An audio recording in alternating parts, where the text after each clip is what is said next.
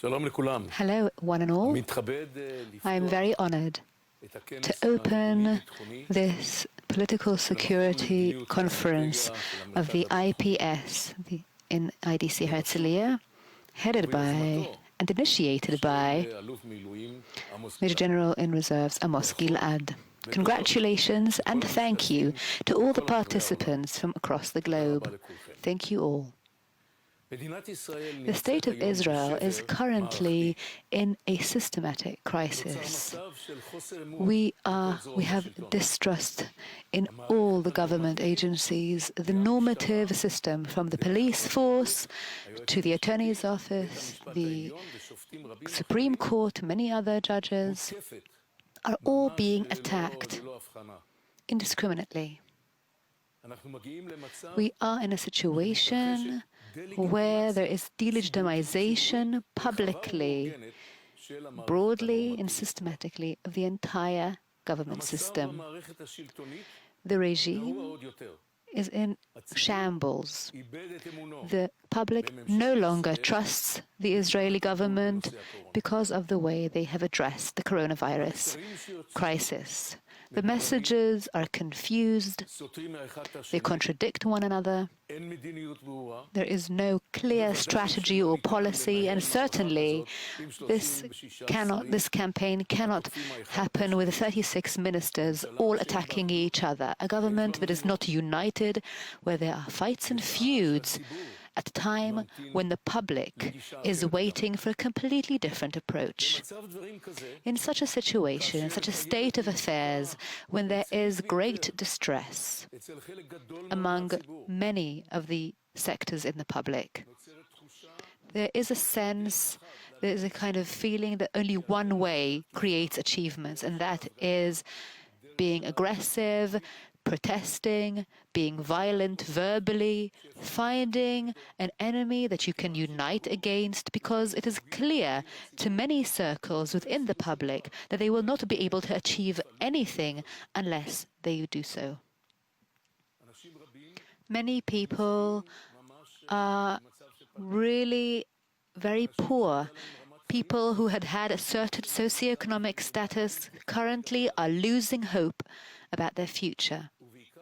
And mostly, they feel like nobody cares. At this point, this is very dangerous. We're seeing indications of danger. We see mayors, politicians, and many others saying quite clearly that they will not be adhering to the instructions of the government. We are in a situation where there is distrust, there is disobedience, and we are fast approaching a situation where there is anti-regime activity taking place. But that is not where the story ends. The impact of this approach goes far beyond the regime and its impact, and also moves on to businesses, companies, and other elements. People are feeling lonely. People feel they have no chance, and they display distrust in organizations that they were previously happy to work for, organizations that had previously had their trust. They feel that there is no other way to survive but to group themselves, organize themselves, and create havoc. In October, 20 years ago, the second Intifada took place in Israel. At that time, there were many attacks, 1,100 people were killed, and today we are reaching those numbers in terms of the pandemic deaths, the coronavirus pandemic and the deaths associated with it. At that time, we were in fear.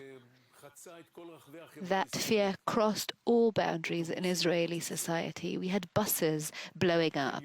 We had shopping centers being attacked. Restaurants, people went out to restaurants and suicide bombers killed those sitting in them. We remember the Dolphinarium affair. 21 children who were celebrating the end of school were killed. And of course, the Park Hotel in Netanya on Passover and Seder night, when 30 people were killed just before the holiday began, just before Seder night began, losing their lives to a suicide bomber. There was great embarrassment, there was great confusion, but at least there was leadership and there was a result. The outcome was a campaign that we did not know whether it would actually be able to stop things, but defensive shield happened, and Jenin and Nablus were being attacked by the IDF in order to counter the terrorism and to lead to local solutions. This is being said not because times are similar. Of course, there are many differences, but the main intention is to indicate, to point at what is required by analogy, what we need to happen today. We need leadership. Whoever is heading this country needs to display leadership, needs to prove leadership. They must work with a small group of people, a cabinet of sorts that is small and will be able to justly represent the various parties, but one that will be able to take this work on. I want to remind you all that Churchill worked underground with a cabinet of 7 people in the Second World War to lead his campaign. We must center and focus on what is really important. People must understand that there is no room for anything else that is irrelevant to this battle, to this war against the coronavirus. The public needs to be given a clear strategy, a clear message. What is the plan? What is the strategy? The public needs to know how to prepare for the future, to be able to take part in this, to be partners, instead of just getting different directives and different instructions each day and losing trust in the entire system. There must be enforcement. Policy alone is meaningless if enforcement is not there, if it's not clear and consistent alongside it. And we must have this done by the organizations that can do it. However, what is most important is to reach a situation whereby each and every citizen can know and realizes that they're being thought of. Instead of having this incitement, we must recreate togetherness. We must explain to everyone and understand and ensure everyone else understands that the only way to overcome this is to work together instead of working against each other, and to recreate what has always united us in the past, protecting each other, being responsible for one another. Those are the things that must lead us, that must be in our sights in order for us to not deteriorate further. This phenomenon can also be found in other societies, and it is very important, therefore, and that's why this conference is important, to deal with the distresses and phenomena that will continue to accompany us because of this world coronavirus pandemic.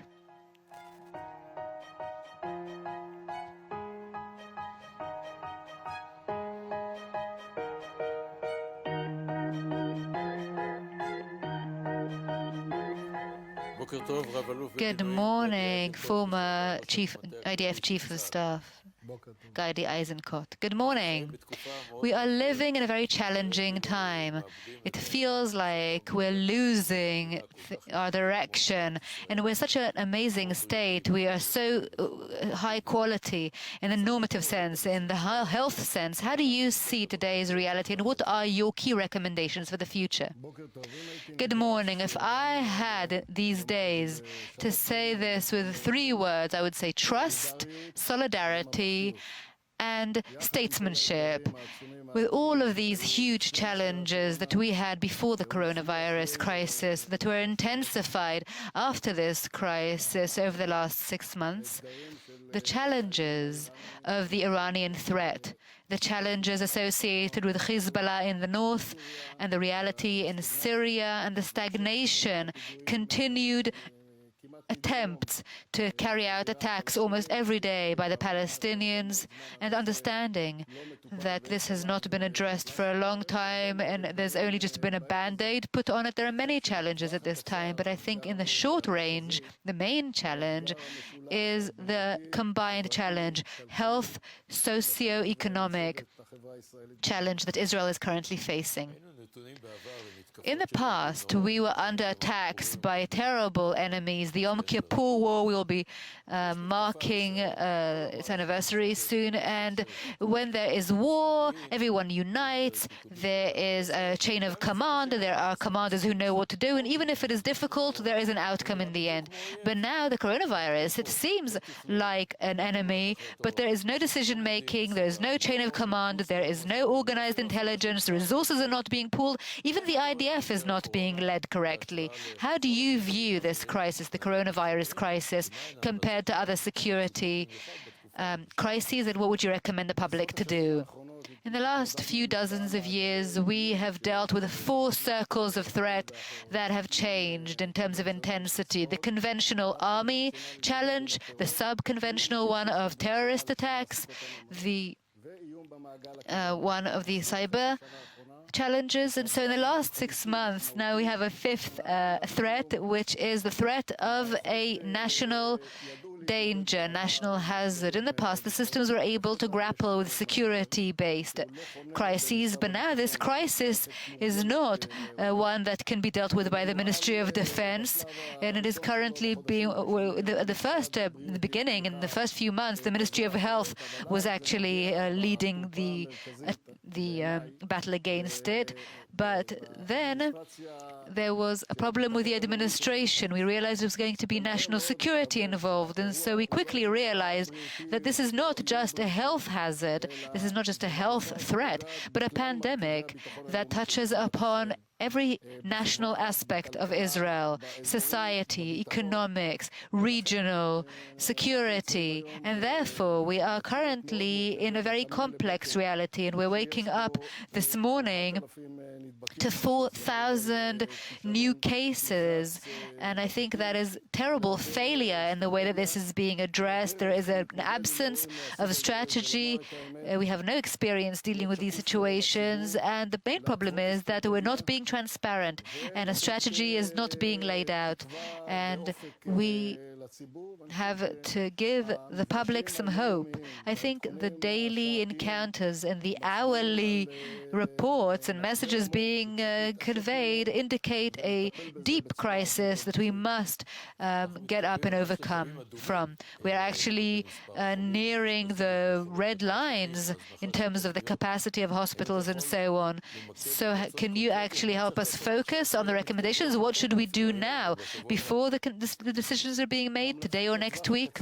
The short-term recommendations are the recommendations provided by the team of experts. They should be realized, they should be put in place, together with another weakness of the last few months, and that is the loss of trust, the distrust by the public. When people are asked to apply social distancing and to go into quarantine and to go into lockup, and the public simply does not adhere. That is the biggest challenge. And also the police force and their authority is also being undermined. That's just how we see it, how we see the public reacting. We see other countries the same size of Israel that have followed the right methodology, and we see that they have seen some success. And we saw what happened here. We started out very well, but then we went in very bad directions. And I think it is a combination of an absence of a clear strategy, the absence of clear messages, but also the absence of inspiring leadership at a difficult time. And what we need to say to the public now is to tell the truth. We have a pandemic. We will not have an inoculation until the summer of 2021. So we need strategy. We need mutual responsibility. We need to be obedient. We need to make sure we follow instructions. And we need to look at all the risk factors, which is the health aspect, but also the Israeli economy, the mutual responsibility and commitment within Israeli society, and also the way that the security field is being handled. It has its risks, but it also provides opportunities and also a leadership role. The leadership's role is to provide hope, to say there will be a day after the pandemic. I hope this will happen as soon as possible and not after spring or summer of 2021. And after that, the Israeli society will have to come out of this situation stronger. As long long as the right steps are taken. Let's go to the security area. Iran is the main threat. We're not dealing with Syria and Lebanon, but rather with the northern front. You dealt with it as a chief of staff, but at least we have some relations, security-wise at least, with some of the regional Arab countries. So how would you update the current security policy, and can the IDF actually function without a multi-annual plan? What happens if this threat will become a true threat in the next few years?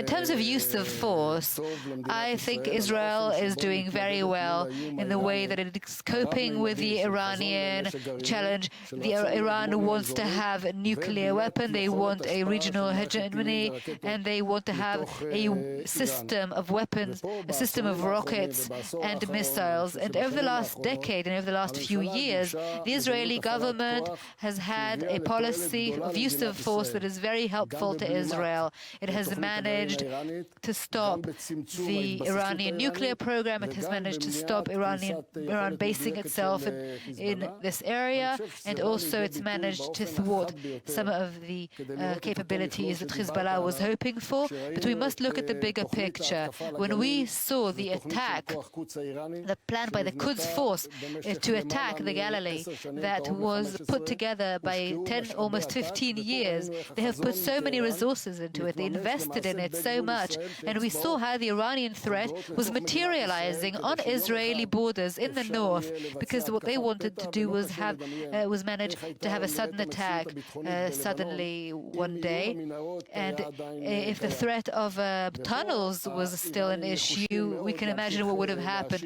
The Iranians are determined to continue advancing these plans of theirs alongside activity in the Gaza Strip and other thwarting activities that we have to do. And what we need to do is have a policy in place that is both deterring, that chooses to address these scenarios while also cooperating with others. First of all, the United States, to have sanctions put in place, to have the international community on board to ensure a change vis-à-vis Iran, Syria and Lebanon, and this at the same time as ongoing counter-terrorism and positive activity promoting arrangements and understanding and peace accords with the UAE.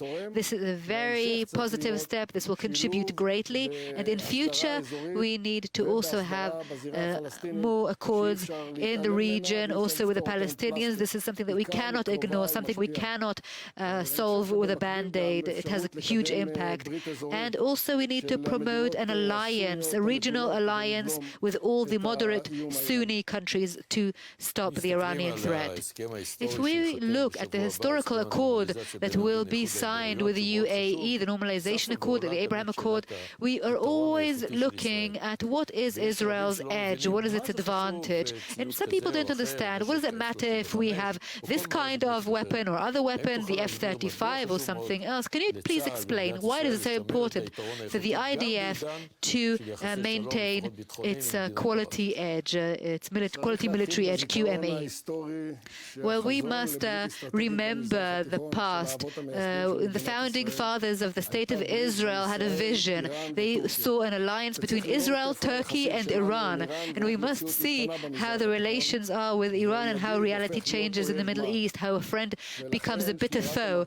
And that's why maintaining this quality military edge is extremely important. That is how the IDF can cope with huge challenges. And in the Middle East, there are very wealthy countries that can buy the same weapons only at much larger quantities.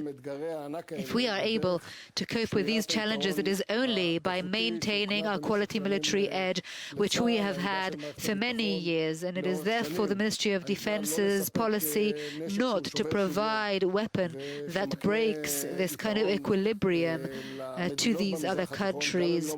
Even if these countries are not regarded as enemies, even if we don't share a border, they should still not have these weapon systems, because otherwise we may be confronted with it at some point. We have to have these systems only in the hands of the IDF.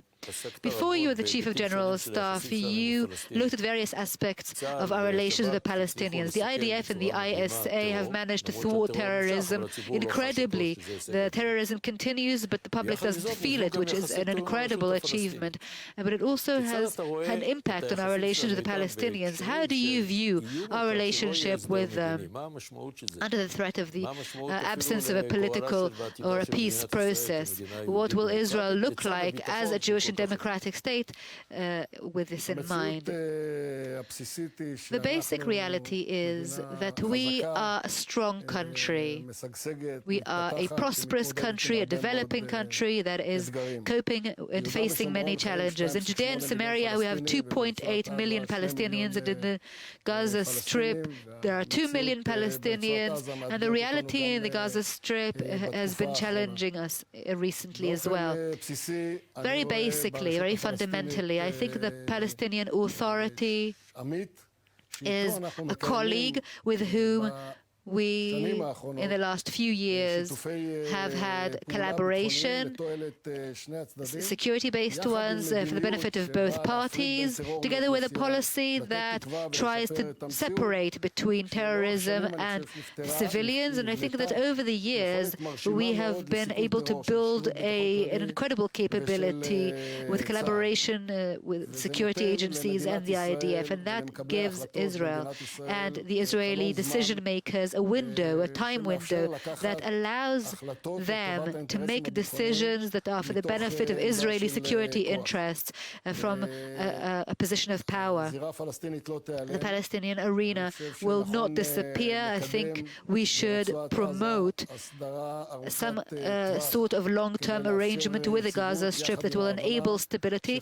while also understanding that Hamas is a bitter foe that must be defeated. In Judea and Samaria, we must have security collaboration return. We must allow Palestinians to get the money that belongs to them, the tax money from the State of Israel, and to go back and negotiate and talk so that we can reach an interim agreement and build a better relationship, understanding that it is a clear Israeli interest to separate from the Palestinians. That over the last few years, unfortunately, in the Palestinian public, there is a position that is becoming more prominent, which used in the past to be a minority opinion, and that is a one-state solution. If in the past it was something that very few dared to say, now it is becoming a more prominent opinion, both by Palestinian intellectuals and also in the Palestinian public, and it is very dangerous for us here in Israel.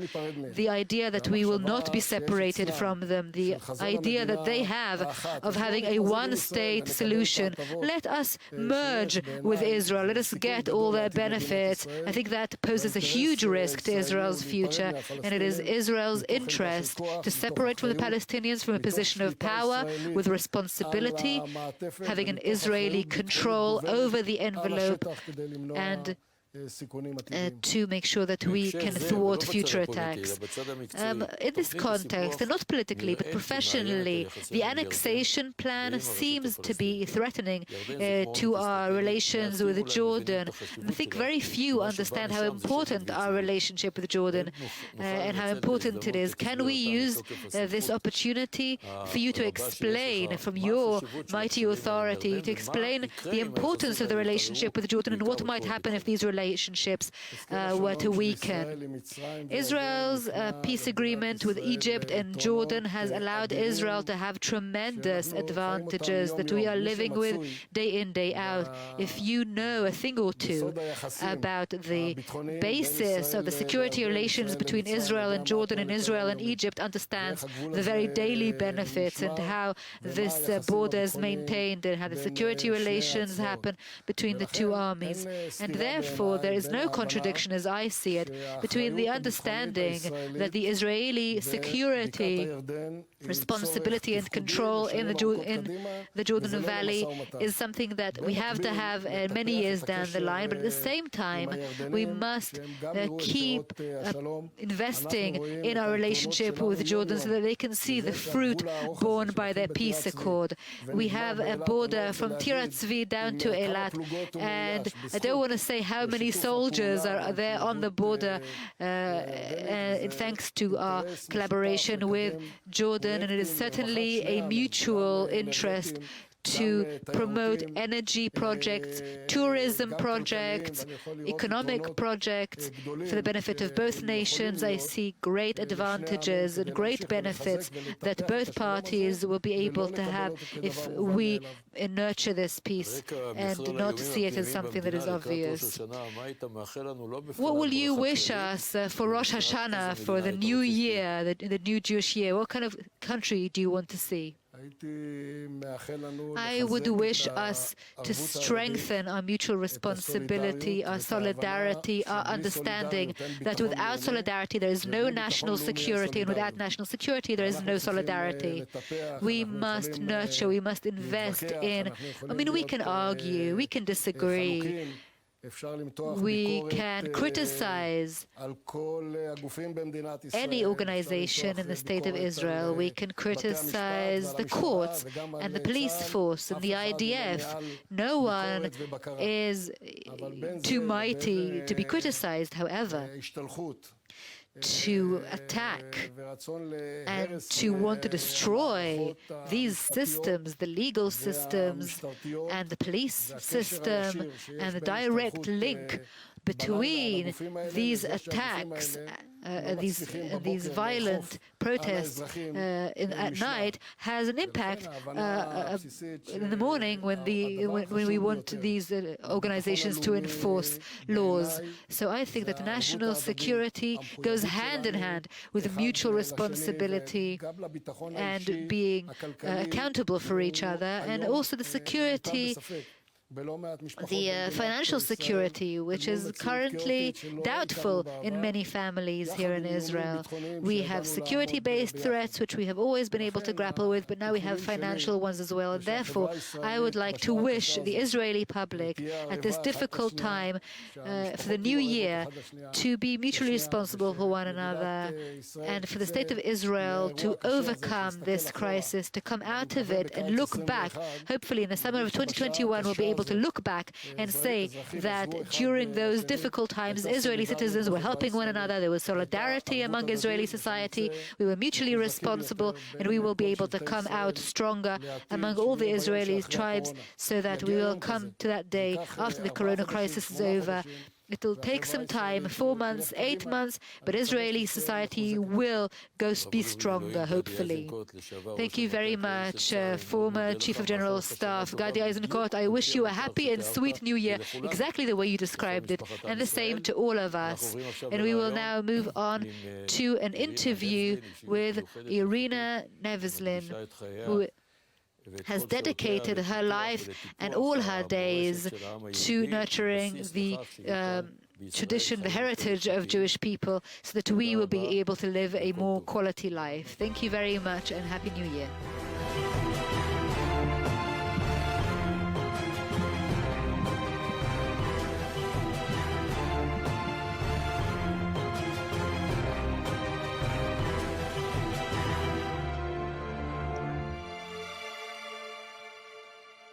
So I'm here with Irina Neveslin, who is the chair of the board of directors of the Museum of the Jewish People at Bet HaTfutzot, and also the head of the Nadav.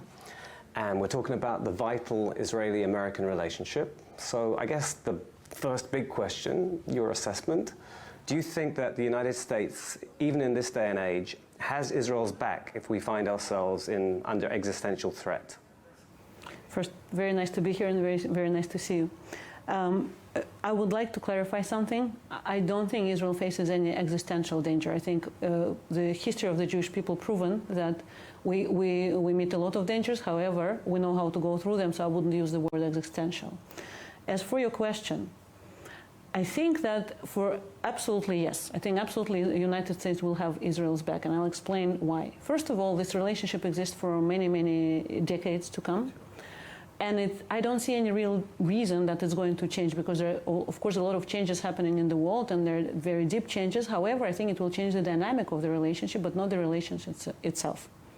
Now, we are bound by the same shared values, by the values of democracy. And more so, United States has the only ally in the Middle East region, which is internationally is considered one of the most important strategic regions in terms of the influence. And so to have the ally which shares your worldviews, shares your values, I think is critical for United States interests. So in short, I think, of course, United States will always have Israel's back. What do you think are the factors that drive American support for Israel? What are the elements that keep that relationship so strong? You know, it's a very complicated question. I was thinking, because it's on so many levels. There's so many obvious and not obvious things in that complicated relationship.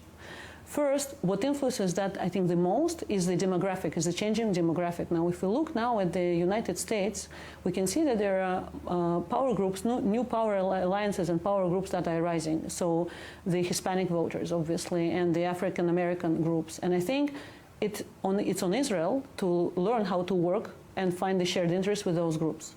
Second is we share, as I said before, we share the same values of democracy. The third point is it's an unfortunate thing, but we share the same enemies. So our common enemy is extremism, and we fight it together, and there's no way out of it. And the fourth is something that somebody very smart told me recently, is that we have a very interesting similar passions and similarities in our communities. So we are both countries of the land of unlimited possibilities. And we're both intrigued by innovation and love everything new. And we're both good-spirited and want to change the world. And also, there's so many relationships between the communities, not on the political level, but in terms of business and in terms of friendship. There's so much going on between these countries, and I think that, of course, helps greatly to bring the communities together. It's striking how many areas of connection there are, including things, even cultural things. The amount of American television programming that's based on Israeli programming. Some of those cross currents are fascinating. And then in the United States, you have the other big Jewish community. Right? We have something in over 6 million Jews in Israel, a similar number in the United States. Two big Jewish communities. So obviously, it seems to me it's vital that Israel retains the engagement of American Jews. How do we keep American Jews engaged, interested, identified with Israel? We're not doing enough. We need to understand that we're facing now the generational change, and the people who are at the age of 70 plus, let's say, they remember the miracle of the establishment of the State of Israel, the miracle of Six-Day War, and all those miracles meant so much for them that their support was unconditional, and rightly so. Now, we're now looking at the generation of, let's say, my age and younger. We're looking at the people who are very much me-focused. It's a me generation. And I don't think they have a clear understanding of what's in it for them with Israel. Now, if you look at it from the political views, for example, if you take your identity as what's your ideology, what's your political views, then what you can say is, if Israeli government does something that I agree with, I like Israel. If Israeli government does something I disagree with, I don't like Israel. The problem is governments come and go. So if Israel stays for younger American Jews as part of their more superficial identity, then I think we'll be in a very big trouble the more years will pass. But Israel is also the beginning of all the Jews. It's where all the Jews come from. It's safe haven for all the Jews, and it's a homeland for all the Jews, whether they want to live here or not. And I think if that's something that we're going to be able to convey as a message, now it comes to ultimately the question of how you define yourself and what your identity is. Now, I don't know if you know that, but the topic of identity is something that I'm very, very passionate about. You wrote a book about it. I wrote a book about it, the impact of identity, the power of knowing who you are. And so what I claim in the book, and I'm that's my life, the story of collective identity and personal identity and being part of the Jewish people. But there are some things in the identity, some parts of the identity which are not going to be ever changed, whether you like it or not. Your roots, where you come from, your heritage is something that is always yours, which I think, by the way, is very helpful in the current changing times, right? So if we young American Jews, Israel would be part of that, the roots that never change. I think their relationship with Israel will be much more fruitful, both sides, and they will be less dependent on more superficial, movements that are happening. Okay, obviously education is a big part of that, right? It has to be an emphasis on education. I think Israelis take Israel for granted as well, so Absolutely. It's not surprising that American Jews. Israel take Israel for granted, and Israelis also take Jewish people for granted. I think that's part of the big problem, is that lack of understanding the context in the Jewish world. Okay, we'll come back to that in a second on the Israeli side, but I want to ask you first a little personal question. Irina, obviously you weren't born in Israel. Tell us a little bit about your personal journey. What was it that triggered your engagement and your passion for Israel? You're not a native Israeli yourself. Yeah. I will give you a little bit of context. I was born in Soviet Russia. As anybody who is born there, we were deprived from any formal Jewish education, and frankly informal. The only religion you can follow was communism, so anything which is, for God's sake, my parents wouldn't tell me that I'm Jewish. It was too scary. It was underlining. Better that you shouldn't know, in other words. Yes, better that you should know, because you shut up. If you shut up, you don't have problem outside, because the people are very anti-Semitic by nature. So my first trip abroad was to Israel. Now, you need to understand, I'm now the chair of the board of the Museum of the Jewish People, but at that point of life, I'm 13, and my knowledge of Israel is very limited. I don't understand, I don't know, I wasn't told. And so I come to Israel, and what I expect is to be in a place which is very foreign for me, right? What I expect is to find something which is different language, different smells, different everything. And what I find is home. Everywhere I go, I feel much more comfortable than where I come from. So I feel more comfortable than Moscow, where I was raised. I go to Jerusalem, and this place talks to me. And then I come to Western Wall, I come to Kotel. And I get this feeling, and I know nothing about Kotel. You need to understand, it's sad to say, but I knew nothing, what it means for the Jewish people, what this place means for other religions. And I come there, and I feel like this is somebody and something I know. This is something that is part of me. And so I think that's the moment where it changed for me Israel forever, because from that moment on, Israel became the focus, Israel became home, and the rest of the world stayed the rest of the world, but Israel became part of me. There was something instinctive inside that connected.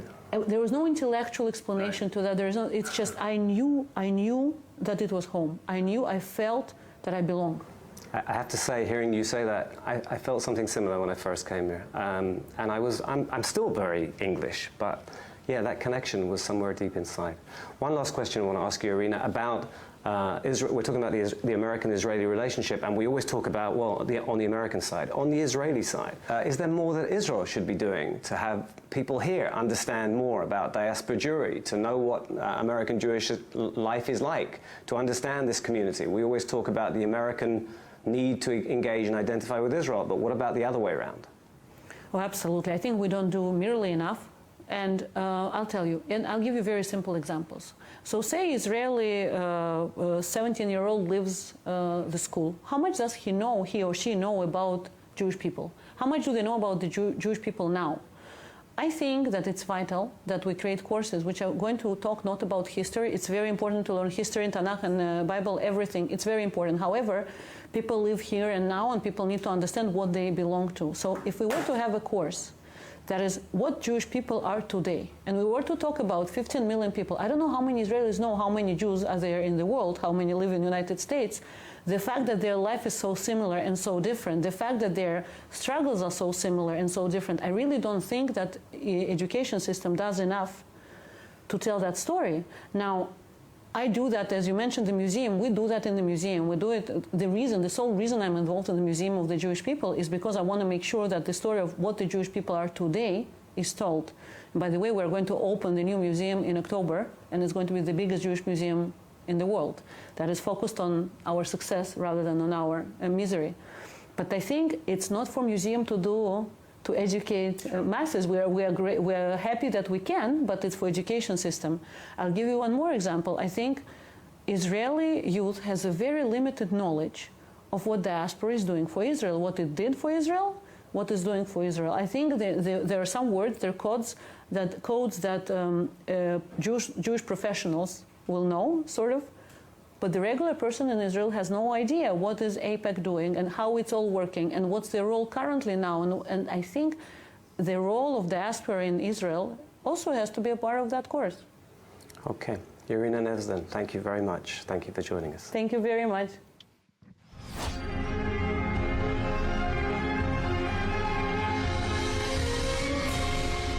Hello, Chaim, and thank you very much for joining us and to be interviewed here on this important day. I'd like to compliment you and express my deep appreciation after so many years for your amazing accomplishment with the signing of an agreement with such an important Arab country. And I'd like to ask you whether one can expand this to in additional Arab countries, especially Saudi Arabia, because it's the order of magnitude the size of sort of Egypt, and a little bit about your conversations with Mohammed bin Salman. Well, some of the things, if possible, only. Vis-a-vis MBZ, who is in leadership of the UAE, he's definitely opened a door for others to join him. And he's made their life easier. Vis-a-vis Saudi Arabia, and I agree with you, it is most important to be part of this agreement. I asked him when we had a dinner together, it was a 4-hour dinner, yes, that's an endless 4 hours, and I asked him one of those questions in a very direct manner, a very simple manner. Everything that is done under the radar, it will have a tremendous advantage for you, for Israel, for the whole region, if you do it in the open.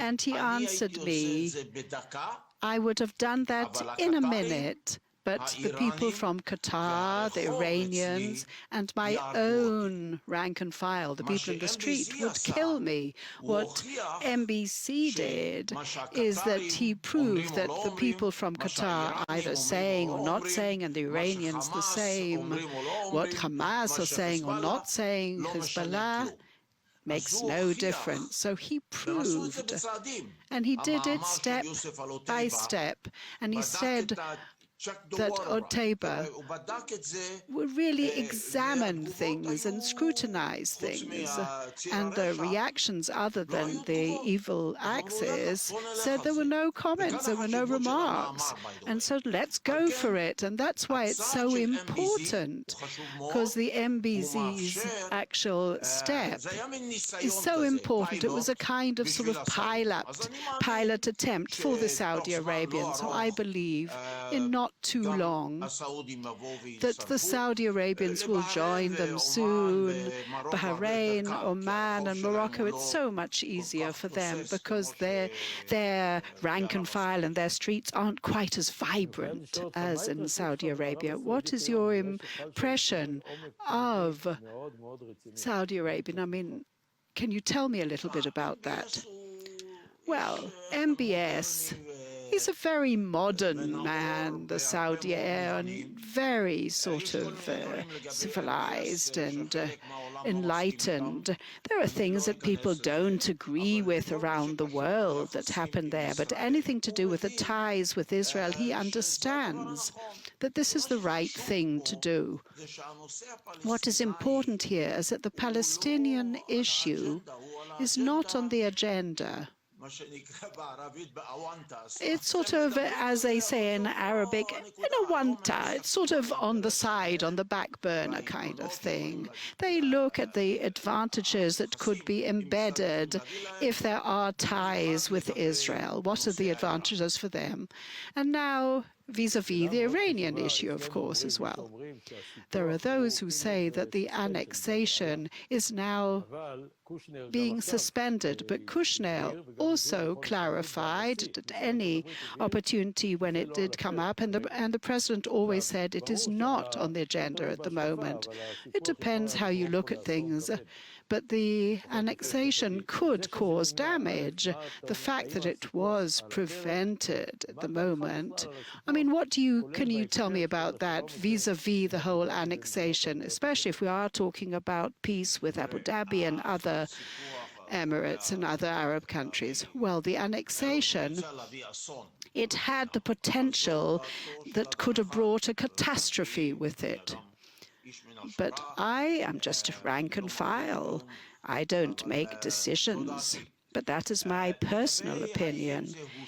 Vis-à-vis whether it has been actually annulled or just suspended, I believe it's been totally annulled and cancelled. I mean, if, for example, Biden will be elected, we don't know as yet what's going to happen, there won't be an annexation.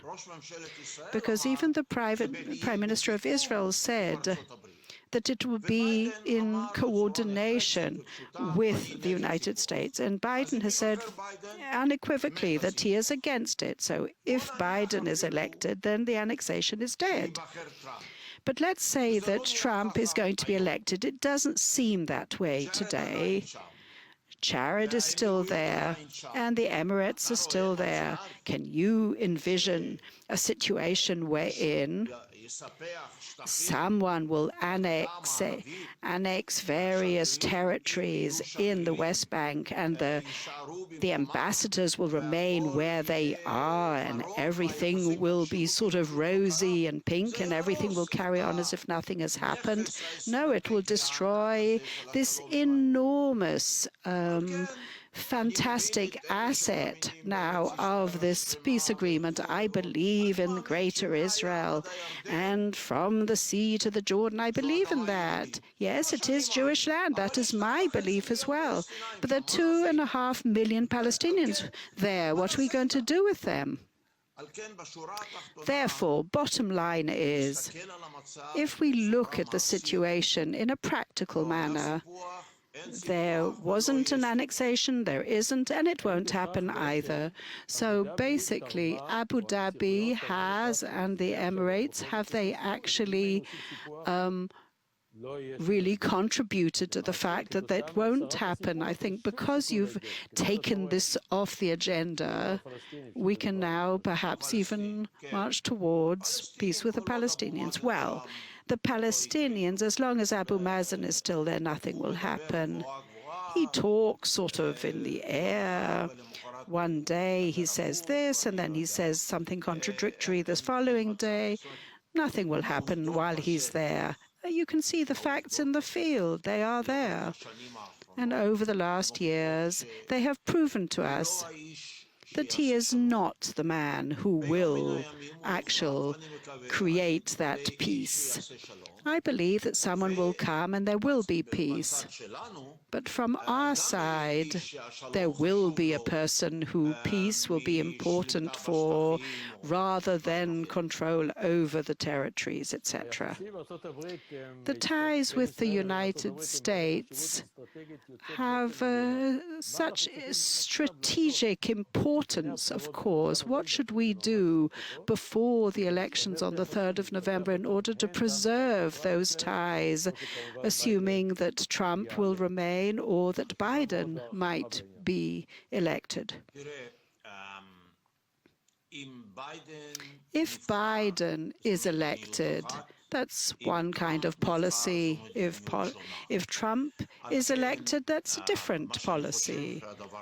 Therefore, I think that the right thing to do is from now until the 3rd of November, don't rock the boat. Just let sleeping dogs lie. Just leave things as they are at the moment.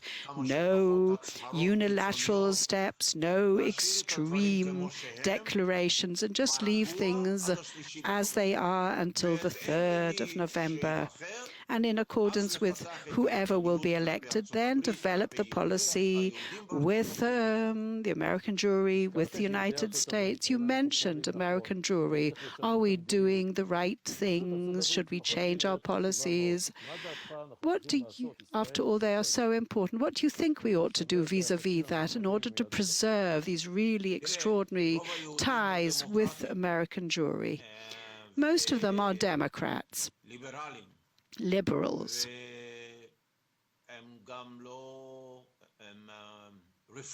And they're also mostly Reform Jews.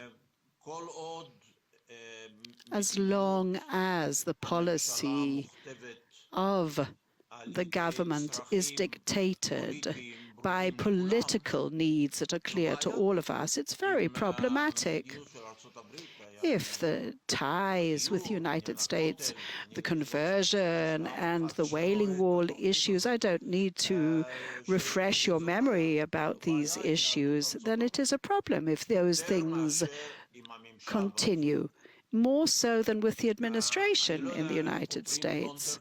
I don't know how one can unravel this kind of knot that we find ourselves in.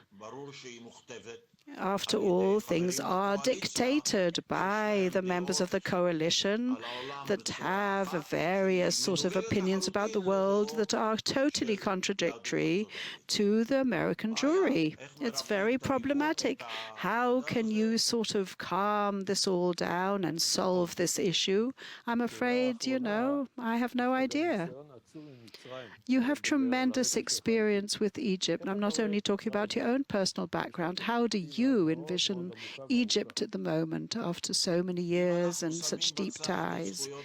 Well, if we put to one side on the back burner the whole issue of human rights and we do not interfere with how they manage their own affairs within Egypt, and Israel doesn't do that.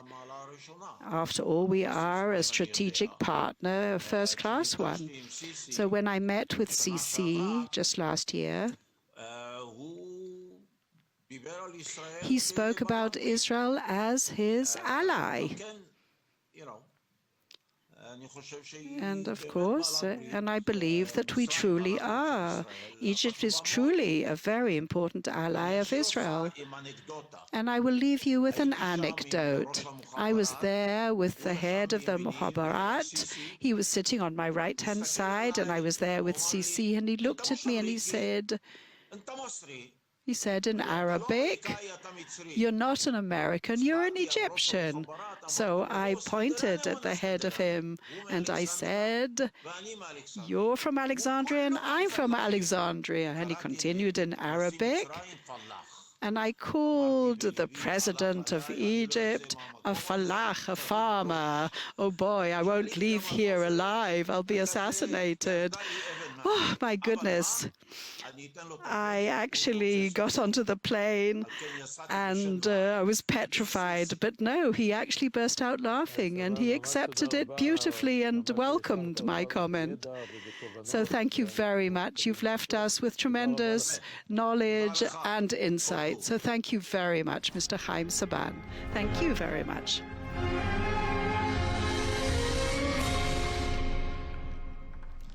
Okay, hello everybody, and welcome to this panel on U.S. leadership in the Middle East, threats and challenges.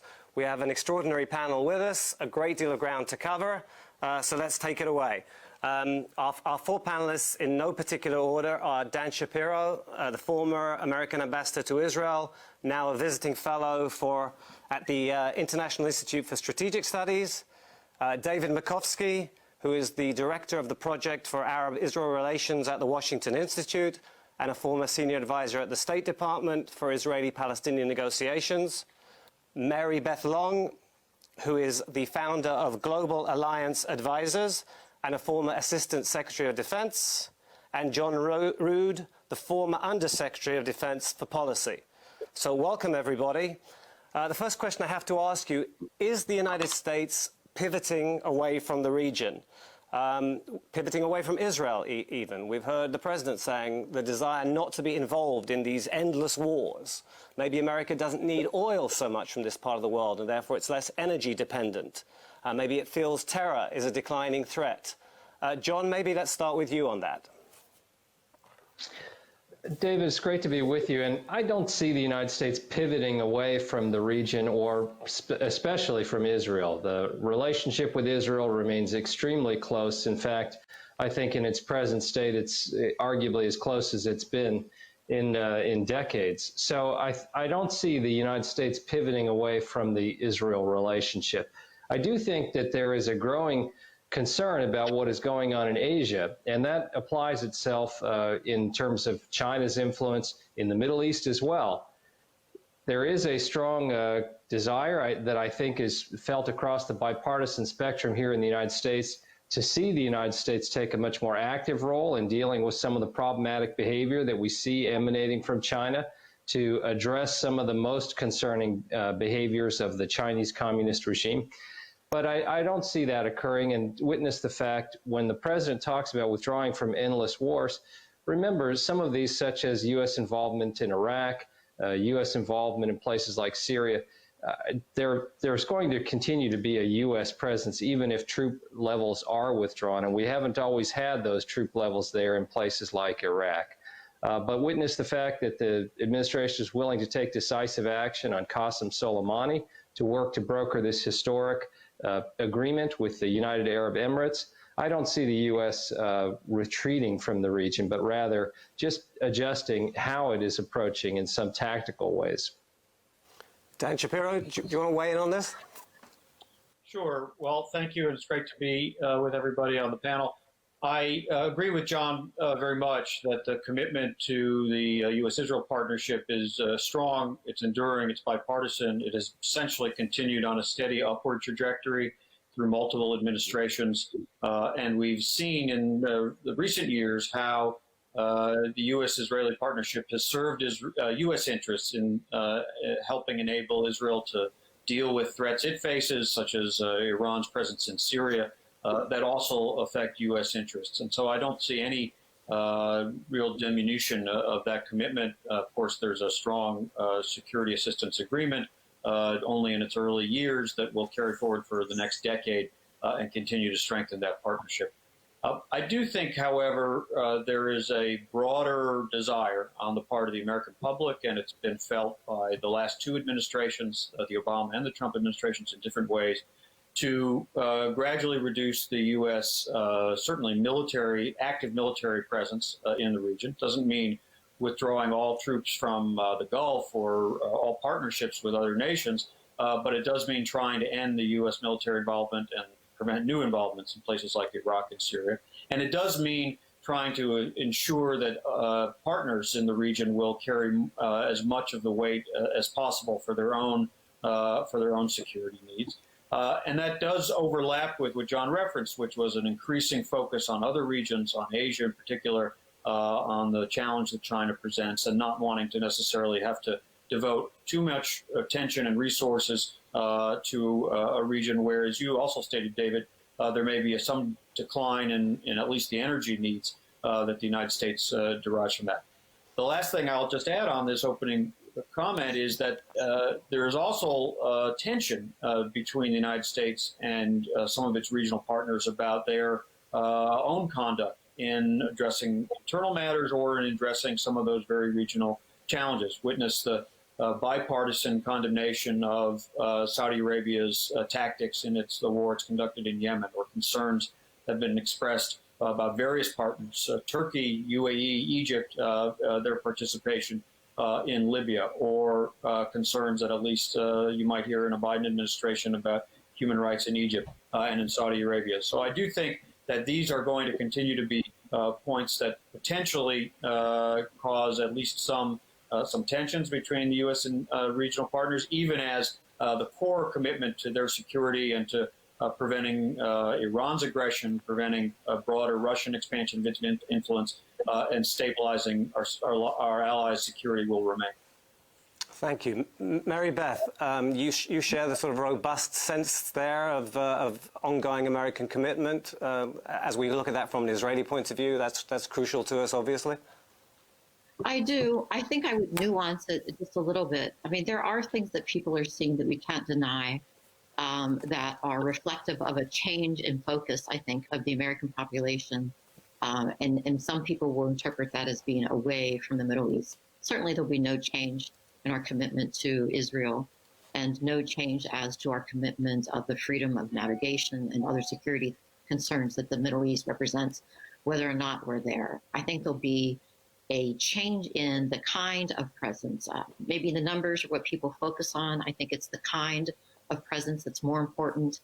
But there is a redistribution of assets, not just away from Middle East, if you want to say it in that way. But I think that the American public and this administration, but more important, even beyond this administration, are looking differently at the kinds of troops and the kinds of presence we have. And that's indicative of what we're doing in Europe as well as in the Far East. So when it comes to peer-to-peer conflict, we are focused somewhat more Eastern in a more Eastern manner, but from a core values and core interest standpoint, we're as much committed to the Middle East as ever, because the Middle East presents, in many respects, many of the problems that we still have yet to conquer. Thank you. David, your turn for this opening round. And, maybe take the question a little bit forward. Does it change depending on who wins the next elections in the United States? Or is the commitment abiding, permanent? Yeah. Look, I think, I don't know, Dan said it.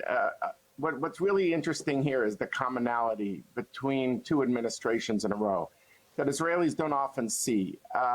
And that is this sense of retrenchment. I think we're hearing it from our panelists in a certain way, that the U.S. basically has fewer troops in the Middle East, but whether it's in Afghanistan, Syria, or Iraq, Syria, these are basically at levels that are sustainable. And it is, low cost.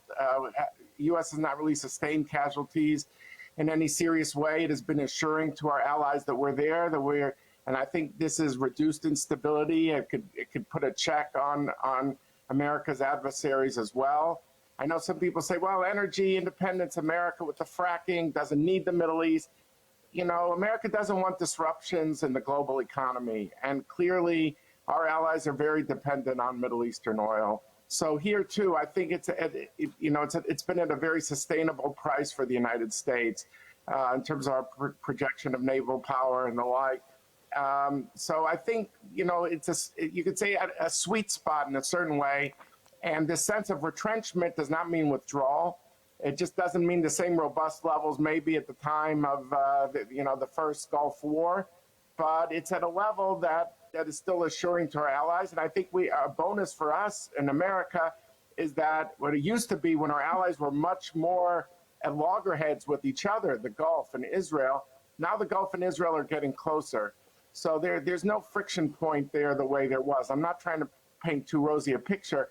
I'm just saying, I see the news commentary in Israel, and I think that, it's always America's leaving tomorrow. It's over. It's not. And I think it's bipartisan, this sense of retrenchment, but at the same time, I don't see the clamor. The president said, I'd love to bring all the troops home. All American presidents say that. But the truth is that despite what this president has said, American troops do remain in the region, and I don't see that changing.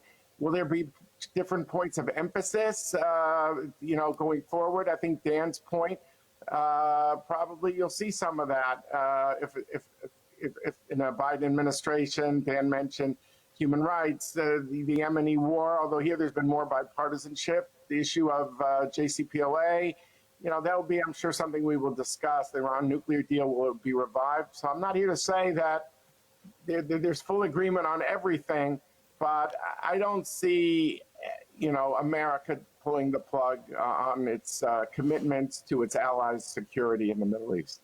Okay, thank you, David. I want to come back to you, Dan Shapiro, now. David mentioned something about the reducing friction between Israel and the Gulf. Even more so, we're in the beginning, apparently, of what we hope will be a widening circle of peace for Israel that's begun with the United Arab Emirates. Dan, as I say, first to you, is this some kind of strategic change? I mean, it's not peace with an immediate neighbor, but it's America brokering peace with players in this region who have common interests with Israel, who don't have a history, a bloody history with Israel, and who are proving, or what, you know, the possibility of a trend of countries putting the Palestinians aside or normalizing with Israel before the Palestinian conflict has been solved. What do you make of this? Well, it's very welcome as a broader development in the region. It's been a long-term bipartisan strategic objective of, again, multiple administrations to achieve normalization, certainly to advance toward normalization between Israel and Arab states. Now, the Arab states had, since the 2002 Arab Peace Initiative, declared that they saw the sequence as being first a two-state solution with the between Israel and the Palestinians, and then normalization. That was their position, and that was the framework within which previous administrations worked. Obviously, the United Arab Emirates has decided to change that sequence. And again, the normalization itself is very welcome. It derives from the shared threat of Iran and some other threats, Sunni jihadist movements as well, especially Iran, that the UAE and Israel identify and have been cooperating on quietly for many, many years. And much of that cooperation has been encouraged and even shepherded to a degree by previous administrations as well. It derives from, as you said, perhaps a diminishing sense that there are prospects for a two-state solution, or maybe diminishing interest or commitment to the Palestinian issue on the part of some Arab governments.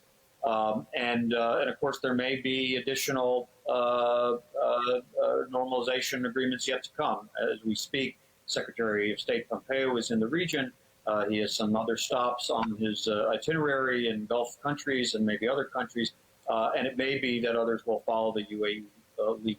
And so that's all very much to be encouraged. It's encouraging because of the opportunities, economic and scientific and security, all those fields of cooperation that Israel and the UAE and others can advance on. Obviously, it's always good for the United States when our partners are working together against common threats. And what I hope it will be the case is that the United States will try to build on that progress as a basis for a renewed effort to achieve an Israeli-Palestinian accommodation and a two-state solution.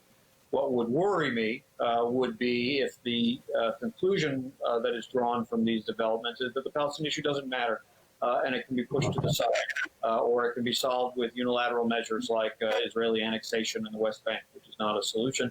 Nothing in the Trump plan that was presented in January really presents a two-state solution that will ensure Israel retains its Jewish and democratic character. That's important for its own identity. It's important for its security. That's important for its values-based partnership with the United States. And the Palestinians will achieve their rights of self-determination and dignity in the state of their own. Those are going to still be essential goals to achieving the long-term stability in the region, the long-term stability of Israel's character and the U.S.-Israel alliance, and of course, Palestinian aspirations. So I think it's going to be very important to build on this progress, but in a way that does not seem to shunt aside simply because the sequence has been changed, the two-state solution that has always been the core goal in the Israeli-Palestinian conflict. Great. David, can I ask you to come in on that? You've followed the Israeli-Palestinian conflict most of your life.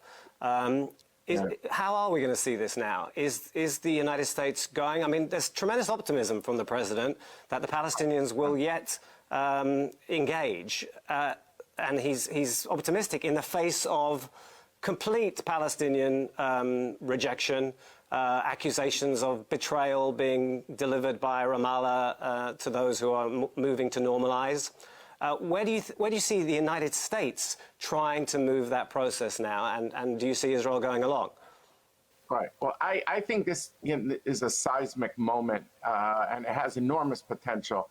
You know, as Dan said, I mean, we're seeing America's allies come together around common interests in a way that we have not seen in the past, whether the issue is Iran, whether it's dealing with ISIS, jihadis, whether it's dealing with, other forms of militancy. I mean, this is, I think, good news for America to see its friends in the Middle East that used to be at such odds. And, it's been under the table, but now there's no more table. And that's a good thing. So there's a convergence in their regional thinking, bringing these two countries together, and that's really positive. And just, you know, to see our friends come together. I mean, look at the Emirati Sovereign Wealth Fund. Has been valued, maybe now with COVID and the drop in oil, it's a little less, but still has been over $1 trillion investing in high-tech companies, and Israel is known as the startup nation. I saw the Prime Minister of Israel just do a press conference where he talked about Emirati infrastructure projects. This is something we never saw in Israel. We never saw this in any of these peace treaties that Israel's had before. It obviously had other benefits because those countries were in a state of war with Israel. But this is a potential windfall, maybe one of the greatest moments for Israel since the Soviet Jewish Aliyah in terms of its potential impact. Now, on the Palestinian dimension, I completely agree with Dan that the question for me is this a bypass road or a bridge? And I can see people say it's a bypass road. I think that's a terrible mistake. The Palestinians are right at Israel's doorstep. A one-state solution would create a lot of problems for Israel everywhere, including, I fear, in the United States. Maybe we could discuss this later. But my fear is that the Palestinians in the short term are just in a state of shock, and there's anger, and there's probably the Abbas reticence, don't do anything, we'll see what happens after the election in the United States. So I have no expectations, David, to your question, that the Palestinians will somehow utilize the moment. Even, you know, if Trump said publicly what he promised the Emiratis, no annexation in a second Trump term. And I don't think that the Emiratis felt they had to extract that from Biden because he's against annexation. But I say, instead of cursing MBZ, Mohammed bin Zayed, the leader of the Emirates, I wish the Palestinians would coax MBZ, not curse him. By the way, the frostiness between the Emirates and the Palestinians predates this. It deals with Mohammed Dahlan, a rival of Abbas who lives in Abu Dhabi, and other factors. But the point is that, you know, there's a Sheikh Zayed city in Gaza built by the Emiratis, and there could be cities in the West Bank too. The idea is to coax the Emiratis in instead of curse them, because what we've noticed with Egypt and Jordan is something fascinating, is once these countries do make peace with Israel, they actually have a stake in broadening the circle of peace because they don't want to be politically exposed. So I see it as an opportunity. I really do agree it's a shift in paradigm, and that is also a shock for the Palestinians because they assume that the Arab states were their leverage. But what's interesting about the Middle East, it's not the Middle East of 2003 when the Arab Peace Initiative was passed. There wasn't ISIS then. You know, there wasn't Iran in the region in the same way. There wasn't cyber as a key component of intelligence in the same way. And these countries just don't want to put their interests on hold for a generation anymore. So I think that we should realize they need a new paradigm. But anyone who thinks this means the Palestinian issue is not important to Israel or to the United States, I think is wrong. But the key is to use the Emirates instead of to curse them. And I don't expect the Palestinians, however, to seize on that at this moment. They're going to wait to see how the dust settles. I think a new administration is going to want to re-engage, but maybe not in trying to hit the home run ball, not trying to run the marathon, but trying to run the 5K race. Do something gradually, but that would keep hopes for two states alive. I do think the Venn diagram between Abbas and Netanyahu don't precisely overlap to make a final status deal possible. And I think Palestinian succession means during succession, you don't compete on who is more accommodating with Israel, but who is more pure. So I don't believe a grand deal is in the offing, but that whenever it's all or nothing in the Mideast, it's nothing. And there has to be gradualism, and I expect the new administration to engage as well. And the Palestinians now won't, but I think we have to look ahead beyond, January of next year. All right, thank you, David. Let's move on to Iran. You mentioned it there. Again, the president said, not too long ago, he thinks that Iran would even come in and make peace in the Middle East. No remote signal to that effect coming from Tehran. And so really, I want to come to John and Mary Beth on this. Iran agitates continually for the demise of Israel. We believe they're bent on obtaining a nuclear weapons arsenal. And let me start with you, John. Do you think that the United States is capable of presenting a credible military threat to deter Iran from proceeding with its nuclear program? The United States certainly is capable of presenting that sort of deterrent effect. And what you've seen in the last year is a continuation of a much more assertive U.S. policy in countering Iran. This maximum pressure campaign has done unprecedented damage to the Iranian economy, put them under stress that they've never seen before, and it's reduced their ability to spread the revolution, to spread their malign influence around the region, to fund some of the terror groups and militant groups that they have cultivated long-standing relationships with. And the architect of that strategy, Qasem Soleimani, of course, is no longer with us. So there are a number of things that have been taken in the nuclear area, confronting that, getting out of the JCPOA, which was a fatally flawed deal. And so finding a different path has been the approach that the Trump administration has taken. And I think there is a credibility there. I agree with you, Iran and its leaders are still continuing to try to find a way towards a nuclear weapon. We have to oppose that. We have to be willing to do what is necessary to prevent. I do think, though, with all this pressure, the U.S. has done that largely unilaterally. And the main thing that I have been a little disappointed with is there are opportunities with other states who have similar concerns to broaden the sense of diplomatic isolation that Iran feels, to increase that pressure. And just pressure is not a strategy. That's a set of tactics, that's an approach. But there has to be a broader strategy. And while there's been some discussion about either a willingness for outreach or negotiations with the Iranian regime, I don't think that the State Department has put together a credible plan to accomplish that, nor executed something. I do think, though, we have to be realistic, and whether this regime in Iran would really negotiate in a serious way over those kinds of activities. But I think without two necessary conditions: one, increased pressure where you have a broader set of states participating. It's not simply unilateral U.S. economic sanctions, which have had a tremendous toll, and the world's largest economy can put great hurt on the Iranian economy. But I do think that in order to increase the pressure truly to be a point where the Iranians might find it necessary to negotiate, you would need to have a participation of a broader coalition. And secondarily, you've got to be much more serious about pursuing some sort of diplomacy, real interchange or real negotiation with the regime than has occurred to date. I do not think if former Vice President Biden is elected president, I do expect his administration would pursue a attempt to revive the JCPOA, but I just don't think that agreement will get you to the destination that the Obama administration hoped it would. And the track record was that it was not moderating Iran's behavior. In fact, it was providing the resources for Iran to up its aggression in the region. Mary Beth, can I come to you on that same point? I'll just add in there, there was an effort by the United States at the Security Council to extend the international arms embargo, almost no support for the United States. So in terms of the dilemmas of acting unilaterally when really needing wider international support, that doesn't look promising. And then, tell us a little bit more how you think maybe the United States should engage, can engage with Iran more effectively.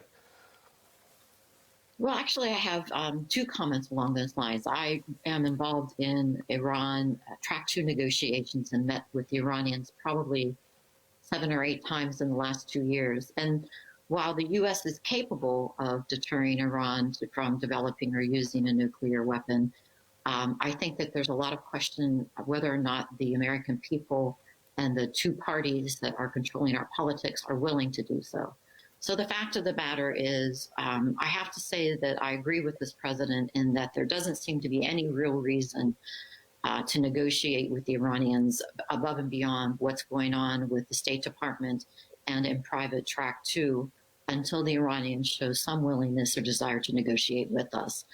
And the democratic continued overtures to the Iranians and key Iranian officials over the 4 years, as well as the looming U.S. elections, only further embolden the Iranians to wait it out and see what in fact will happen, whether we will go back to a defensive posture where we basically look away from the missile programs and a lot of the important regional activities of Iran to focus solely on the nuclear question, allowing them to deploy their forces abroad and to arguably control or have substantial influence in the region that it did not have prior to the mid 2010, 2015, or whether the Iranians will be held to task.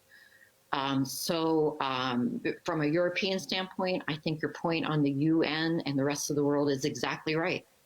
When we have a government such as Iran that has, I think at this point, no one can really argue, taken advantage of the last decade or so in invading other countries, controlling them, sending their troops abroad, unprecedented terrorist activities in the Strait of Hormuz and other places.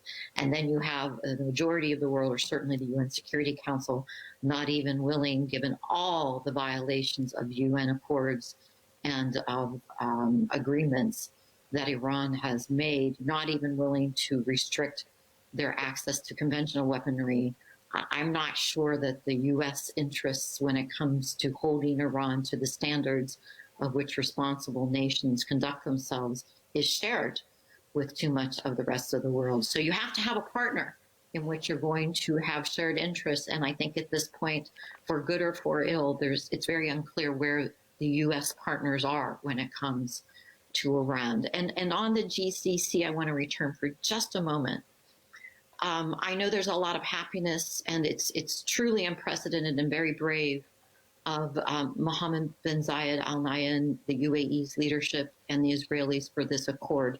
But I think there's a bit of clarity that we need to look at here about how much of this is really about the Palestinians, how much of this is about the West Bank and Arab decisions perhaps to make this move when they made it for fear of annexation and what that will do to long-term prospects of Israeli recognition as well as the Palestinian issues, and the immediate tactical considerations of the UAE in making this move now. Everybody knows or should know that for the last decade, the leadership of the UAE has been passing out books of Entrepreneur Nation. They have had a tremendous amount of overtures with the Israelis at the senior most levels, as well as in commercial and in bio and development, et cetera, some of which I have had a role in. But this particular move at this particular time, not to take anything away from the administration and anything away from the UAE, was as much about the UAE getting itself in hot water with the US about the Chinese and about failure to make progress on Joint Strike Fighter, and starting to see leaks from the administration and the Defense Department about real concerns about UAE and China and the implications of that.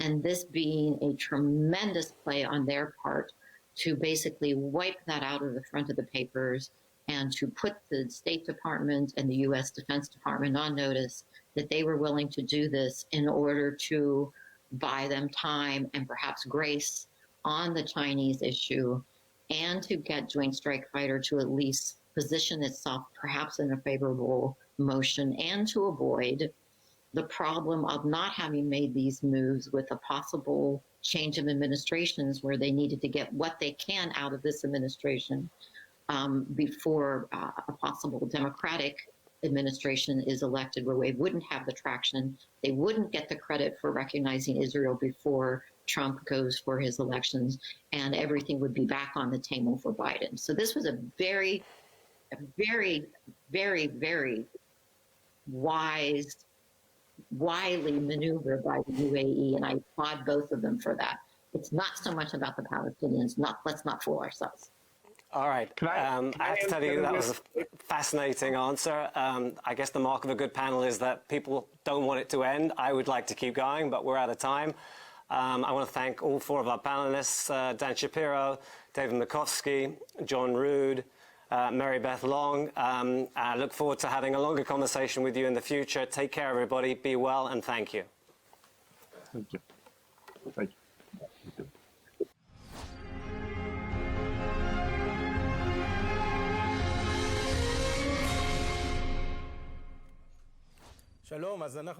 Hi everyone. We are going to go back to the discussion about US-Israel relations in a changing reality. My name is Udi Eventhaler, and with me is former MK Ksenia Svetlova, who is a colleague of mine at IPS.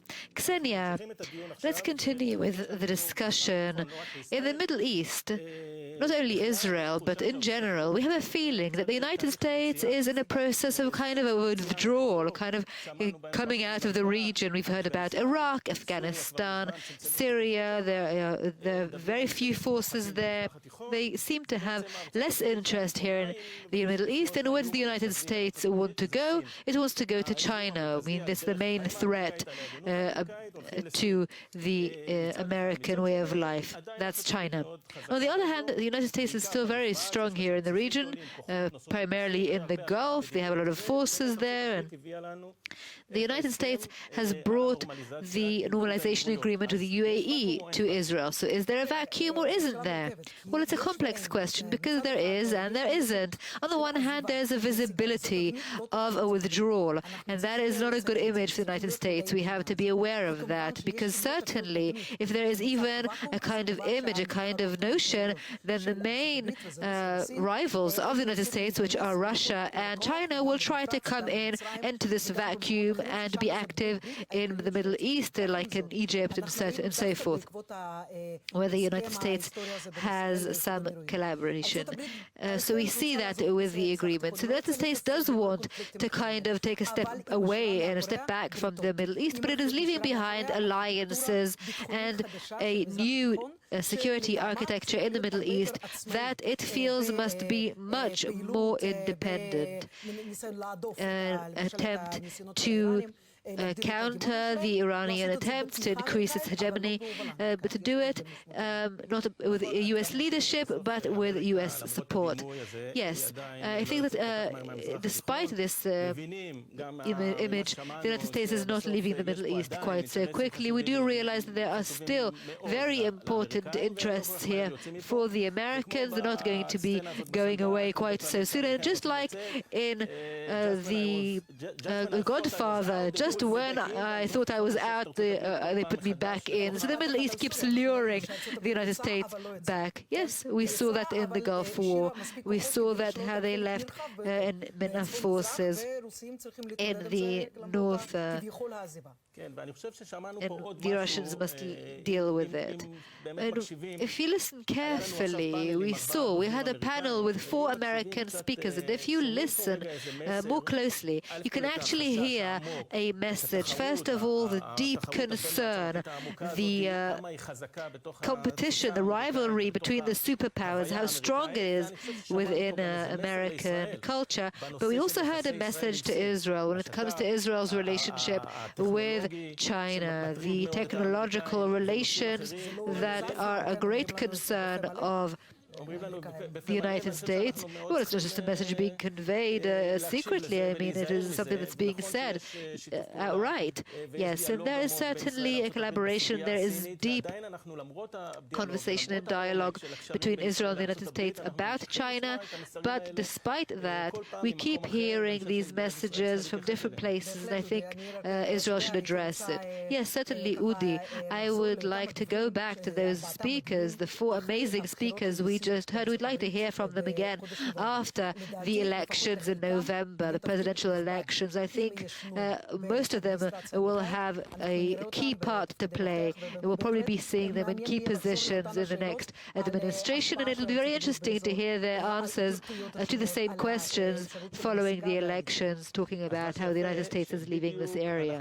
And now we will be hearing an interview entitled the difference in the U.S. priorities in the changing Middle East.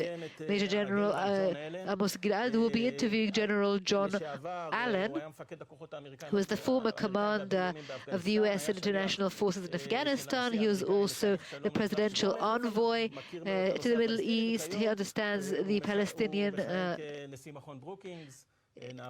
project very well, and so currently he is the head of the U.S. Embassy. Thank you, General John Allen, for participating in our symposium event, strategic event. I really appreciate your participation. You have many titles, and you have served the United States in the formidable way. You belong to traditional family, Marines and music. I mean, you are, for me, inspiring person and general and soldier and statement. If it depends on me, you can be the president of US. And there are other aspects that I cannot mention now, that you are very brave, very courageous, beside your contribution to our national security. You are the creme de la creme of American generals, humble, smart, and I can speak about you the whole discussion. Really, thank you very much. I would like to ask you, how do you see the world under U.S. leadership since 3rd of November? Either Mr. Trump is re-elected or Biden elected, but it seems to me like a game changer. What is your perspective? Because you have deep and wide perspective. Please share with us. Well, let me start by thanking you for this invitation and for the opportunity to see you again and to be in communication with Israel this morning, which is for me like a second home. And I miss you a lot, and I miss my dear friends in Israel a great deal. So I'm very happy to see you, to know that you and and all of my friends are well during this difficult time, and it's a real honor to have the opportunity to spend a few minutes with you this morning. Regardless of what happens on the 3rd of November, I think it's important to get out very early in this answer that Israel's security and the future of Israel will be extraordinarily important to either administration, whether it's a second Trump administration or it's a first Biden. I don't think that'll change. The importance of Israel's security, the value of our bilateral relationship and our alliance, it's blood deep. And I don't think that will change. Now, there will be dimensions of it that will be different. But I think you will find that under either administration, a real American commitment ultimately to Israel's security. Now, after the 3rd of November and the inauguration of whatever administration follows in early 2021, we may see significant differences. I think a Trump administration will, at the grand strategic level, will continue the process of confronting China. I think it will continue the process of decoupling the relationship of the United States and China, which I think is a real potential strategic mistake. And I think history will look back upon this particular moment and that decision and the decoupling of the United States and China, which frankly, the U.S. and China relationship is the most consequential relationship of any two countries in the 21st century. A policy of confrontation and a decoupling, I think, lessens global security rather than potentially enhances global stability. And if we continue, as we have been with the Chinese over the last several years in a second Trump administration, I actually fear for the potential of conflict, and I'm worried about that. Otherwise, I think you would see in a second Trump administration a continued emphasis on bilateral relations, a continued de-emphasis on international organizations. I think the traditional sense of the global community of nations that the United States, with Israel's support and many other countries, was able to cobble together to create many, many years of broad peace and economic prosperity, I think we will see that continue to deteriorate. So I worry about that. We, of course, are suffering terribly under the COVID crisis in the United States. It has been a major blow to our economy. And where before we may have had options and certain aspects of discretion with respect to U.S. overseas presence, et cetera, recovering our economy in the aftermath of the onset of the COVID crisis for the United States is going, I think, to limit both administrations in our options overseas. I think that a Biden administration will seek to reinforce what's left of the global community of nations based on a rules-based system. I think it will seek to preserve it, potentially to reinvigorate it. I think you'll see under a Biden administration emphasis on international organizations, a re-emphasis on the U.S. role within the United Nations. But I don't think that you'll see a particular change with respect to U.S.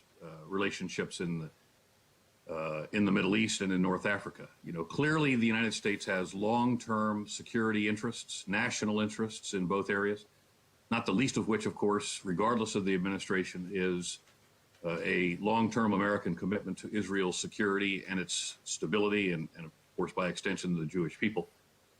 But I do believe that there will be a continued U.S. presence in the Middle East with some changes based on how policy may evolve in either administration for the duration of either of the two follow-on administrations, whether it's a second Trump administration or a Biden. I think you would find, though, in a Biden administration that there would be a more coherent policy for the region as opposed necessarily to what we've seen in the Trump administration. But again, I think you will see an American commitment to the stability of the Middle East, an American commitment to preventing the energy resources of the Middle East falling into the hands of a malevolent actor, and a steady U.S. commitment to the security and stability and economic prosperity of Israel. I don't think that's going to change. Thank you. Led successfully and significantly war against terror. On the other hand, you are among very few leaders that has dealt with a Palestinian-Israeli conflict from two dimensions. First, the political, strategic one, and security one. Can you share with us what is your opinion about the annexation, about the future of two-state solution, and the horizon of political solution of this conflict, even vis-a-vis the peace that is coming between us and UAE or other Arab countries? Sure. This may be one of the most complex matters that should every single day be at the top of America's priorities. It's very complex, and it has only become more complex in the last several years. From my perspective, I think that the two-state solution was always the right way to go. But as we know, as we have seen in the settlement on the West Bank, the settlement in East Jerusalem, there's now well over 500,000, perhaps over 600,000 Israeli settlers on the West Bank and in East Jerusalem. And that presence alone creates a reality which makes what we had all hoped in a two-state outcome extraordinarily difficult to achieve. And I can remember very well when I presented my credentials to your prime minister from President Obama, that in my role with respect to the Middle East peace process, the Israeli-Palestinian peace process, we reaffirmed at that particular moment the absolute and utter U.S. commitment to Israel's long-term security. But at the same time, we also reaffirmed a commitment to a sovereign, independent, but peaceful Palestinian outcome as well, a Palestine that could live in peace alongside Israel.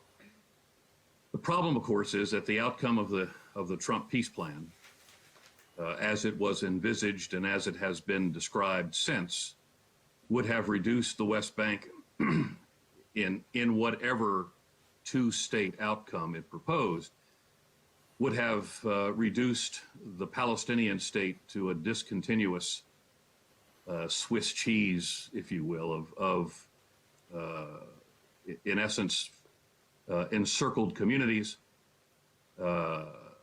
disadvantaged lines of communication, frustrated movement of population between and amongst families and villages and workplaces. And under that definition, that wasn't really a two-state outcome. And we couldn't accept that that was the vision that we had seen from one Israeli leader after another, one American president after another, and of course the Palestinian leadership. It just didn't fit the bill.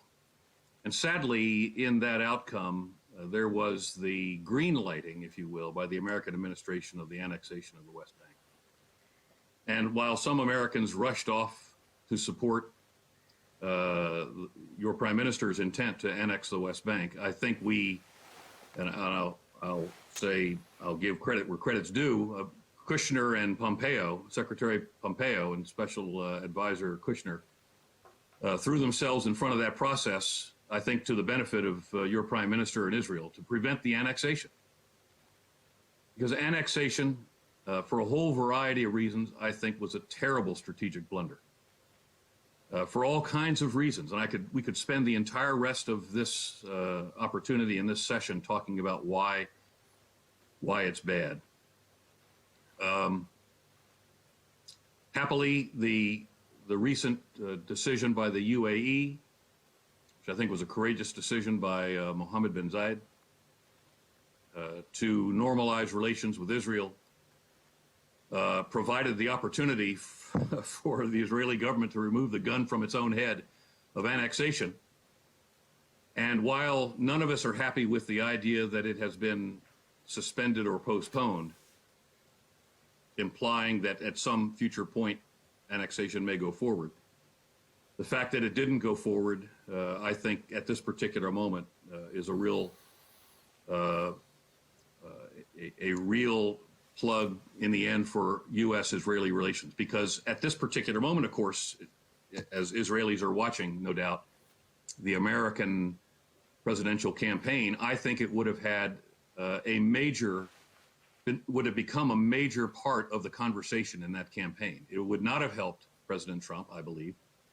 And I think it would have helped the presumptive Democratic candidate, Vice President Biden, because that would have become a major issue. And I think that timing would have been terrible for Israel. So whatever was necessary and whatever occurred that ultimately took annexation off the table, which I hope is permanent, but may not be, I think that worked to the advantage of all parties, the current administration, to Israel's advantage, and frankly, the UAE gets credit for having created a relationship with Israel that prevented that from happening. Now, of course, the Palestinians still are on the short end of the stick of this, and it's not clear to me how the Palestinians can recover a position of coherence, and that's been a difficult situation for them all along because of their leadership issues, can recover a position of coherence with respect to moving forward in a peace agreement. But the Palestine of the two-state solution from the Trump plan was not a viable state. And the Palestinians, of course, had been pressured by this administration in a variety of ways to the point where they had ultimately removed themselves from the conversation. But I think that there's real potential for the UAE agreement in, if you will, creating opportunities for other Arab states to move out of the shadows of the relationships that they have very quietly forged with Israel for many years, to begin the process of a broader set of normalized relationships. Now, I'm very attentive to the Arab Peace Initiative of the early 2000s, which carried the promise, if there was a peace agreement between Israel and the Palestinian people and the creation of a two-state outcome with a viable Palestine living in peace with Israel, I'm very attentive to the potential, the real potential for the political and economic advantages of the normalization that would have come from the Arab Peace Initiative. I don't know, I don't think, as I've watched this unfold, and much still needs to be developed in this UAE-Israel development. I don't think that the UAE's initiative in this regard creates a hole in the logic of the Arab Peace Initiative.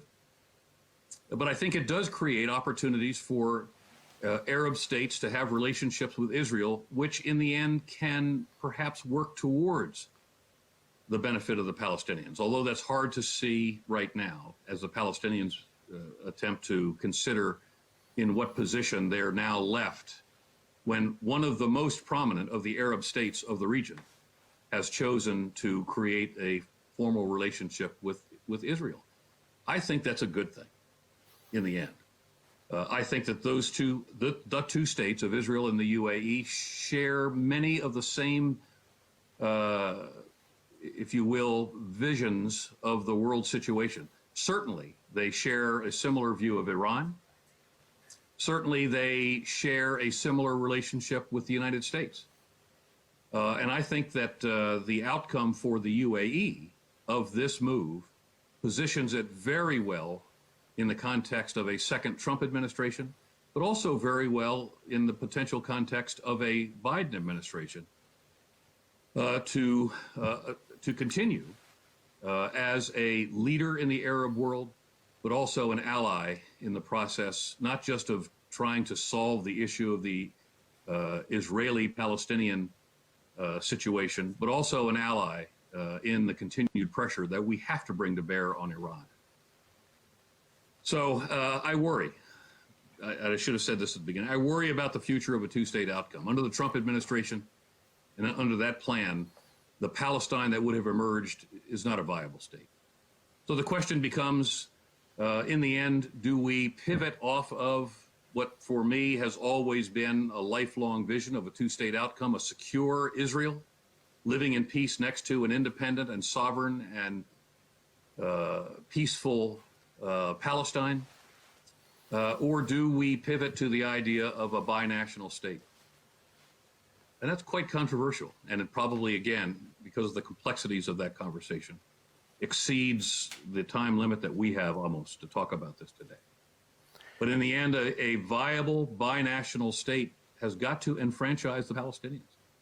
And I don't know that Israel has the political will or the political stomach to enfranchise the Palestinians on the one side. On the other side, on the Palestinian side, I don't know that that they are willing to disabuse themselves of generations of nearly relentless hostility, at least in their rhetoric, towards the Israeli people and the Jewish people. And I think that there's a really important point here, and that is we have seen important moves at the grassroots level between Israeli citizens and Palestinians to try to create a long-term relationship, which could be the beginnings of a conversation about a binational state where the Palestinians are enfranchised with the same rights as Israeli citizens. That's a very polarizing political conversation right now. But if the two-state outcome really is off the table, and I hope it isn't, but I have difficulty seeing a way clear to it today, then that second conversation has to occur. And a binational relationship with the Palestinians and the Israeli citizens of today that does not provide them full citizenship or full rights under a binational state, I think that's a recipe for a long-term strategic problem for Israel. And I think, I don't need to use the words, but I think it's going to be a long-term problem of a large population that is not enfranchised the way a smaller population could conceivably be in a larger Israel. Well, I'll stop there. Again, this is a very complex conversation that we could have that could fill this entire session. Yeah, I would like to thank you from the bottom of my heart. With you, I can talk 3 years since now. but unfortunately we need to my end. honor. So I would like to thank you from the bottom of my heart. Thank you very much, and I hope to see you soon. I really miss you. I hope to see you in Israel, Amos. Wherever. Wherever. Thank God you bless you. very Thank much. you.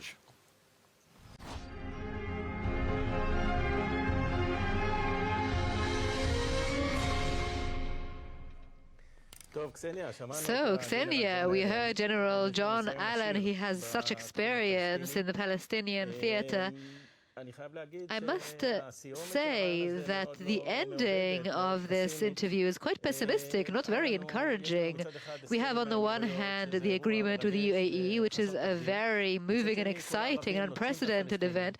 On the other hand, the Arabs are kind of neglecting the Palestinians, and so the Palestinians are becoming more radical.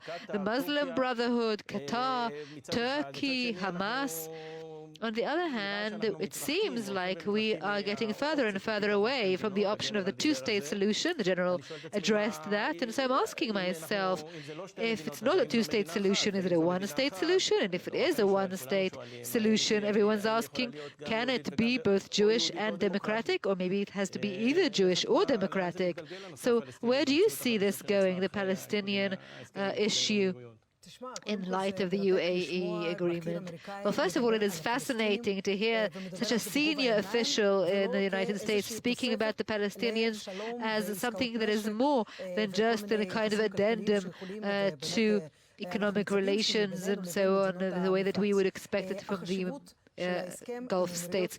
The importance of the agreement with the UAE is huge. No one is denying that. But the fact that our immediate neighbors are the Palestinians in Gaza and the West Bank, and they're not going anywhere, I think he really has expressed the sentiment. And I think that between the lines, you could also see him wondering why there is a lack of context, a kind of linking the Palestinian conflict to what is happening. Because the Arabs are losing interest in the Palestinians, this has become somehow deflated. It is not as exaggerated as a problem as it was in the past. And the fact that these things could have been put together, the fact that perhaps the solution or the resolution of the Palestinian conflict could have been intertwined into this agreement.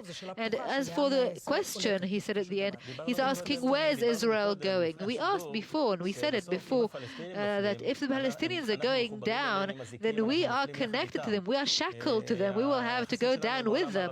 Our relations with the Arab world are very important.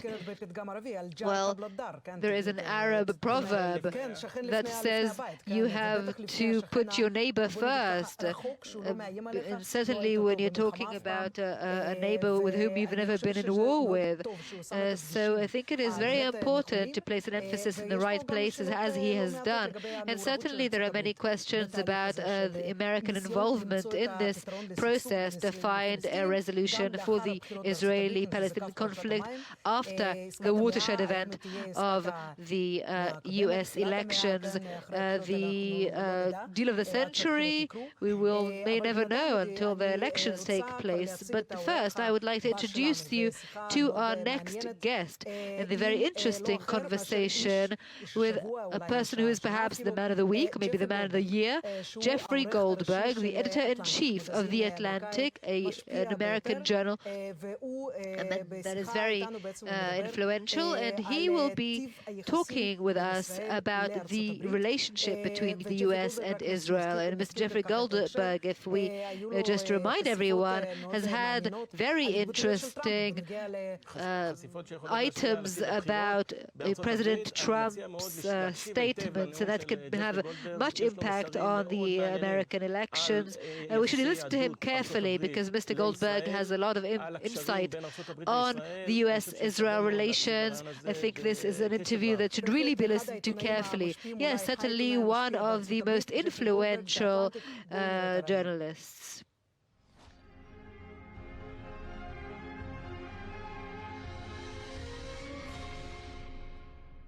First of all, I would like to thank you for taking part in our strategic event.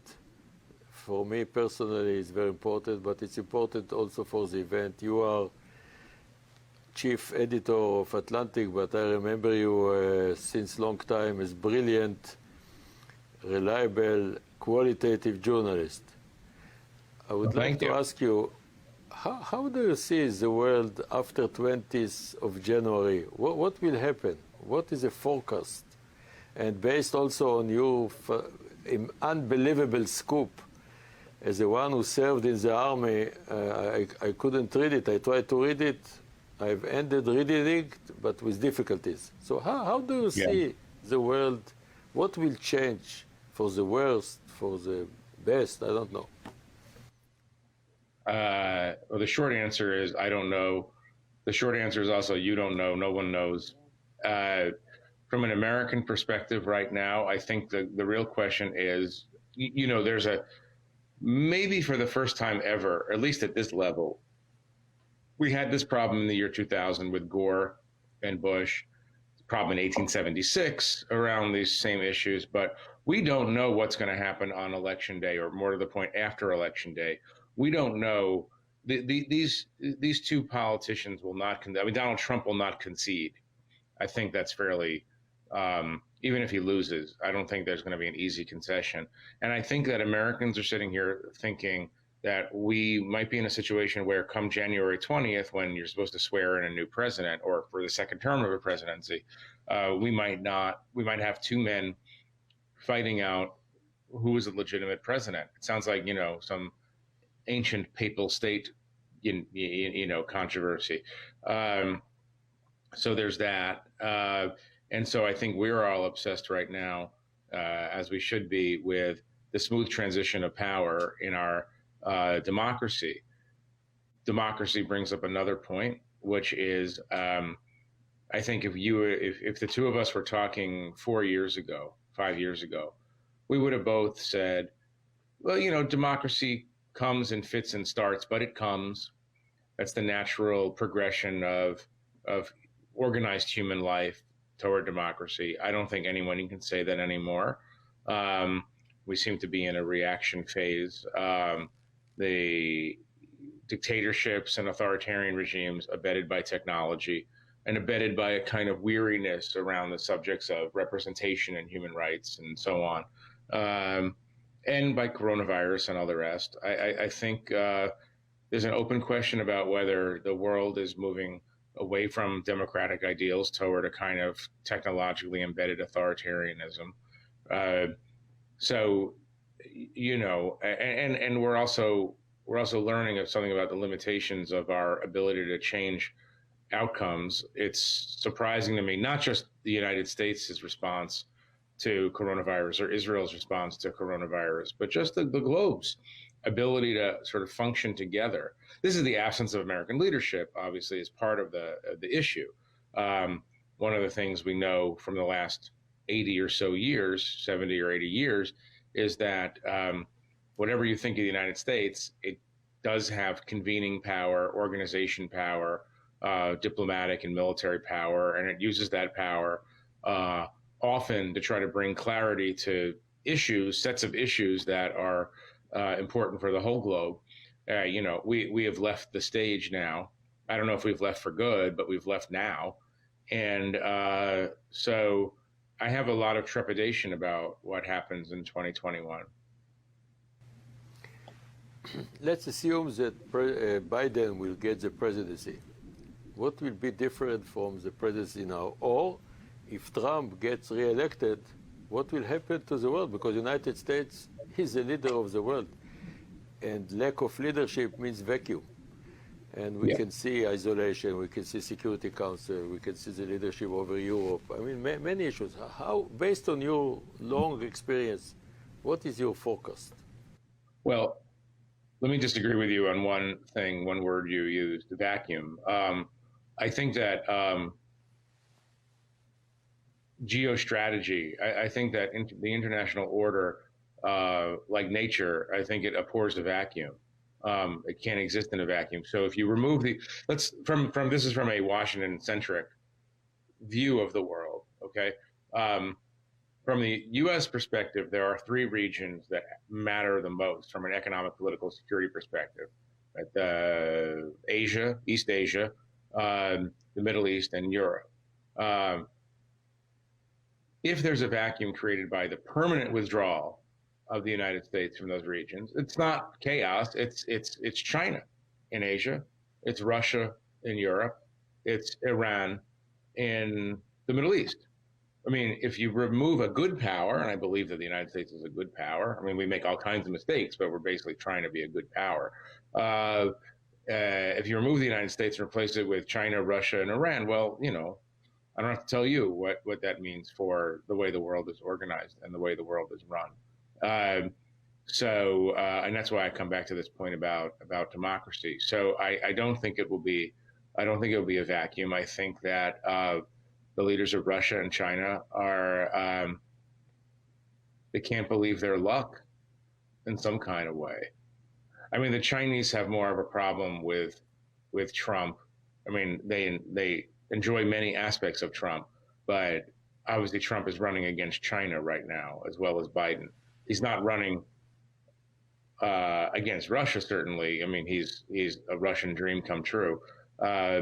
So there's that, and the Iranians have, you know, a fear that he'll do something wild or erratic. But you know, if Trump wins, I think we're looking at the end of the. I mean, we might be in the end already, but we're looking at the end of a very, very stable post-World War II international order that was essentially organized and chaired, if you will. Imagine it at a global meeting. It was sort of chaired by the United States. That comes to an end. I think Biden, if he won, would try to restore, first of all, I mean, he would spend a lot of time at the very beginning of his presidency going around the world, going to our allies, saying, I'm sorry for what happened. It was a midlife crisis. You know, we had a president, he went out and bought a sports car and left his wife. You know what I mean? I'm trying to use the analogy of a midlife crisis. And he would have to go tell our allies that we're with you. We respect our treaties, spend a lot of time with NATO, obviously. We spend a lot of time elsewhere in Asia. And people would not necessarily believe it at first because, you know, the proof of the pudding is in the eating. And I think world leaders and analysts like yourself would ask the question, okay, fine, you seem to be back to normal, but your country, its politics are very bipolar. You swing radically. And, you know, so it would be a hard mission, but I think Biden would try to restore to some degree America's standing in the world and become that international convener. In other words, if you had Biden as president right now, he would be making an honest effort to try to lead the world's response to coronavirus. That's not what we have now. That's just one example. In the Middle East, we are facing changes, like the blessed new peace agreement treaty with UAE. I don't think it's a peace agreement, right? Can I ask you a question? Do you call it a peace agreement? I mean, Israel and UAE weren't at war. Normalization, never mind. It's important by itself. On the other hand, we do see vis-a-vis U.S. leadership the problems with Turkey, the challenge of Iran. Iran is not going to disappear. Turkey is getting more and more aggressive. I do think personally the Saudis will not join this normalization agreement as long as the Palestinian issue is not solved, and it's far away from being solved. Hashemite Kingdom of Jordan angry. How do you see the Middle East now, in the coming months, and under each of these presidents? Through the prism of American relations, or just generally speaking? America, Middle East, and Israel, from the American perspective. I understand Iran's role in the Middle East, its malign influence in the Middle East, the danger it poses to Israel and to moderate Sunni states and to American security interests. I don't necessarily think that the American response to Iran right now is the most effective. I mean, it feels like America is more isolated than Iran in some days of the week. But let me put that aside. I mean, we could break this down in a million different pieces, but in terms of Israel and U.S., I think the differences now are are very, very stark between the two parties. More, more dramatically different than they've ever been before. The Trump administration, along with the Prime Minister of Israel, I think believe that you can bypass the Palestinians entirely. That you make these bilateral relationships, small Gulf states and maybe some other countries, and that counts as peace. No one is against those. I mean, obviously the Iranians are against those, but no one in the United States is against that kind of diplomacy. It's a good thing, especially when you think about the possibilities of keeping Iran boxed in, contained, however you want to frame it, right? But it's not peace. And you can't ignore the Palestinian issue forever. Israel has to decide what it's going to be. The danger from an American political perspective for Israel is that Israel has become or is becoming a partisan issue. I mean, we've talked about this in the past. For decades, Israeli prime ministers working with AIPAC and other groups have tried to make sure that Israel had bipartisan support in Congress. The Democratic Party now is, I think it's, unless there's some significant change in the way that Israel approaches the Palestinian issue, I think the Democratic Party is becoming more and more alienated from Israel. I think younger American Jews especially are becoming more and more alienated from Israel. And so, again, this goes to that larger theme of everything changing. Some of the truths that we've held to be self-evident for 20, 30, 40 years might no longer be true in the coming days. I don't want to keep going on this subject because I can go on forever, but I think a Trump re-election would solidify the idea that Israel is a Republican cause. And that therefore, if Trump is for Israel, a lot of Democrats are going to be against it. You have just published unbelievable scoop about President Trump. It's so important. Can you share with us something about behind the scenes? How can we understand such behavior? I mean, I'm shocked personally. Can you share with us? Yeah, I mean, it's not that hard. If you think about Donald Trump, he only understands human relations through transaction. When he goes to NATO and he said, he doesn't understand why NATO is important for, let's say, ideological or idealistic reasons. He just feels like America's NATO allies are robbing the United States. Everything is a transaction. He's a very material-oriented person. That extends, and this is it's a malevolent extension of this principle, but he also doesn't understand anyone who would do anything for other than money. I mean, I'm putting it as simple as I can. It's an attitude that says selflessness. He doesn't understand selflessness. He doesn't understand service. He reads words that praise service, but he actually thinks, and this goes back to Vietnam, the way he got out of the Vietnam draft, claiming a medical exemption. He's on record as saying that people who went to Vietnam were suckers, quote unquote. I believe that the word you use is friar, but basically his world is divided into friars and non-friars, It's not that hard to understand if you understand that he does not believe that people do things or should do things for idealistic reasons. So someone who commits their life, here's a good example from the story I wrote. General Joe Dunford, who was the former chairman of the Joint Chiefs of Staff, Marine general, great military leader, I'm sure you know him, was giving a presentation in the White House one day, finished, left the room, and Donald Trump turned to some aides and said, "That guy is really smart. Why did he join the military?" In other words, why would somebody with a brain choose not to make money?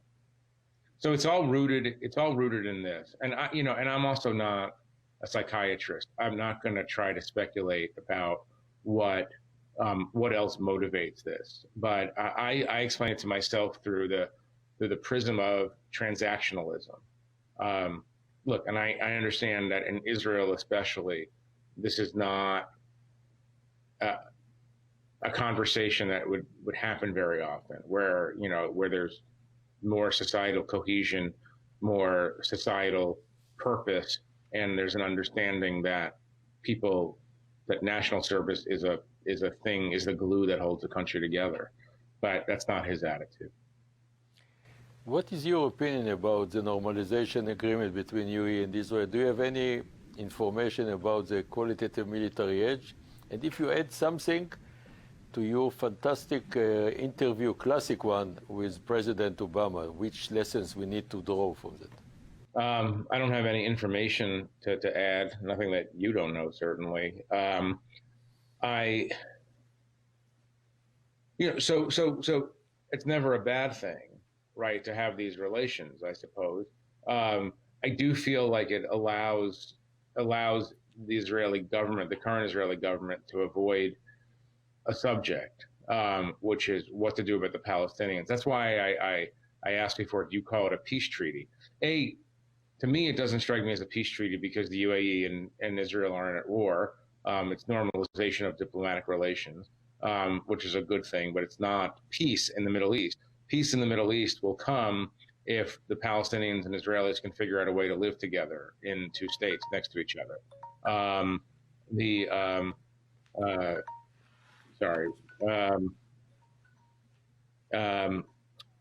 my phone.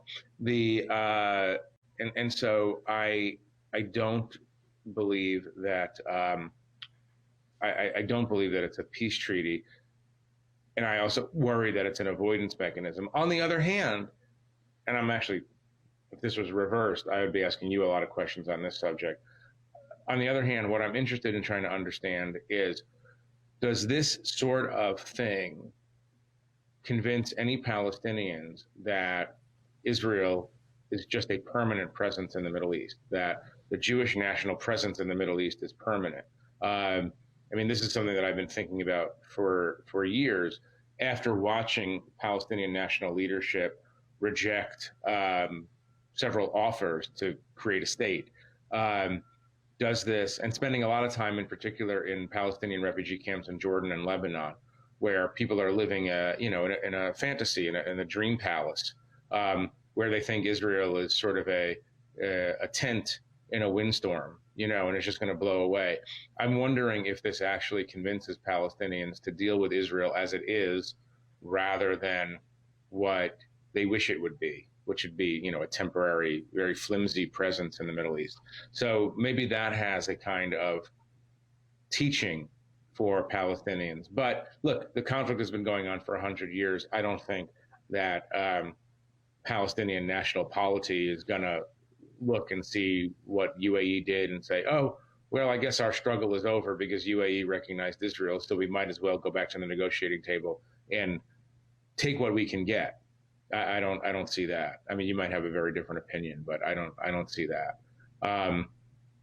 In terms of Obama, I just go back very quickly to what I said about the Democrats. One of my worries during the Obama years was that I believe Obama to be fundamentally pro-Israel, anti-occupation, but pro-Israel. He's no different than Shimon Peres, no different than a lot of politicians on the center left in Israel. And I think that the way the conservative government in Israel talked about him was mainly for domestic purposes. I don't think it was accurate. But again, it was two parties talking past each other. A mainstream Democrat like Barack Obama talking about Israel lovingly but critically, and an Israel that, for whatever reason, didn't understand what was going on. And so this is what I always say about Obama and Israel, that right now at Columbia University, let's say, where Obama went, there's a 20-year-old version of Barack Obama who one day might be president, who doesn't have the same sympathy for the Zionist project that that Barack Obama had. He might have the same background, the same inclinations, but Obama had, and I think you know this, innate sympathy for the idea. He articulated this in a million different ways, but was very critical of Netanyahu, very critical of occupation, very critical of settlement, and wanted people to focus on that. And what's coming in the Democrats is not necessarily Obama. It's someone who just looks at Israel as a kind of reactionary state in the Middle East. And that, I think, long-term for Israel is a problem. But, your politicians, generally speaking, don't have a great track record of thinking in long-term, in the long term. Thank you very much. I would like to thank you. It is fantastic interview, and I'm at your disposal. Thank you very much. I appreciate doing it.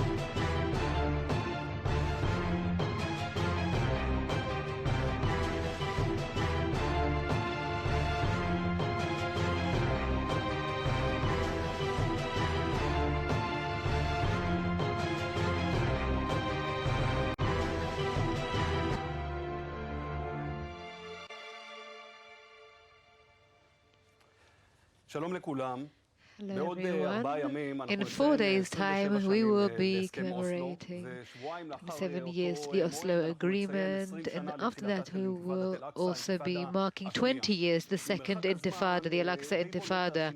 And looking back, the changes in the Palestinian theater are apparent, and alongside with it, the changes in the Israeli-Palestinian relations, and this entire dialogue between them on the resolution of the conflict, or at least an arrangement of sorts.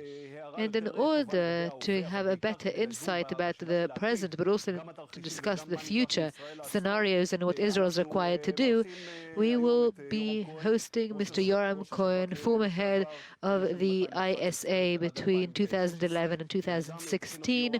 And correct me if I'm wrong, Yoram, you have almost 40 years of personal experience in the Palestinian theater. And with you, Yoram, we will try to touch upon the developments of the Palestinian theater and its context on what is happening to us. And before we delve deep into the Palestinian theater, we'd like to hear from you, Yoram, the story of the envelope, of the surroundings, what happens in the region in general, and how these developments impact the present and future of the Palestinians. The main thing, I think, is that we have had a big shock wave here in the Middle East, perhaps not unprecedented, historically speaking, but it is very intense. The phenomena we have come to know over the last few years of countries and states collapsing, the use of violence in a way of controlling by means of doing this. And if we have Daesh, for example, if we have ISIS, if we have issues of control internally, this has to do with unemployment, with the absence of financial engines and drivers, and with little control of the public. And this all reflects upon a phenomenon, or projects upon a phenomenon that perhaps has the characteristics of chronic instability in the Middle East. Not all countries suffer from it, but some of them do. We saw it in Lebanon, Syria, Iraq, Yemen. There were some countries that were on the brink, that they underwent some turmoil and they got back to themselves, sort of regrouped quite quickly. All of these lead to the idea, to deep thought in Israel and also in Arab countries, mostly the moderate ones, about how national interests should be handled, how collaborations should happen. If we look at Iran, for example, and all of its proxies, whether it's Shiite sectors and supporters, and also their strategic support of their desires, also the need and the desire to have a national control. Those who have alliances and connections with huge empires like the United States that are a little bit further away, perhaps they're thinking of different solutions, and also the solutions that I find all the more important that have to do with agriculture, health, tourism, financial prosperity, a situation where we can create a better future, because we realize that continuing with the current situation for another 50 years will lead nowhere. In our context, I think that the phenomenon in the last 10 years, the developments, most of them beyond the relations between Israel and countries that we did not have relations with, and that peaked with the accord with the UAE that will be signed in a few days. And all the other areas, the negative ones, Iran, Syria, Iraq, and so on, have created in terms of our security policy, fearing that we will be signing agreements with those who will no longer have control, like the Palestinian Authority, and also problems in adjacent and neighboring countries. A situation where we must actually trust ourselves. From our borders have led us and have led Israel to think and rethink the security arrangements we will be doing on our borders and in our concessions, and also in the Palestinian theater itself. And by the way, if I were to take your analysis, Yoram, what we need to understand, or what a Palestinian should understand, is that their issue has become much more marginal, much more negligent in the regional outlook. They can no longer be the bargaining chip they used to be in the past. I think it's true, and it's not new, it's just intensifying. I think that even if the Israeli party is making mistakes, when it comes to the negotiations with the Palestinians, there are several issues that are perhaps debatable, but I find are facts.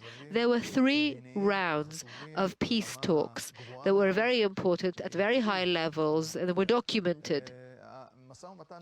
The main negotiation round following Oslo, of course, was between Prime Minister Barak and Yasser Arafat. And at the end of those talks in the summer of 2000, a certain decision was placed on the table. The Israelis said yes, perhaps they had some reservations, but they said yes, and the Palestinians said no. Years later, Olmert had talks with Abu Mazen, and they came close to an arrangement, even if it was only highlights, if it was only headings, but they came close, and then the Americans were made privy of the details, but Abu Mazen said no, and he said, let me think about it, and he's still thinking about it. And the third round was during the Obama Kerry administration with Netanyahu and Tzipi Livni, and again it was with Abu Mazen, and it didn't reach the same heights as the previous 2, but again there was a draft, there was an agreement by the Americans on the table, and Israel has said yes, and Abu Mazen has yet to give a positive response. So when it comes to an American or other offer being placed on the table, the Palestinians either did not respond or said no. That has to be said. And time is going by, and the ethnic security-based and other challenges are taking over, like the economic social should be taken into fact. And once these knock on our doors, these challenges, and once they realize that there's no progress being made with the Palestinians, there's no negotiation with Israel, they're not willing to compromise, the Palestinian issue is turning the entire Arab Muslim world, particularly in the Middle East, they're taking them hostage. And when they look at things, when they look at the cost effectiveness, they are now looking for a new paradigm, perhaps finding a different solution, a different arrangement that will maybe not be perfect for either party, but will allow us to develop normalization and to live together. So if I were to take the bottom line of what you've just said, Yoram, and if I were to try and see and try and look at the other alternatives the Palestinians have, if you look at the discourse between Palestinians, particularly in the last few years, you get a sense of a multidimensional crisis. They seem far away from any objective they had ever set for themselves, whether it is their own internal peace, internal reconciliation, the idea of the one state instead of the two states. How do you see the alternatives the Palestinians have and are faced with? And what's more important, Yoram, and here I'd be happy to hear your approach, what are the implications for us? And what would you recommend we do vis-a-vis these scenarios? Well, regardless of the fact that there is no productive negotiation, no productive talks happening between Israeli and Palestinian leaders, which is terrible, but that is the current situation. Even if these negotiations were to be renewed between whatever leaders, if the positions remain the same, if the situation remains the same, with Gaza having no solution, of the authority of the Palestinian Authority taking over, no one is going to take it over. It will continue to be a kind of foreign entity, and the West Bank being the source of the arrangement. I think that we should be reaching an agreement with the Palestinians in every area and not to try and overtake them. They are a big organization, and I would say that this is an objective that is certainly a top priority. But in the absence of such an option of getting towards an agreement or an understanding or arrangement, I think we should be looking at these areas that play a big part. I think it is currently non-realistic and perhaps even dangerous to aspire to a two-state solution.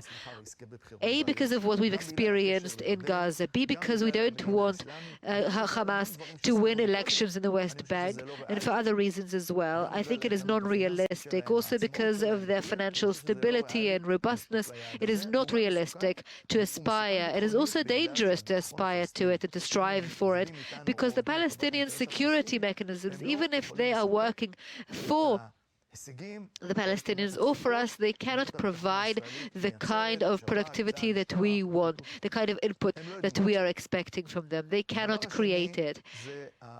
The second thing is the other solution, which is, if there's one kind of danger or hazard, this is another disaster, and that is to sort of go down the slippery slope of a one-state solution. I think that'll really put an end to the Zionist vision.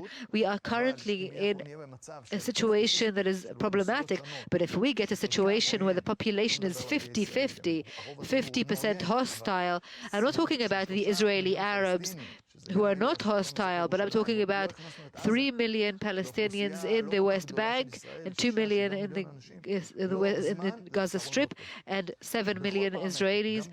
This is not good. And in any aspect, whether it's demographic or international or in terms of equality or in terms of the life fabric and way of life, it's not reasonable. So I'm thinking that what is reasonable to say is that we're not going to be a one-state or two states. We're going towards the, let's say, realistic objective for the next 10 or 20 years, and that is at the top, at the most can be an autonomy plus or a state minus, because that's the most we can do. And what can be done until then? I think that, okay, some might say, but that's reality today. But it's not, because we can offer the Palestinians many things that do not impede our security, do not make a problem, set a problem for the settlements, but we can also offer them. I think that Israel can offer the Palestinians a territorial contiguity in Area A, roads, bridges. I think Israel can also take steps that will improve the financial aspect, the financial climate in the Palestinian Authority. Perhaps the passages in Tarkumia in Bijalabe, perhaps to connect them to railways that will get them to our Israeli ports in Ashdod and in Haifa. Work can improve, and also the passages to Jordan. We can improve transportation. We can improve construction. I don't think it's a problem for Israel to say that Kalkilia or Tulkarem will be expanded eastwards. It has no impact on Route 6 or on the Israeli communities, Jewish communities. We can offer them a lot of things without reaching the final agreement and say that's it, no one has any more claims.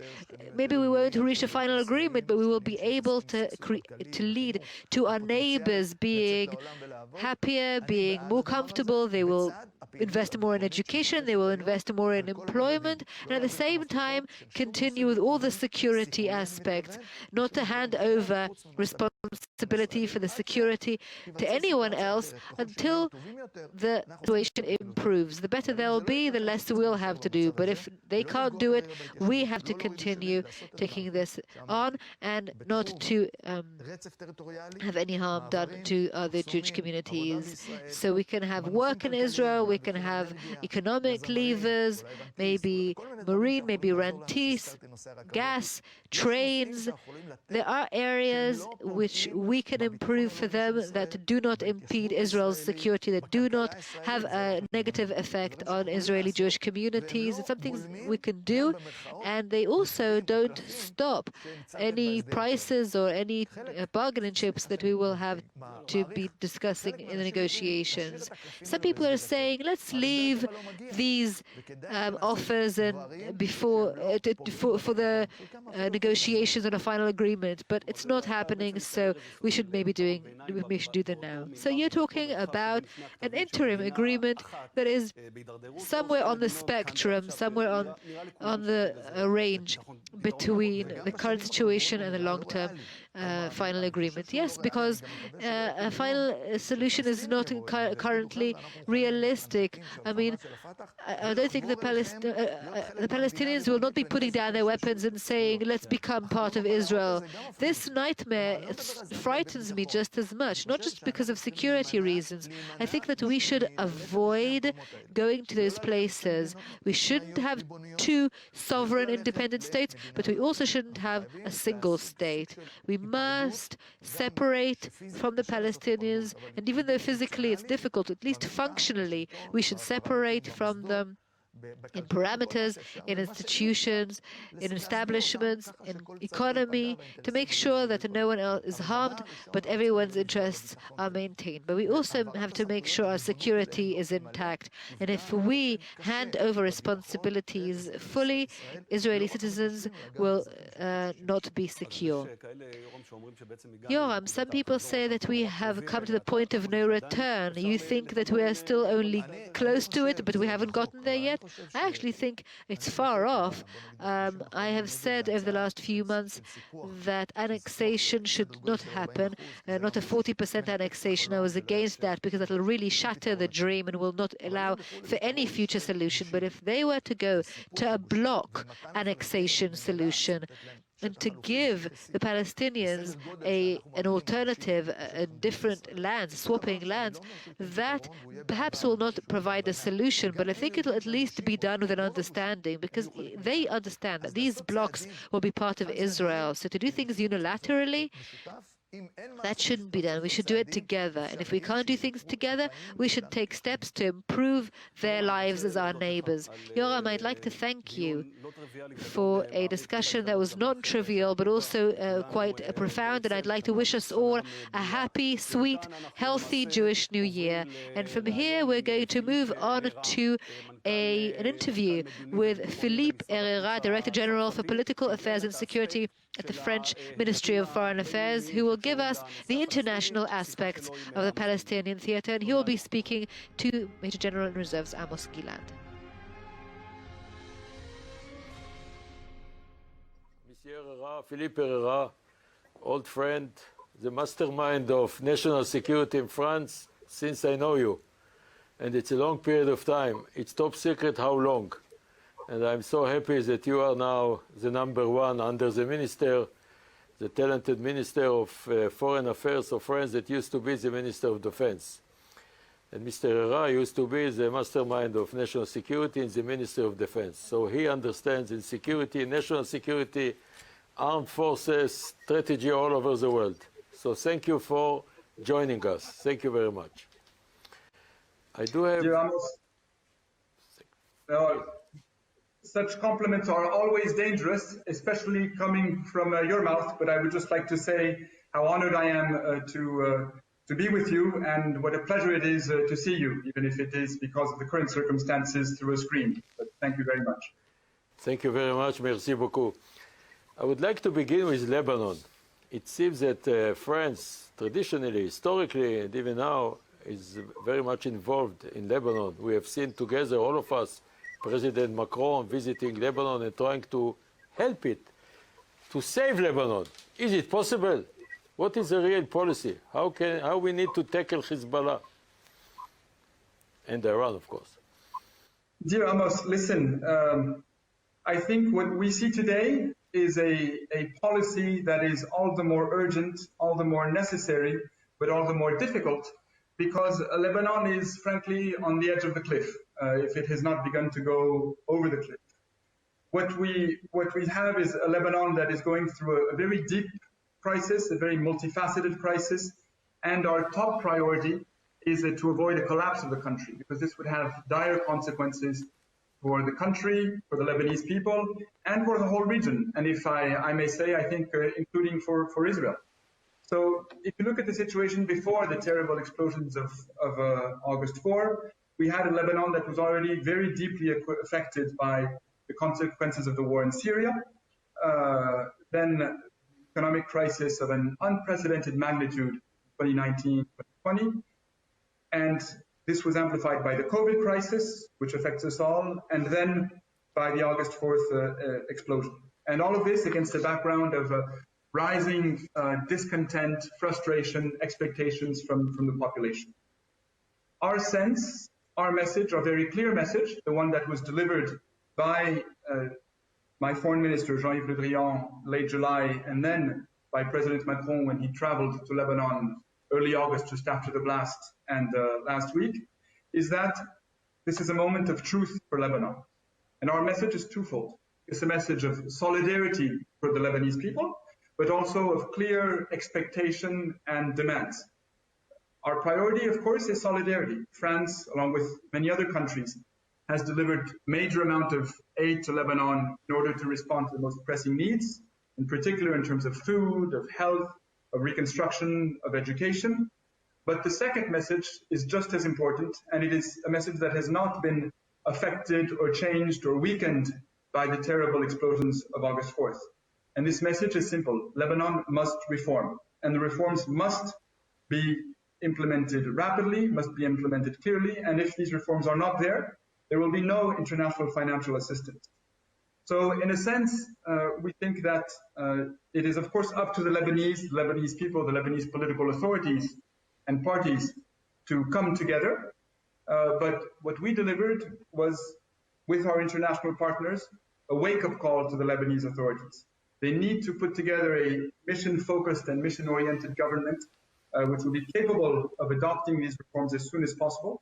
And this is something that the Lebanese people strongly demand.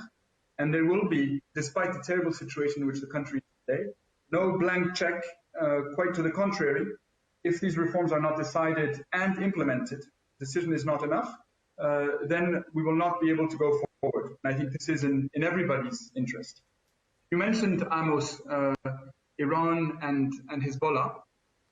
Our sense is that if the goal, our common goal, is to build up, maybe to rebuild Lebanese sovereignty, political sovereignty, economic sovereignty, strategic sovereignty, then it is in the interest of the Lebanese and of the parties that will support future government to be at the service of Lebanon's interests, the service of the Lebanese people, and to implement a policy of a distanciation or disassociation from the turmoil and the havoc in the region. This is not easy. I know we have disagreements between us, between Israel and France on how this is done, and on, in particular, vis-à-vis Hezbollah, but it seems indispensable. But do you think that we are facing immediate threat of 150,000 rockets plus missiles they want to establish or deploy? And practically, the whole area between Beirut and our border is Hezbollah more than Lebanon.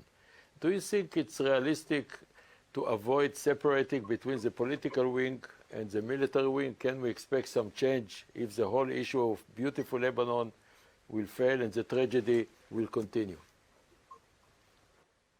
I know, as I said, this is an issue of disagreement between us. As far as the military wing, the terrorist wing, I think we're in complete agreement. And it's not just France and Israel who are in agreement. It has been designated by the European Union as a terror organization. And this is something that allows us to take action on solid ground, including on tailored sanctions against its destabilizing activities.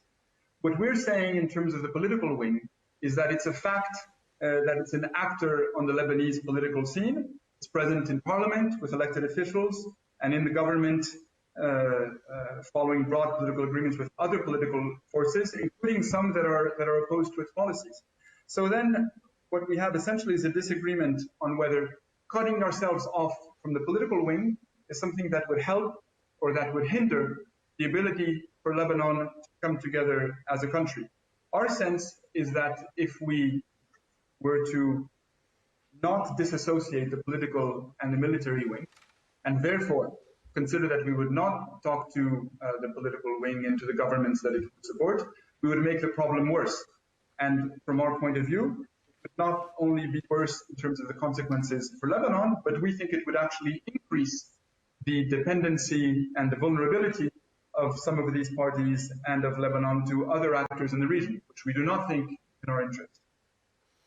How we need to tackle the Iranian threat, mainly the nuclear, especially after the election maybe in the United States? What are your recommendation, your policy, updated policy? What we need to do from the French point of view, of course?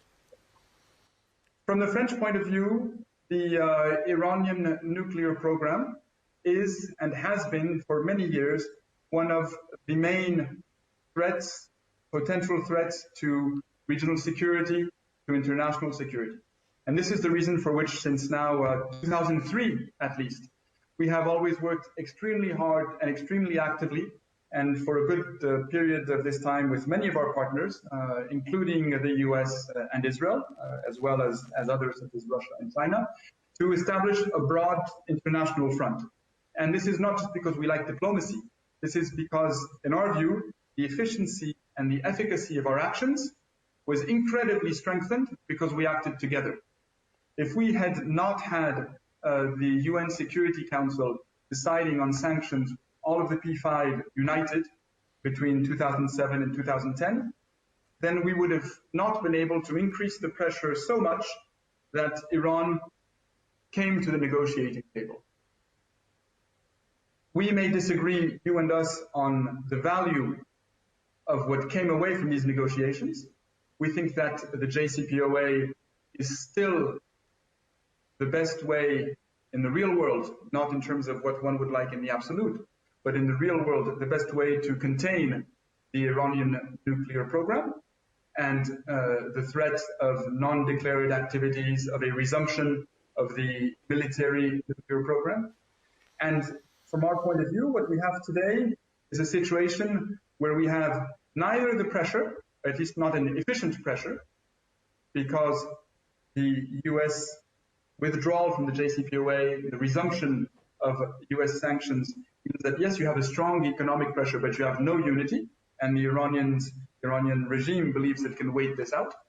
Nor do we have the constraining value of the JCPOA, at least as much as we did before, because the Iranians have begun little by little to decrease their implementation, or they've decided to violate the treaty, the agreement systematically with new steps every few months.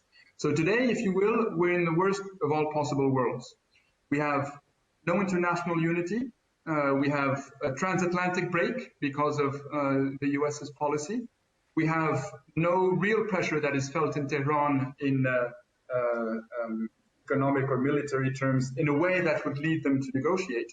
And we see them pursuing accumulation of low-enriched uranium, pursuing research and development on advanced centrifuges.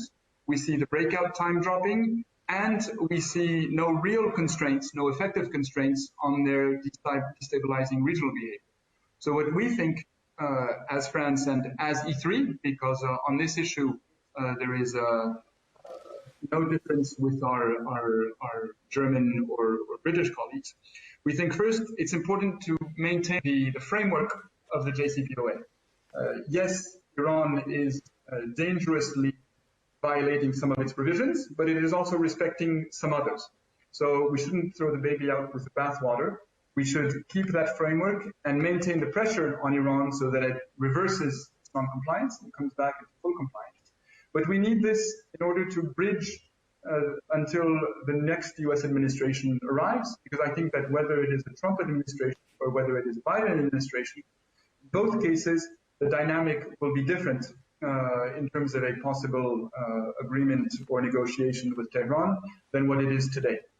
And our sense is that the intent, I would almost say ideological on behalf of some, goal of the current US administration to destroy the JCPOA, and we read the recent developments in the Security Council against this background, we think are particularly dangerous because they bring us no closer to constraining Iran's nuclear program, no closer to constraining Iran's regional behavior, and they undermine the Security Council and the multilateral framework, which once again we think are all the more indispensable if Iran is going to continue its dangerous behavior. We need something to pressure Iran effectively, and to pressure it effectively, we need to pressure it together. How do you characterize the relationship between France and Israel today? I would say that what matters is to look at the fundamentals. And the fundamentals, from our point of view, are long-standing friendship. As you know, France was among the first countries to recognize the state of Israel. And we have, on our side at least, and I think it's the case for many on the Israeli side, always prided ourselves with the close ties between the French and the Israeli people, and with the close cooperation between the French and the Israeli governments on many issues, including some that you and myself were engaged in when we were both in government. And so for over the last 7 decades, our two countries have built a strategic partnership. France has always stood side by side with the state of Israel to uphold not only its right to exist, but also to live in security. And both President Macron and Foreign Minister Le Drian have reaffirmed this unwavering commitment on many occasions. Our cooperation is not only in the security field, it covers everything from regional security and the fight against terrorism to trade and economy, from science and innovation to culture, from the challenges of global issues, including, of course, the fight against Corona today, to the fight against anti-Semitism. Now, of course, friendship does not exclude disagreements, and we have them from time to time. And because we are very close friends, we sometimes feel that it is possible, without it threatening our friendship, to have very open disagreements. I think that from our point of view, these disagreements, including on the peace process and on relations with Palestine, do not threaten this friendship. And if anything, I would say that it's because of our commitment to regional security, to regional stability, to Israel's security, that France remains strongly committed toward a negotiated solution to the Israeli-Palestinian conflict. The last question, unfortunately, I can talk with you 10,000 days, not 10 hours or 10 minutes.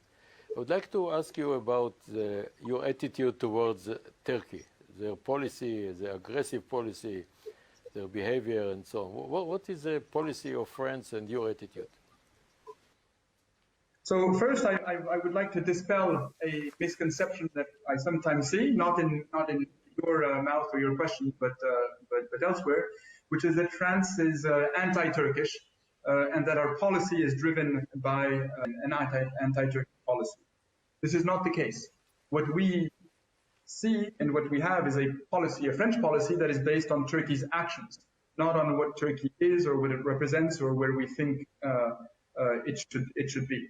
And Turkey's actions, from our point of view, are actions that put into question the modus vivendi in the region, in the Eastern Mediterranean, put into question also stability in Iraq, which is a region that is key to our interests, put into question also counterterrorism action in northeast Syria. This is one of the reasons for which we were particularly unhappy and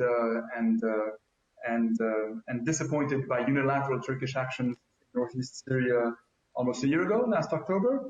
And that also, to be frank, put into question Turkey's standing within the North Atlantic Treaty Organization in terms of its positioning to Russia. So what we say on all of these fronts is that a clarification is necessary. Now, in terms of the Eastern Mediterranean, which is an area that affects our interests as well as yours, we believe that Turkey cannot just practice a policy of fait accompli, a policy of fait accompli backed up by military assets. And this is something that's important for the Eastern Mediterranean.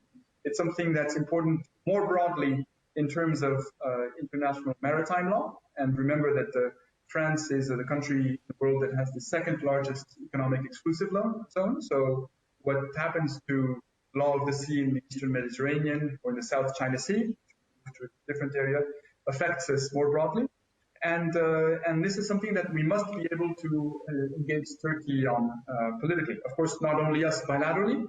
What is taking place within the European Union is an important conversation at the level of ministers, of heads of state on relations with Turkey.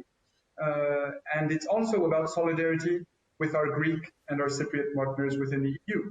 We cannot speak of European sovereignty or European solidarity if we are not in a situation of solidarity with those partners whose interests are directly affected. So to sum it up, I would say that we must come to a situation where we can have an open, frank, and a productive dialogue with Turkey, but this dialogue must be backed up by balance of forces, which does not exclude the military field, and this is one of the reasons for which we have shown in the Eastern Mediterranean that we were a military actor in terms of bolstering the capabilities of our partners in the region. Our goal is not escalation. Our goal, of course, is not military conflict, but certain lines have to be drawn if we want to have a productive dialogue. Thank you very much. I would like to thank you for this fascinating interview and dialogue. All the best. Merci beaucoup. And au revoir. Thank you very much. Thank you, Amos. And all the best. Really, thank you. תודה רבה.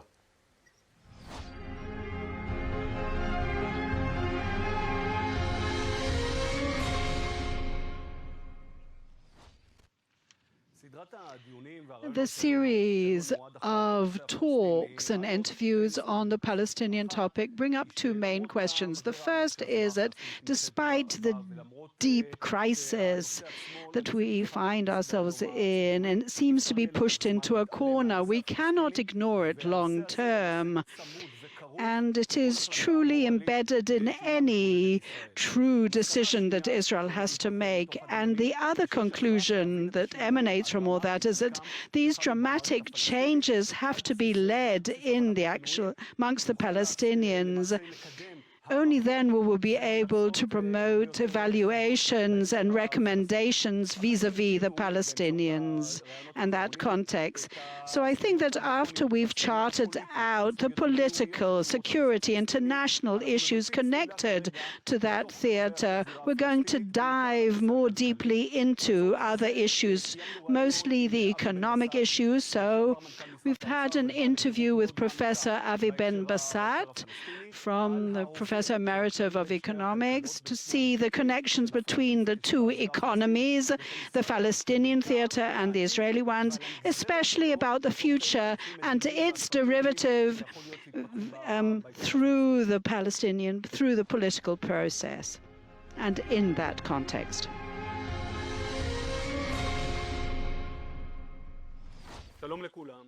Shalom, one and all. Only a few weeks have passed since the annexation crisis that really made the waters turbulent around us. And Israel, the question is whether it has been taken off the table altogether or not. But now there's still so many questions vis-a-vis the Israeli and Palestinian conflict still exist. And how can we reach some kind of scenario, hopefully, of what will happen in perhaps one state or not one state? So I think the economic factor and component, which really has tremendous impact on the future of our ties, especially if we're talking about one state solution, what will the economy look like and how will the various other issues impact the possible scenarios? So today we're having this discussion now with Professor Avi Ben-Besat, who's the Director General of the Ministry of Finance and a Senior Director of the Research and Foreign Currency Departments, with very rich knowledge and background in the field of the negotiations between the Palestinians and Israel. And we would like to talk about this since the 90s, because he was very deeply immersed in it since the Oslo Accords as well.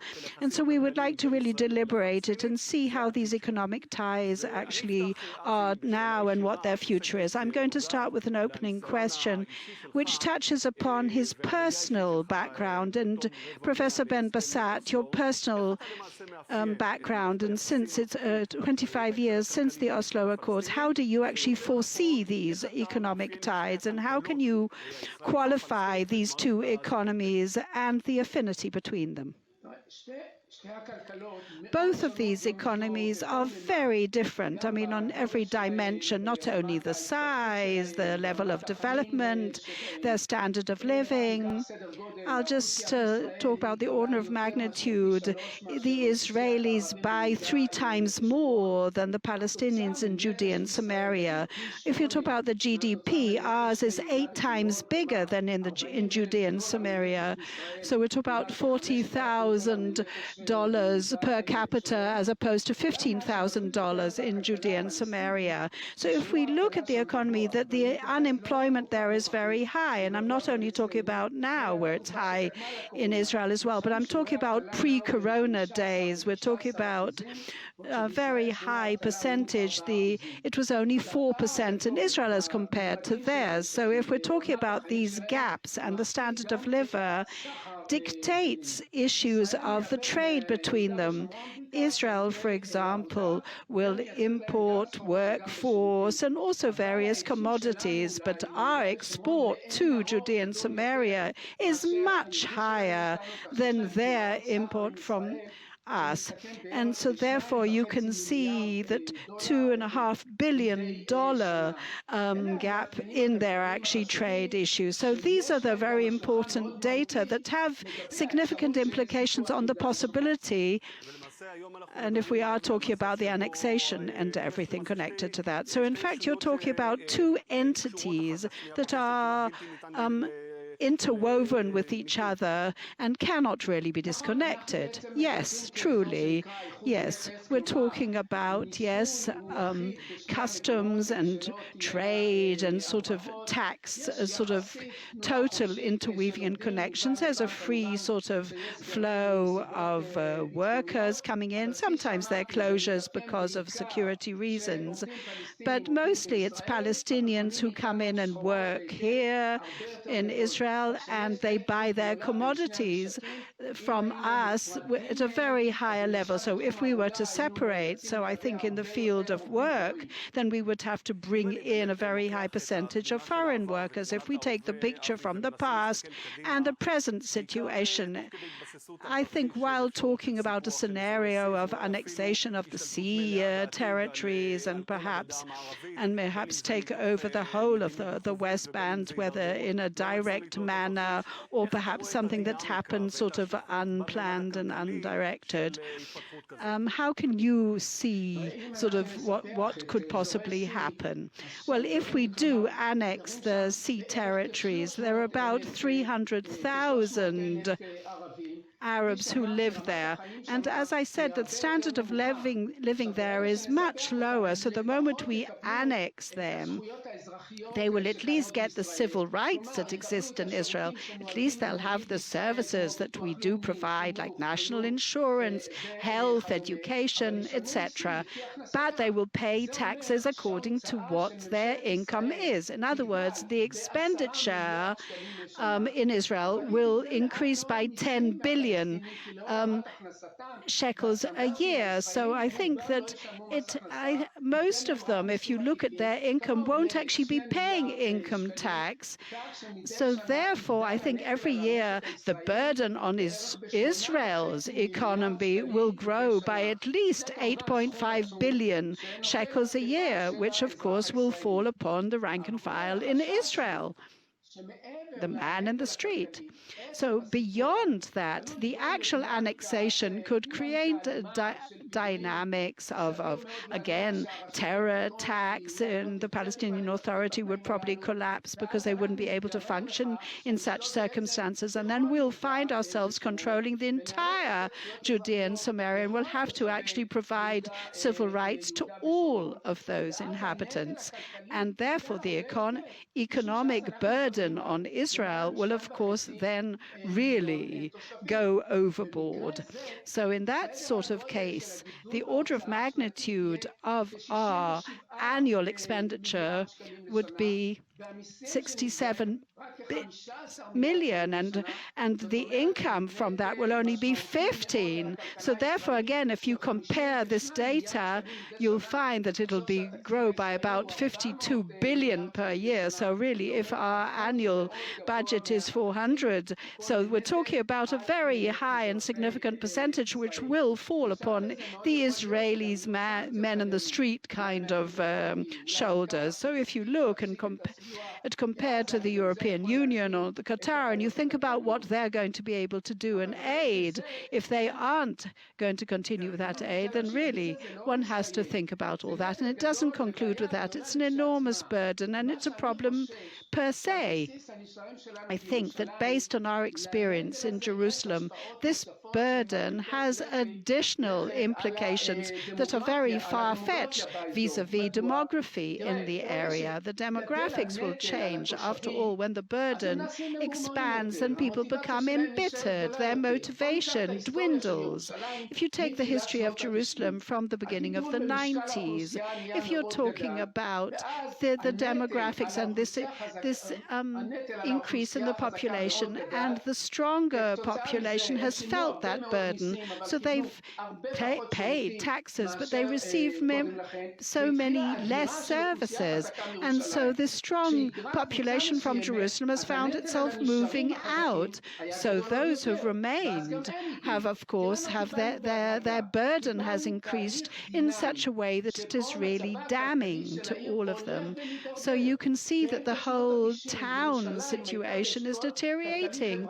In the 90s, you can see how their rating has gone down from 6 to 3, and now we're talking about a social cluster, social economic cluster, really deteriorating. So I think this is what is happening. So if this burden on the actual Israeli population grows because of the actual annexation of Judea and Samaria, then again you'll see changes, you'll see migration, you'll see people leaving.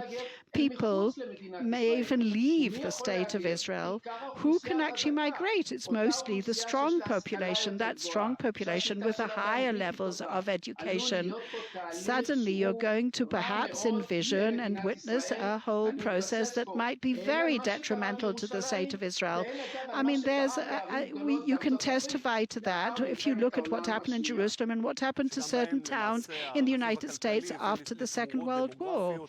So here clear. I mean, you're talking about real social changes that are very far-fetched.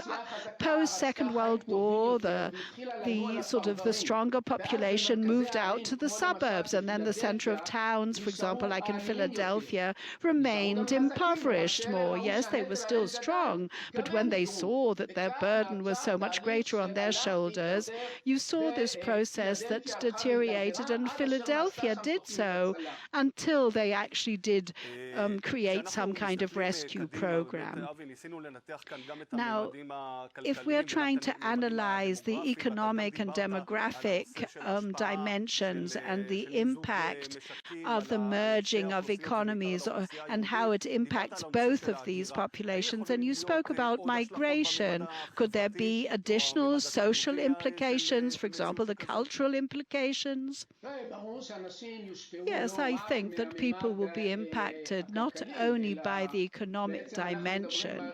After all, we're talking about if this becomes a one-state solution, then the whole character, the various characteristic traits will change.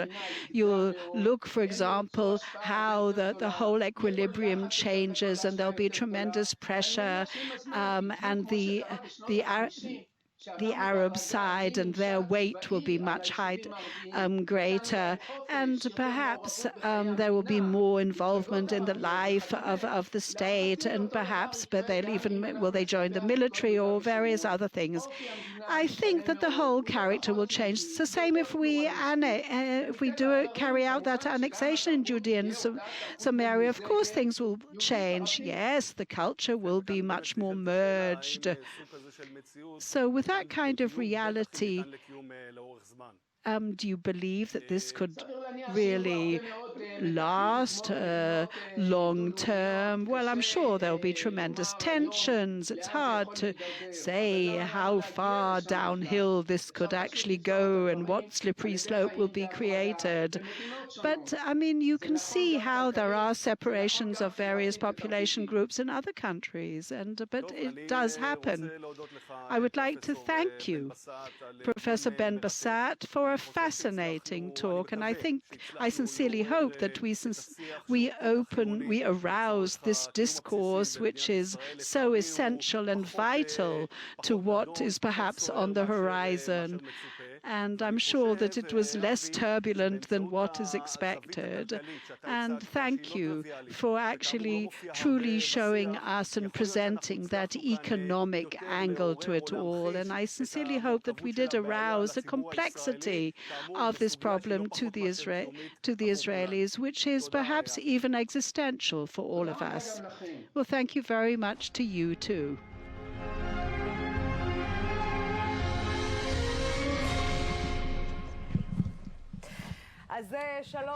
Okay, hi. We're already having such a fascinating discussion over the last few days. Is it even relevant in the last few days, particularly in terms of the peace for peace we have with the United Arab Emirates?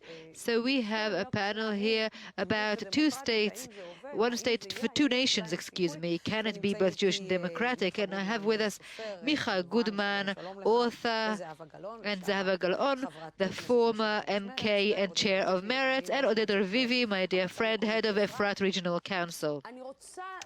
I would like to begin with a peace for peace. Is it really bringing us closer to the Bar Ilan address Netanyahu had about the two-state solution, or is it actually distancing us further? And perhaps, is it providing another alternative for another entity alongside Israel? I will begin with you. Thank you, Lucy. You're welcome.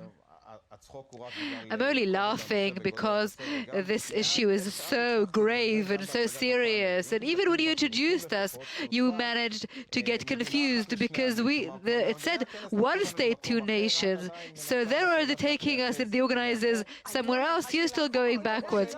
I'm not going backwards. I'm not going anywhere. I'm trying to follow all sorts of addresses and speeches given by heads of state. I think that peace for peace is a bit get distorted at the end of the day. It's not peace for peace. We are living in a world of interests, and we realize that everything that's been done is trying to meet one kind of interest or another. Perhaps the stars will align, and we're in the IDC, and there are so many stars in their logo, so maybe the stars will align, and the UAE interests and US interests and Israeli interests will all align, and that's why we're seeing an agreement being signed. But I don't think that it is in the most distilled form. As you said, peace for peace. As for the Bar-Ilan address, every day that is passing by, we are getting further and further away from it, not just in terms of the temporal axis, but in terms of content. And from what you asked, I think it is placing the Palestinians in a very, very problematic situation. If they were to look back and see the tailwind that they had been given by the Arab states in the past, now the Arab states are turning their backs to them. They're saying, I'm sorry, we are sick of seeing you not missing an opportunity to miss an opportunity. We are now able to get an F-35. We are now provided with the opportunity to become close to the US. So you remain being the refuser, and we want to go back, and we want to go forward. And I think that it was Donald Trump, President Trump, who had actually brought us closer, because he was talking about two states. He was talking about a Palestinian state, and he kind of put Jerusalem into it somewhere or another, depending on how you interpret President Trump's addresses. Yes, that's true. But since I was there in Washington in January, all along the way they said it was a state minus, and both the Israeli and American representatives all talked about that. And from that sense, it's still not the same as we talked about. Now we're talking about this percentage or that percentage, but it's not the same offers that Ehud Barak or Ehud Olmert talked about, or the 67 lines. So maybe he talked about two states, but he once said, one state, two state, I couldn't care less, just leave me alone. So we can talk about what he says, but we are the ones who have to live with the reality, and as I see the reality, we are far further away from that speech. Okay, so Zahava, maybe there's some truth to what Oded is saying. Perhaps the Palestinians have missed every single opportunity, to the point that the Arab world is saying enough is enough. We no longer can hear you whining. The Palestinians are never willing to return to the negotiations. You don't want to, you do want to. At the end of the day, there is a territory, there is a far bigger strategy than you. It is the Shiites versus the Sunnis, the war against Iran, and our interests alongside Israel are far greater than your interest, when you can never stop saying no. Well, I'm looking at reality a little differently, admittedly, particularly what's happened over the last 12 months.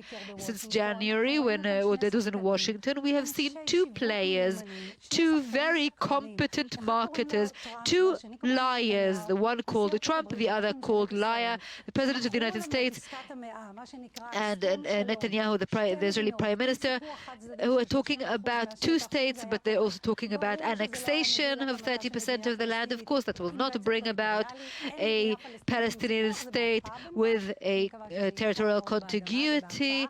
It's gone in the deep freeze. You cannot have peace with annexation. That would have turned us into an apartheid state formally. And it's not as if we don't have apartheid now, but it will become formal. The second suggestion by Donald Trump and orchestrated by Netanyahu was that an agreement with the UAE is just a normalization of what's already happening for many years, and I think it's very good for Israel. I'm very happy about that in terms of our strategic Israeli interests, but we don't have a border with the UAE. The UAE has never been an enemy state. We don't have normalization agreements with the former USSR or with Putin's Russia and with France. So it's a spin by two liars, two marketers.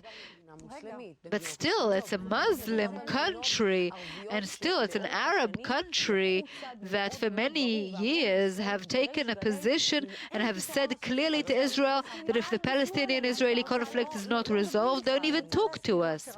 I want to remind you that just 2 days ago, the minister of the foreign minister of the UAE and also the foreign minister of Saudi Arabia, that they are still committed to the Arab League's territory for peace or land for peace.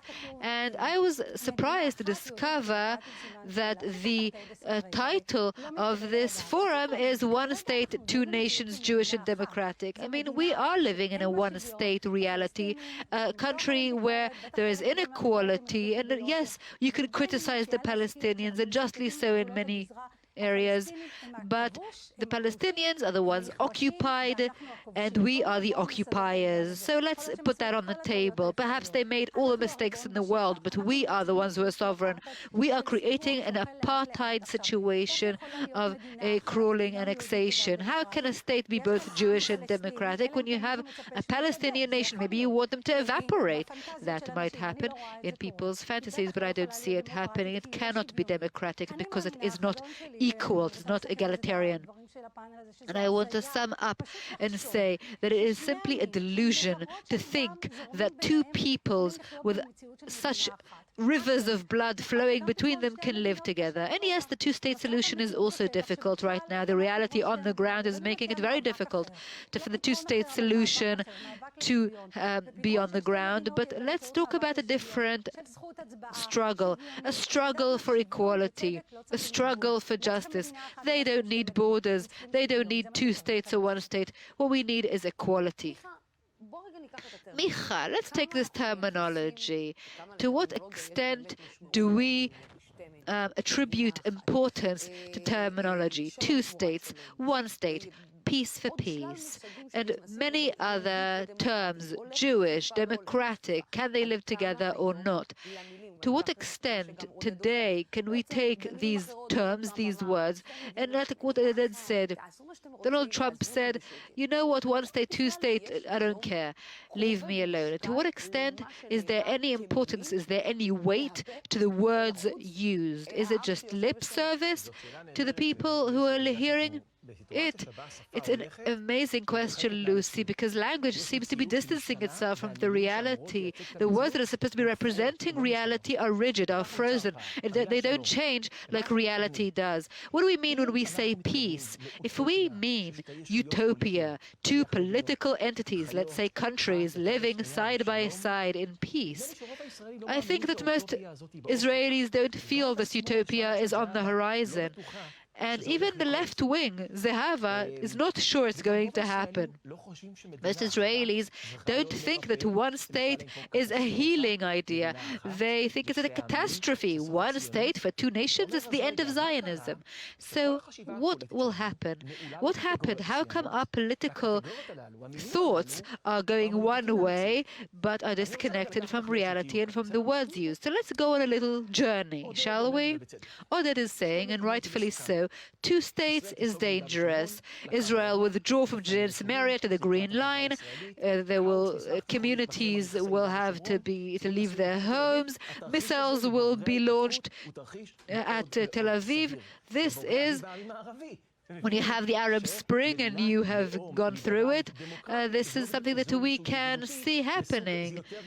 And the disengagement, it's something that we can see happening. But Zahava is also true. If we can stay in the territories and we become sovereign in the territories, we'll no longer be a liberal Jewish democratic state.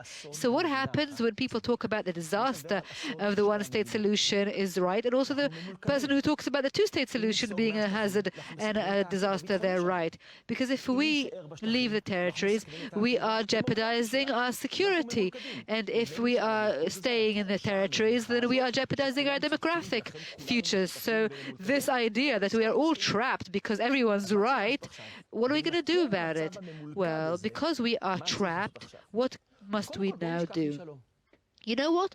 Let's forget about peace. Once we forget about peace, it doesn't make us passive. It doesn't make us paralyzed. On the contrary, it makes us effective, practical, pragmatic. Because as soon as I stop seeking peace, I no longer ask myself whether my actions will bring about peace. I'm asking myself, will my actions minimize the conflict? And between Israel and between Bibi's way of managing the conflict having the status quo remain the way it is and ending the resolution, which is a utopian transformative action, there is a lot of gray area. And I think the Israelis just don't have the words to use. There is a gap in the language minimizing the conflict. When it comes to car accidents, no one says, let's put an end to car accidents. Because those will say, then others will say, it's impossible, so let's do nothing. The fact that there is either a utopian idea or a pessimistic idea is false. But when it comes to the conflict, suddenly you can say either end the conflict or do nothing. It's not binary options. You can take some steps that will have a cumulative effect that will minimize the conflict. And I think that we need to enrich and diversify our terminology, our language politically, and I think that when we open up this new category of managing the conflict, we'll be able to do that. Okay, so let's try to enrich that. Let's take what Micha is saying and try to understand better these concepts of Jewish and democratic. What is Jewish? What is democratic? What is left? What is right? What is a democracy? Maybe we're infatuated with the word democracy, but we don't understand it, certainly when it comes to the villa in the jungle here in the Middle East. I'm being very difficult with you today, making it hard for you. Well, I actually prepared myself in advance, but when you asked Micha a question, he didn't even notice twice with the same word, once in English, once in Hebrew, and look how important it is. You said wait, and I heard COVID, because in Hebrew the word for wait sounds like COVID, and that's the main event. Why? Because the question you asked about all the concepts, democracy, at the end of the day, we have COVID-19. People, because of democracy, want to protest, but then others are saying, okay, so I want to pray if there's a democracy. We are in chaos, not only here in Israel. I'm not only blaming Netanyahu, because the whole world is trying to cope with this virus that is impeding world order, and we're used to freedom of expression, but now people are saying, okay, so if we can't use freedom of expression, why can't we use freedom of religion? Why can't I be free to go to the beach? So this chaos is breaking everything. Yes, but at the end of the day, when there'll be a vaccine, when there'll be a drug or a medicine against it, this chaos will end. The question is, what will happen afterwards? Because, okay, like Micha is saying, we're managing the conflict. Oh, we're so happy. We now have a virus the whole world is suffering from, and we're in it too. In a moment of crisis, when really the world order is being tested, because democracy is being tested, Judaism is being tested, because if you can't pray in a quorum, and if you can't have 10 people praying together, and if you can't study Torah because people can't be together, then people like Micha can write a philosophical book and say, Zehava is right, Oded is right, and it'll be a bestseller, and then I'll write another book with 8 philosophical steps, and that's what I saw in his manual about how we can minimize the conflict. We'll do things by agreeing, but without an agreement. Well, it's the same root of the word. If we can't bring the Palestinians to manage the water conflict or the water pollution, because we can't minimize the conflict to water and sewage issues, you understand the big challenge. Yes, but you created that. You did that with Jordan. The Jordanians don't love Israel, but their interests were aligned. Their water interests, their technological interests, because what's the difference? There was leadership on both ends, on both parties, that looked people in the eye and said, and it was the same for the Egyptians. They said, despite saying we wanted war 2 days ago, we're going to take a risk and move on ahead. And I don't want to blame the Prime Minister. I think there's a leadership crisis across the globe. What Zehava is saying about President Trump, Amos Yadlin just said a minute ago about the French Prime Minister. So leaders these days want to be popular more than they want to be responsible. So at the end of the day, we can compromise between Jewish and democratic. And we know that there are people like Lucy Arish who doesn't know whether to say she is Muslim, she is Arab, she's Israeli. I know very well. I know how to identify myself. Yes, but at the end of the day, we need to understand the complexity we're living in. And in a complex world, I realize that what Michael says is right. We cannot be dichotomous. We cannot be binary. We have to be more creative. But for creative ideas, we need two things to happen. Either the public needs to understand that there's a complexity and they can go into the gray area and they can accept it, or we need leaders to be strong enough to say no black, no white, gray is more dominant. That's what we're going for right now. And because of the COVID-19 crisis, we may have a new reality emerging where people will manage to accept new concepts. Okay, so I want to actually disagree with both Oded's statements and Micha. Of course, COVID-19 is difficult. We have 4,000 new cases just from the last 24 hours. And of course, it is a challenge for us all, for the government and the public. But do I think that this pandemic is being used to support Prime Minister Netanyahu political interests and personal interests? Yes, that's true. I don't want to talk about that. But to talk about the pandemic again is to, again, digress from the real issue. And what is the real issue? Is Israel's interest to live in a one-state solution atmosphere, a scenario where Israel is neither democratic nor Jewish? Or do we want to live in a two-state reality?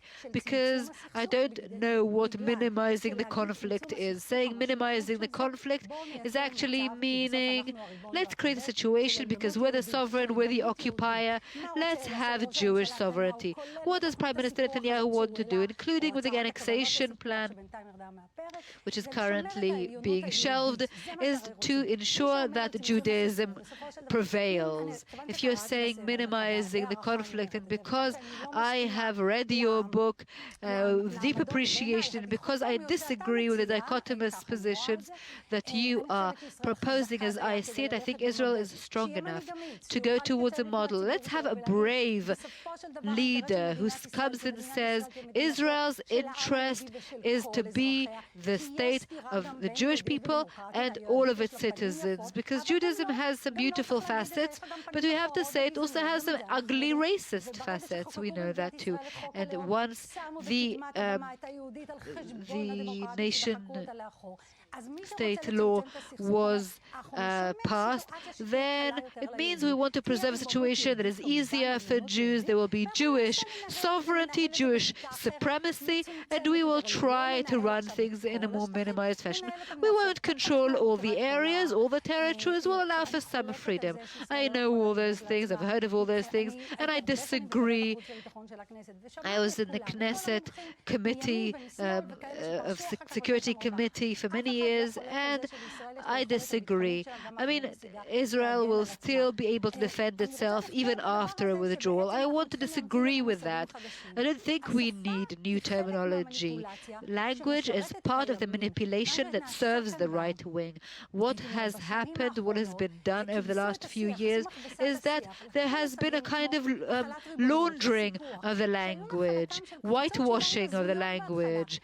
There were terms used that used to be extreme, and now instead of being extreme, it has become the kind of language used in Israeli resolutions. But Netanyahu always says yes, yes, yes, yes, but at the end of the day, he doesn't really do it. So if we're going with, I can talk, but at the end of the day, my actions are going completely different direction. They're not going in the right-wing direction that has become mainstream after being extreme. Well, my father used to say, we're talking about action, but he's not doing what he's saying. So what you're saying is, has there been a planned kind of maneuver, manipulation, where we can say, okay, let's talk about annexation and then take it off the table and then go to the UAE and sign agreement with them? What is it showing? In Zulat, we have issued a report, and I am the president of Zulat, and it's true, but it's showing how we used softer words instead of saying application of sovereignty instead of annexation. It's a kind of manipulation. So if we were to have a bold and strong, brave leadership and contain this dialogue to say, okay, we realize that people have suffered from the disengagement. I don't disagree with the trauma that they have suffered, even though it was a resolution of the government. But if there will be a bold and brave leadership that will be able to take the step, and if there will be a brave and bold leadership of the Palestinians who will be able to take a step, and who will be saying, if both leaderships will be saying we can no longer have this bloodshed, I think we'll be able to do it. I don't want to okay, I just want to say the trauma of the disengagement was not the 10,000 people who were taken out of their homes. It is the people from Tel Aviv who are trying to ask themselves what will happen to them when Judea and Samaria will be withdrawn from. From Gaza, we learned that we have no solution from what happens in the areas that we disengage from. So if it's not 60,000 southern Israelis who are suffering from missiles and from rockets, it'll be everyone living in Tel Aviv. Okay, so we can't stay in the territories, but we can't disengage from them either. And that brings me back to what Oded has said.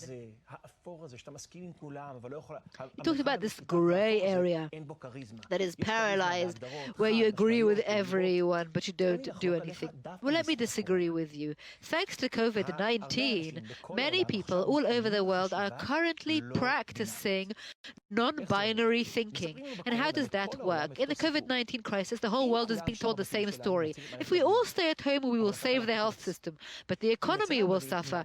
If we leave our homes and we go to weddings and restaurants, the economy will thrive, but the health system will collapse. So when we're given these two binary options, what everyone is asking themselves is, how can we exit both of these crises, both of these catastrophes? How can we optimize the situation where there is a health system but also an economy? And that's exactly the kind of thinking we need to employ here. What kind of action will provide the Palestinians with enough sovereignty, enough independence, allowing us to take a step back from the one-state catastrophe, but not enough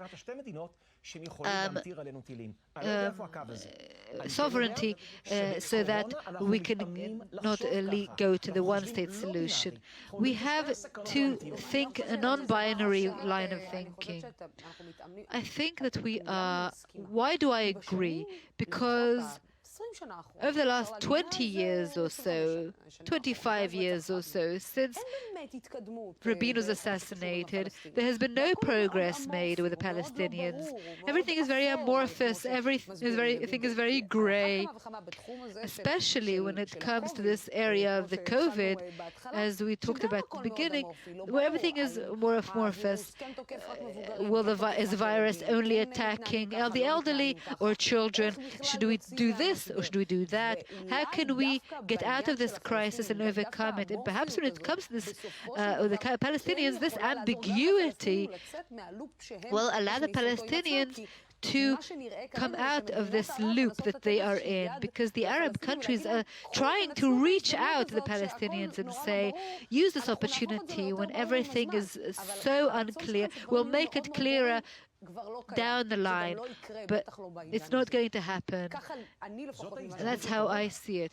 That's where the COVID can become an opportunity. It is helping us think differently. And the Israeli-Palestinian conflict is in stalemate, in stagnated, because we're thinking in old ways, in binary ways. And COVID is telling us, think in non-binary ways, not just health or just the economy, but both. And so Zehava is right, and Oded is right, and the coronavirus is telling us to take this confusion and turn it into a constructive thought. And when it comes to the conflict, we should think Corona too. I'm sorry, I completely disagree. I'm sorry, Oded. I have to say, I don't agree that we take this reality, the coronavirus crisis, and the corona is a huge problem, but to learn from the coronavirus and from the insights of the struggle against corona to the conflict, which is a bloody conflict over territory. And we have come here because of self-determination. You can't just take bits and pieces. If you want self-determination, you can't take the battle against coronavirus and say, let's go outside of the box and let's not think binary. It's kind of a dilly-dallying. It's kind of taking this apartheid reality and letting it happen. I don't think there is an annexation. I don't think that the settlements are being expanded. Ask Oded, they're taking over the land. Yes, and that's why when you drew the maps, it was the heads of the Judea and Samaria communities that said, what about the open spaces? Oh, thank you, Oded. I'm so excited. I'm so excited. I'm so moved that you are so kind. I'm just saying that the same manipulations that you're blaming us for, the left has done too. The left also sold the misconception of peace. And when they saw that it was a misconception, they said, okay, let's separate from the Palestinians. We saw that that doesn't work, and this doesn't work either. And that's why Micha wanted to go against me and to attack me. But at the end of the day, we're both agreeing that the gray area should be the one leading us and leading the way. The gray area should be the basis for decision-making. The problem is that whether it comes to coronavirus or when it comes to the conflict, we don't have the leadership to pave the way in this complicated world. And as an elected official, I know my boundaries. I know how we should be going. And how do we make this, how do we translate this into an electoral way of thinking? Because there are 120 characters in 40 characters in Twitter, and that's where we're at. And it's true for coronavirus, and it's true for the Israeli-Palestinian conflict. In the coronavirus, we want to minimize morbidity. We don't want to end morbidity. And if you talk about minimizing the conflict, people will be able to understand. Well, let's wait, because as a head of regional council, when you tell parents not to go to work and they give you their bank statement and say, why didn't you open up the afternoon daycare programs, you realize that the economic side is no less important. I know people who have gone to work while they had someone at home who was ill, who had contracted corona, and what did they do? They had to, they now got more and more people infected. Okay, let's put coronavirus and the political situation together. Let's talk about the Prime Minister. He is supposed to be battling and combating coronavirus, and he instead, while we're talking about a lockdown during the Jewish holidays, he's going for a photo op at the White House.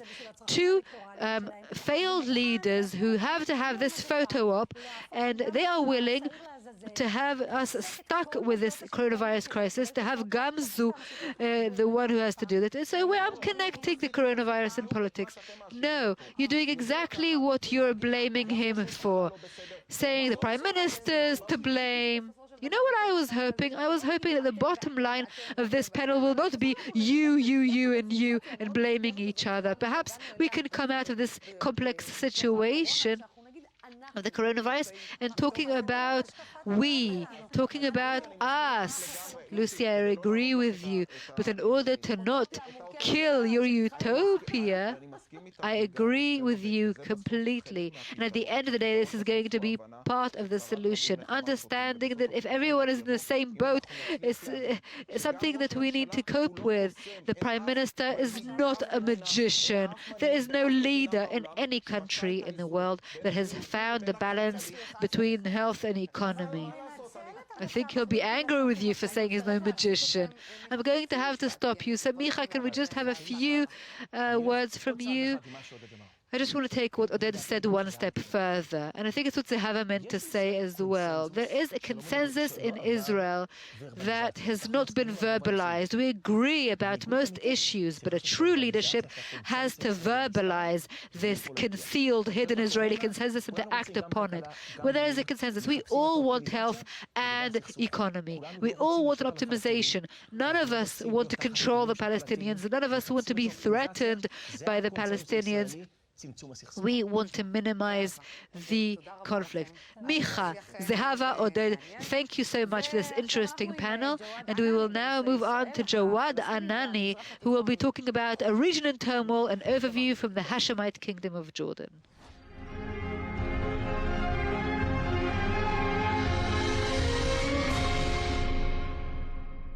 This is Ksenia Svetlova, and I'm very happy to welcome here His Excellency Dr. Jawad Anani, former Deputy Prime Minister and former Foreign Minister of the Hashemite Kingdom of Jordan.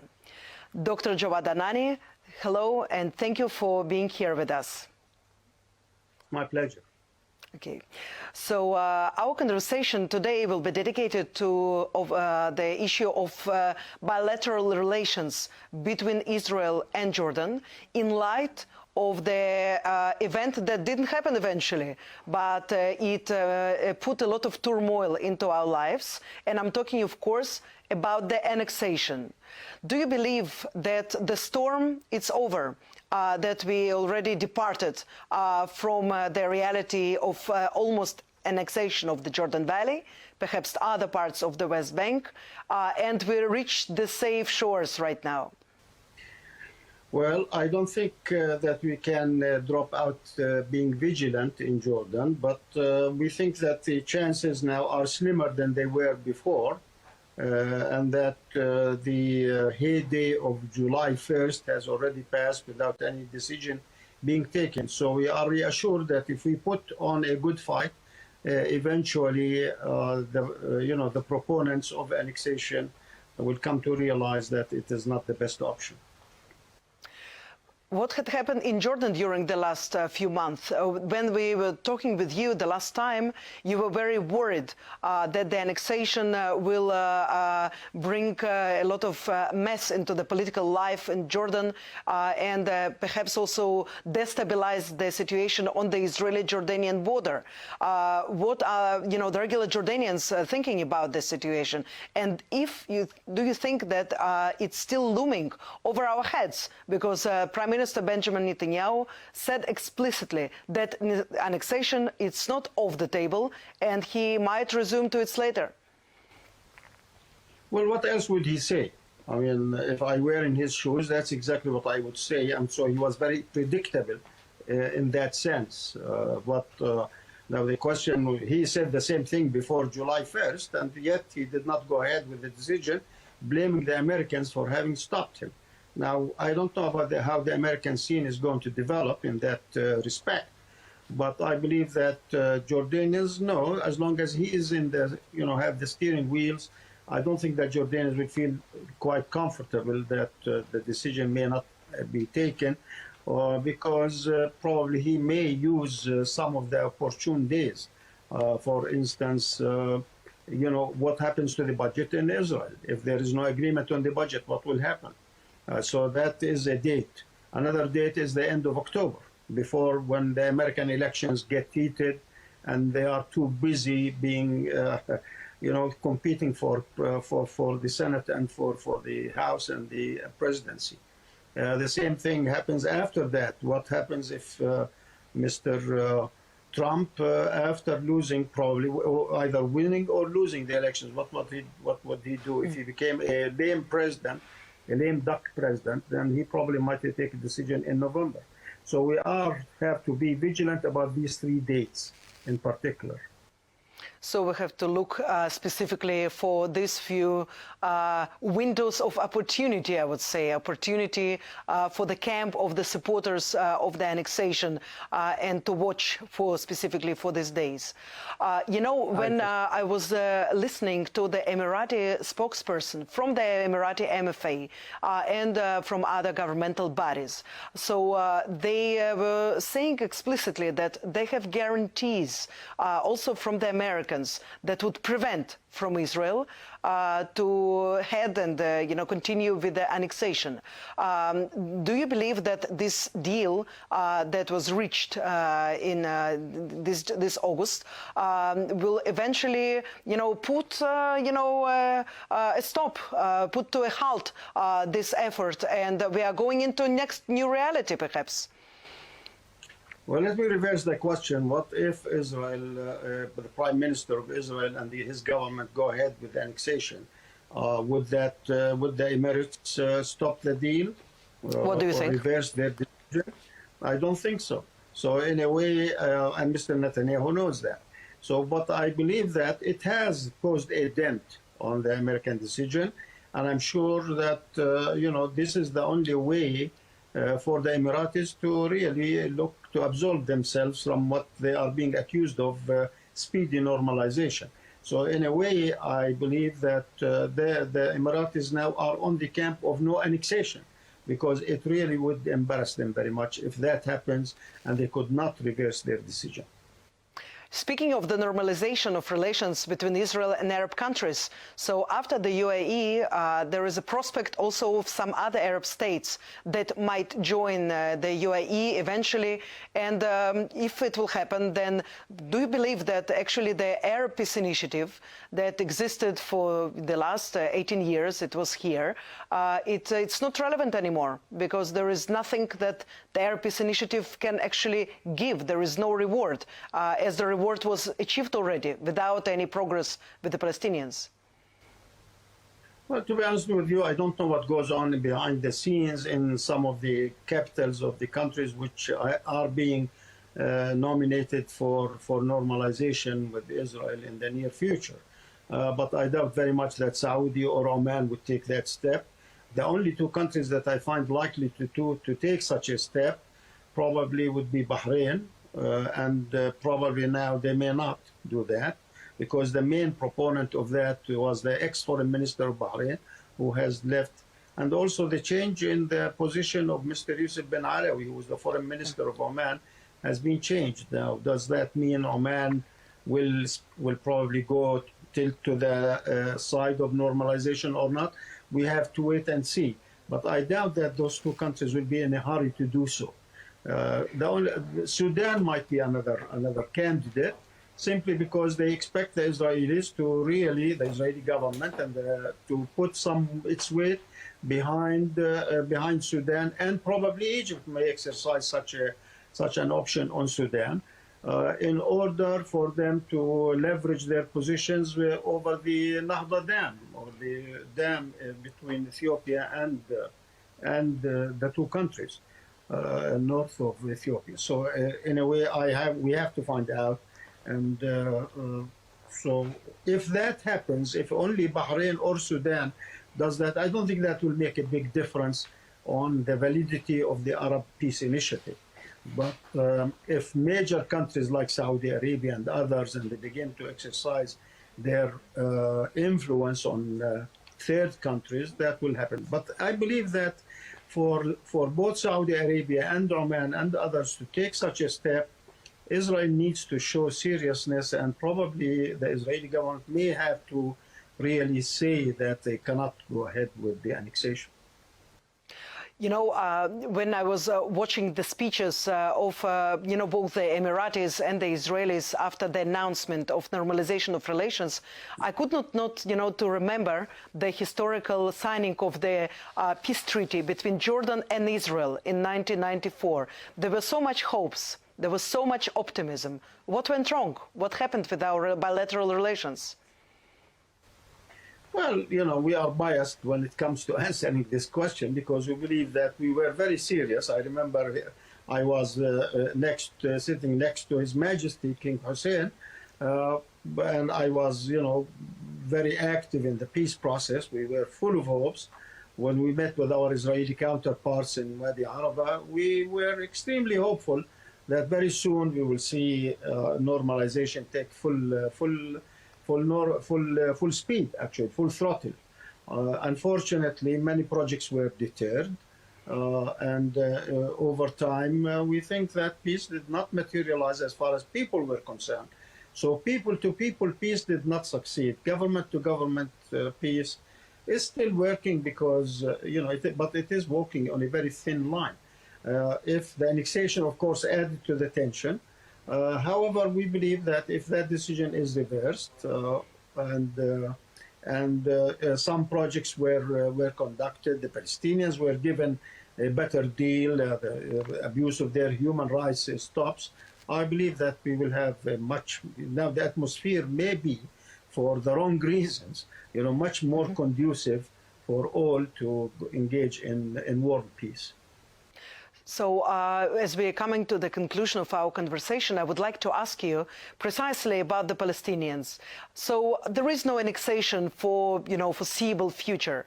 However, the Palestinian autonomy is extremely weak, and since there is no prospect of peace negotiations or anything that might strengthen it, there is also a chance that it will, dissolve, it will be weakened, and it will lose some control eventually. How this new reality will also affect Jordan and the relations between Israel and Jordan, in your opinion? Well, I believe that, Jordanians are very much attached to what happens to the Palestinians, and we would like to see the Palestinians arrive at a negotiated peace with Israel that will make the Palestinians feel good about their own situation. If they do, I think that relations between Jordan and Israel will extremely prosper. And eventually all the dreams of late Mr. Peres and the joint projects, joint cooperation, we need to come together over very important issues in the future like energy, water, environment, disease combating. I don't know, there is so much that can be done which can enhance the efficiency of the whole region and its effectiveness in the world scene. And also may end up this regional strifes, now that there are two other countries, Turkey and Iran, are showing their own, they're flexing their own muscles in the region. Probably this way we can create some sort of a much more regional equilibrium, which would make everybody feel safer and happier.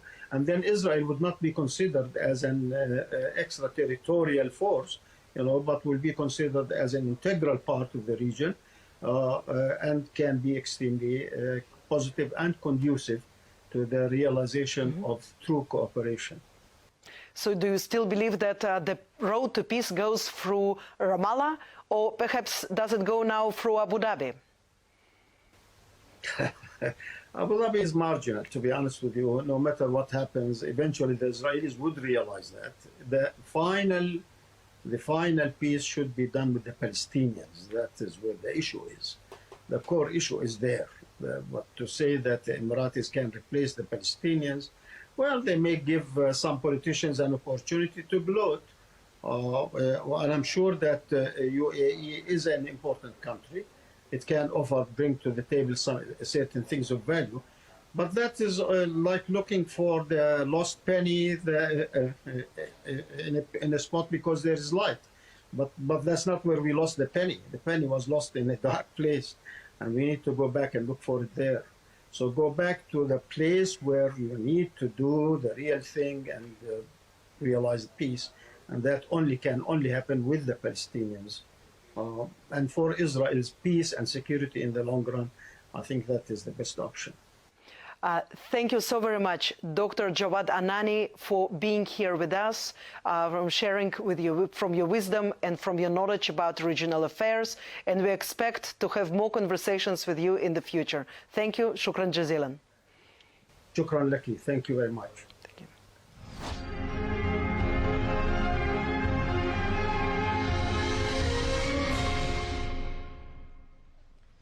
Shalom. Since the Arab Spring broke into our lives, we find ourselves in a chronic situation of uncertainty and instability in the Middle East, with various sort of turmoil surprising us and all sorts of events. The UAE, I mean, inter alia, myself and other people were taken aback, and I thought it would be wonderful to talk to some of our Arab affairs correspondents, because they really live it 24/7, and they are connected with their thumbs on the pulse of what's going on in the Arab world. So I'm delighted to open this panel. Mrs. Smadar Perry, the senior Arab affairs commentator, and the Middle East, Oded Granot, in the Cannes 11 Arab affairs correspondent, and of course Ro'i Case. So Oded Granot, Smadar Perry, and Ro'i Case. Smadar, I'd like to open with you. Do you find this Arab initiative, has it sort of faded away? Is it died? We know that the order, we know that there was first some kind of permanent settlement and then normalization. Is this something, does this remove it from the agenda now, the UAE agreement? Are you asking me in writing or orally? It's of course all orally. As if this is something written. So, well, practically, the Palestinian issue is on the agenda. Saudi Arabia, for example, announced that they would not join it until the Palestinians' issue is solved. And after all, they had their initiative. So have the Palestinians been abandoned? No, but the question is, who is going to be elected to the presidency in the United States? Will it be President Trump or someone else? And that will be an opening to change. But let's go back to those Arab states, to Egypt and Jordan, that we have peace accords with. Is that model of this peace with the UAE that we're going towards warm, normalized relationships, relations and ties? Does that mean that we, the intelligentsia in Egypt and other people who have sort of felt against us, do you think that we're now going towards normalization with them as well? I doubt it. You might find various expressions in the Twitter, because that's the only way they can express themselves. In the papers, it doesn't actually exist, but I don't think there will be a real breakthrough, because I think the Jordanians and the Egyptians prefer the ties as they are. And they will have to grapple with their tweeters in their countries. And I believe they'll be able to succeed to grapple and contend with this kind of situation of what they write. We look at the Middle East. There's a sort of diversity in the situation wherein we find ourselves with the Arab countries. In Iran, there are other countries in Libya, Yemen, and in Syria, some of them as well, who find themselves after horrific strife. But we have those where there is a struggle for their image, for their path, if it's in Iraq or Lebanon and Iran. So you have a sort of diversity. Is there still some kind of Arab agenda that is common to all of them? Is there something that unites, a common denominator that unites this Arab world? well, it'll be a decade that we'll be celebrating to the Arab Spring. They thought, I mean, it really wasn't a spring. It was, they sort of did, they as if patterned it upon the Berlin Wall falling, and they thought that there would a democratization in the Arab wall that would be created. But unfortunately, we didn't get any closer to that whatsoever. We got closer to an anarchy. And now, if we're waiting for the Vox Populi to be heard, now, instead of what they thought that the actual regimes would be toppled, but now, instead of that, all the regimes are aiming to hit at their peoples. Look at Assad and other people. So the result nowadays is that we're closer to tyranny and dictatorships than anything, than an Arab Spring. I mean, after all, there isn't any common denominator. I mean, the Arab League is totally split off. But there are a couple of, that you can say, sort of certain lights at the end of the tunnel, as that we said, with this dictatorship and anarchy. First of all, a marginalization of the Israeli and Palestinian conflict. The moment there is that kind of turmoil, suddenly people realize that that is not the reason for the fact that there is an absence of peace in the Middle East. And also the political Islam's decrease in their importance. They talk about it less. The UAE are recognized as Israel as a political entity. That's very nice. But more important than that, suddenly Israel is on the map even from a religious point of view. MBZ is building, actually, they're bringing the Quran verses, actually quoting situations like that, and that has tremendous value embedded in it.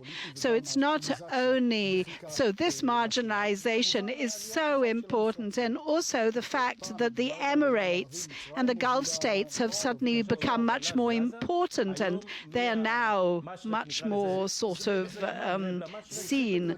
I mean, how did it start? It started from Egypt to Saudi Arabia, and then to Iran, and then you spoke about a certain territory that was actually given back to the Saudi Arabia. So look at MBZ, a young leader with various aspirations, but does he want to be a regional force? But boy, yes, he's got lots of ammunition, and he's got the an air force. Undoubtedly, it's not quite in his hands. He's not quite the leader of a regional force, but yes, they are marching towards normalization.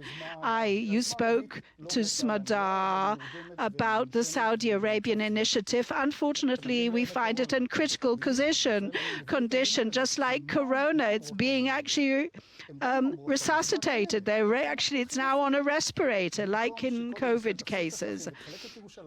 So instead of, Israel giving back the land and the territories, etc., they're saying instead of that, because that hasn't happened, let us now give some incentives to Israel. Then there'll be more security. That is what they believe, and Israel will progress, and sort of the situation will improve in such a way. I'm going to ask you a challenging question. In Intel, they always say that the difficulty is to predict the future. It's very difficult to do so, and also because one's imagination fails to do so. But I would like you to imagine for a moment, there's always a quarrel between whether this upheaval, which is a better name than the Arab Spring, as it was coined, is it still going on, or has it faded away? So I'd like you to answer that. And also I'd like you if we assume that it hasn't concluded, then what other surprises can we expect in the future? I mean, please go wild. Don't hold back with your sort of suppositions. Now, the question is whether this turmoil has sort of really exhausted itself, yes or no. I think that, yes, democracy will now shine from the skies, but unfortunately it hasn't happened. Anyone who analyzes this region can see that. But if we look at what has happened over the last 2 years in the Arab world, I mean, there are various countries that we talk about less. Here in Israel, Sudan and Algeria, where we saw real upheavals. Omar al-Bashir, for example, and al-Flika, we saw they were ginormous, and suddenly they have been toppled. And I think that the Arab leaders know that full-heartedly. So if you look at the various regimes, I think more than ever now, they do want to ensure their survivability. So if you, even for example, in the context of the UAE and Israel's peace agreement, I think that MBZ took into account that there would be a reaction from within, and you haven't seen demonstrations in Dubai or Abu Dhabi, but also they wanted to take into account the Palestinian reaction and Hezbollah, etc. So of course it still interests the Arab world. How will they react and what will happen? But I think that ultimately regimes are more prepared for such upheavals, at least in some of the places. Sisi, for example, in Egypt, who has ensured the continuation of his regime, I think, until 2024, when he can be re-elected, even until 2036. So they're now better prepared, and the oppression is much more significant. And so you can see where there are Iraq and Lebanon, for example, you can see different kinds of regimes. Just over the last year, you haven't got this sort of omnipotent leader. I mean, but it's not like in other countries. No, I mean, I just prepared my question in advance. Lebanon, for example, this terrible explosion at the port, it's not only the port, it's a total explosion of that country, an implosion of the country, of infrastructure, the economy, their waste, the refuge is being sort of piling up in the streets. Can you, when you look sort of at Lebanon in the future, can you seeing it sort of falling apart into various cantons and federations? We spoke about that in the Iraqi and even Syrian context. What is going to actually happen to our neighbor? Will this leak over to us if it happens to Lebanon? I think that ultimately, when you look at Lebanon, there are still too many power groups there that have vested interest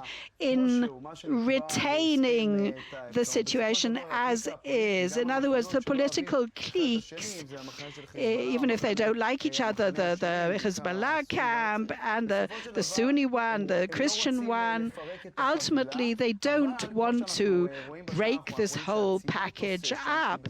But the public is very vibrant at the moment. And the connection between them, and there's tremendous tension there to such a degree that you can't even explain it. I mean, look at, for example, the people went to the streets against the regime if it was because of the refuge that's building up in the streets or other things. And now if you look at Hezbollah, when it went into Syria and Israel, they said, oh, there will be tremendous fermentation amongst the Shiites. And they did succeed in overcoming that. But now we saw the explosion in Beirut that they connected to the Hezbollah and others. It's still not a critical mass in the Shiite camp. We haven't seen that as yet. What we have seen, and I think that will continue and remain with us, is that there is a tension between the Sunni camp, the moderate camp, the Emirates, Bahrain, Saudi Arabia, and other states, as opposed to the Shiite camp of Iran, Syria, and Hezbollah that have not said their last word as yet. I just want to mention about Lebanon. Based on their constitution, they have to always have a Christian president since 1943. I'm waiting for the moment that if suddenly there's an explosion and Nasrallah suddenly says no, since there's a very high percent of Shiites in Lebanon, then I ought to be the president. And don't forget, he's got the population. That strength he may suddenly come and claim, and then you'll suddenly find Lebanon under the sort of the auspices of a Shiite force. And they don't want that to happen. We don't want it to happen, but they might reach a state of anarchy, and that'll have implications. So if we're talking about a moderate camp that oppresses the people, as opposed to a radical camp that could really try and take over in all sorts of places, even like Iran. Just wanted to add something here. I think that we have withdrawn back to the situation we're talking about the Sunni and the Shiite camps, and that is what has happened. The Sunnis somehow cohere, and the Shiites do the same. There may be sort of internal controversy, but they are that against that. And in the Arab League, everything that happened was basically a joke. I don't know if you saw, but there was an interview that we had here today with Haim Saban, and he said that he spoke about with Mohammed bin Salman, the MBS, the Saudi heir. And in the interview, he said, leave me, the Iranians and everyone else really are killing me, the men in the street. But I don't want to go there. But that's what I want to talk to you about. Are the reactions in the street so bad? I think the people who write their reactions on Twitter are the more enlightened group, the sort of the intelligentsia that are closer to us. In other words, they're in the social networks, there's a kind of misleading situation. Yes, but they haven't really got true import there. They're not a real force. There was a survey carried out in the Arab world just a few months ago, and they said that there's a dramatic decrease of the Arab world, the people in the street, in what is happening between the Palestinians and the Israelis. It's as if it interests them a lot less. You spoke about the Sunni camp. I think that camp, in the context of what we're talking about, they are moderate, and we should pay attention to them, because Egypt, the Emirates, and the other, what is happening there is against what is happening in that Sunni group. Now look at Turkey, for example. They are no less of a threat than Iran. Look what's happening in Libya, Syria, and the Middle East. Look what they're doing in the Mediterranean, for example. They're no less of a threat than Iran. I think we spoke about the green wave with Tunisia and Morsi, and this is dissipated. And so now don't forget that Israelis can still go into Turkey till this very day. But it's still... no, but what I'm talking about, a decrease of the political Islam, which is in our favor, the Israelis. And thanks to Sisi, for example, example, so many positive things have happened. For example, the eradication of the Islamic State, ISIS. But there's an alliance that isn't steadfast, although there is a military camp in Qatar. But if you look at what's happening with Trump, who wants a big achievement, he wants to remove the sanctions over Qatar, and inter alia, he wants a cooling of the political ties of the, and if he does achieve what he would like to achieve with that kind of cooling of relations and the removal of those sanctions, if he does, then I think that the Erdogan's aspirations to be a hegemon in the Middle East will have to sort of wait on the back burner, just like the Iranian leader as well. They both have aspirations of hegemony, but they haven't disappeared altogether, but they find themselves in a rather problematic reality. The fact that they can't export their oil, and the nuclear issues, and Corona, of course, on top of everything, and Turkey, with also an economic crisis. It's not number 15 position in the world from an economic point of view. Do you remember? Well, let me tell you, I mean, they try and find people that they can work with. From, yes, I think from naught, they suddenly spiraled to 100 with problems with their neighbors. But I think that Erdogan did manage to stop things happening in Libya that they didn't want, and he's signed an agreement that enables him to have drilling rights, more significant drilling rights in the Mediterranean, and so I mean, for a moment, I know I wanted to ask you another question vis-a-vis the Arab League questions, vis-a-vis the interference of Iran and Turkey into internal issues of the Arab states. Oh, okay, so I'll tell you where that happens. Where do they encounter? They meet via Zoom. No, but they meet in Egypt.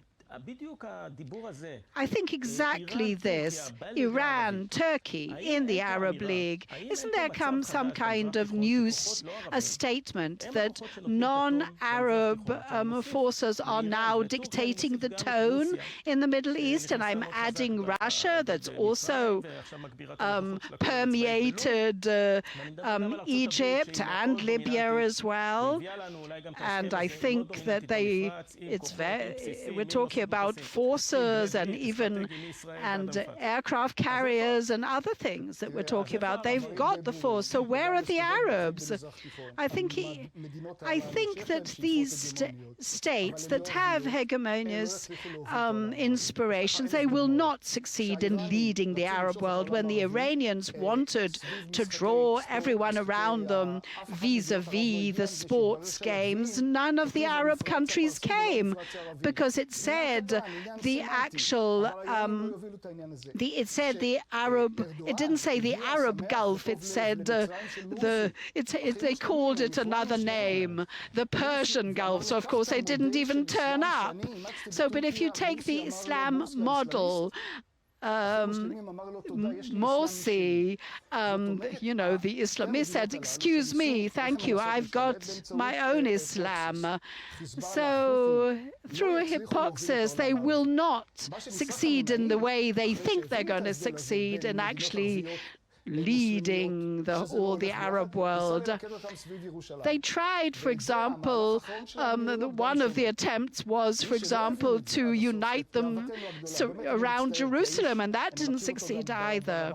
So I think that Abu Mazen, who I know personally, for him to come and say that if there's no normalization, there'll be no agreement with Israel.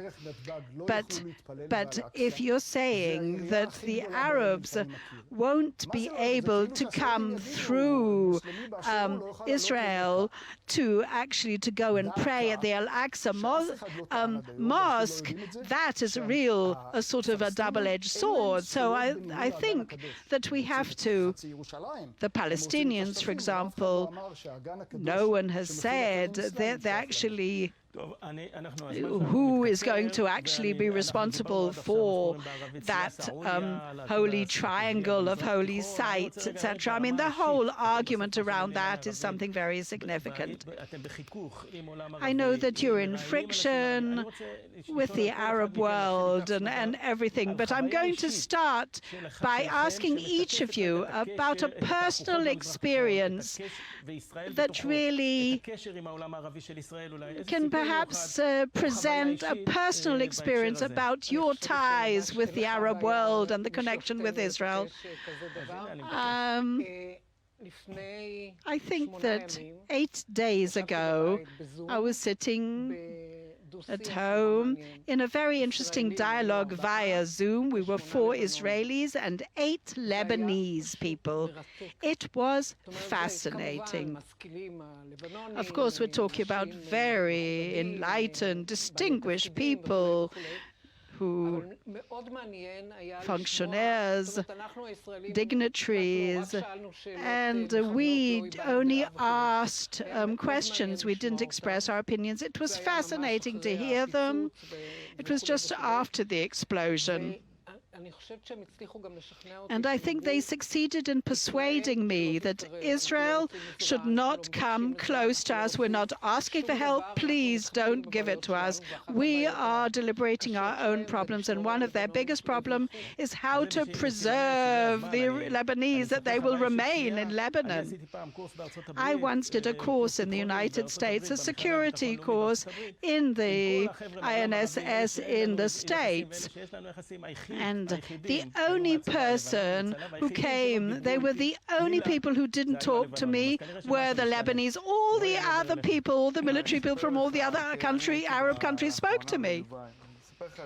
I was recently in Dubai, and I had an interesting experience there. We were walking along the promenade in Dubai. We were taking photographs, and we were filming there. And some security people took our names and then he said to the photographer, "Hey, what, you're going to arrest them and detain them? Because you don't want a diplomatic incident, do you? We're now having peace talks with them." So they immediately turned around and walked off. I think that symbolizes enough, no? It certainly does signify it. So, yes. So wait. I don't think that the Israelis should stampede and run to Abu Dhabi yet, but wait, it's interesting. Now, with what speed will the Saudis open their airspace for Israelis? I don't think, yes, they'll open that, but I'm not sure they're going to open an embassy that quickly. But if they do take those steps for the whole issue of the holy sites, yes.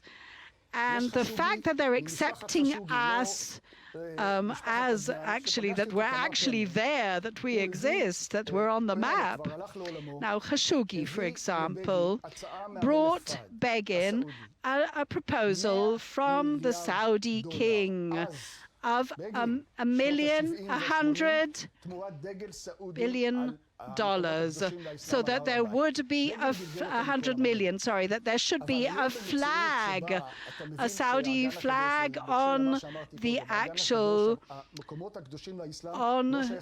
Islam holy sites. And he told him just to go away, and he didn't accept it, Begin, at the time. Now, but I think that if you look at the situation, I think that so much could have happened earlier on, if you look at the situation nowadays. Now, let's just go back for a moment to various other issues. I've only got a minute left.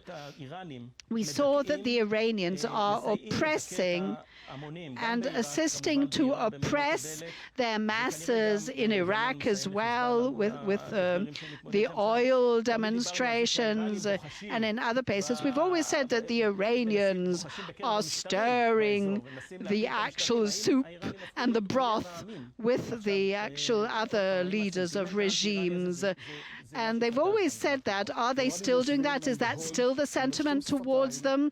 They're sitting back, biting their lips. They're eating a great deal less, but because of the actual sanctions, and waiting and praying for Biden's election. If it doesn't happen, then I think there are going to be very serious steps with their nuclear program taken against him if he's not elected Biden. So I believe that the Iranians will become our friends. They don't want the ayatollahs. It's a very high percentage are those under the age of 40. They want the sneakers and the Western culture. I believe that it will happen ultimately, and they will be our best friends once again. I think we ought to pay attention that Iran is acting outwardly in the skies, but most specifically on the ground in the countries surrounding us should truly trouble us, because they are doing things. So it will be continued on Twitter and on the social network. And now let us move over to the Iranian chapter of this conference.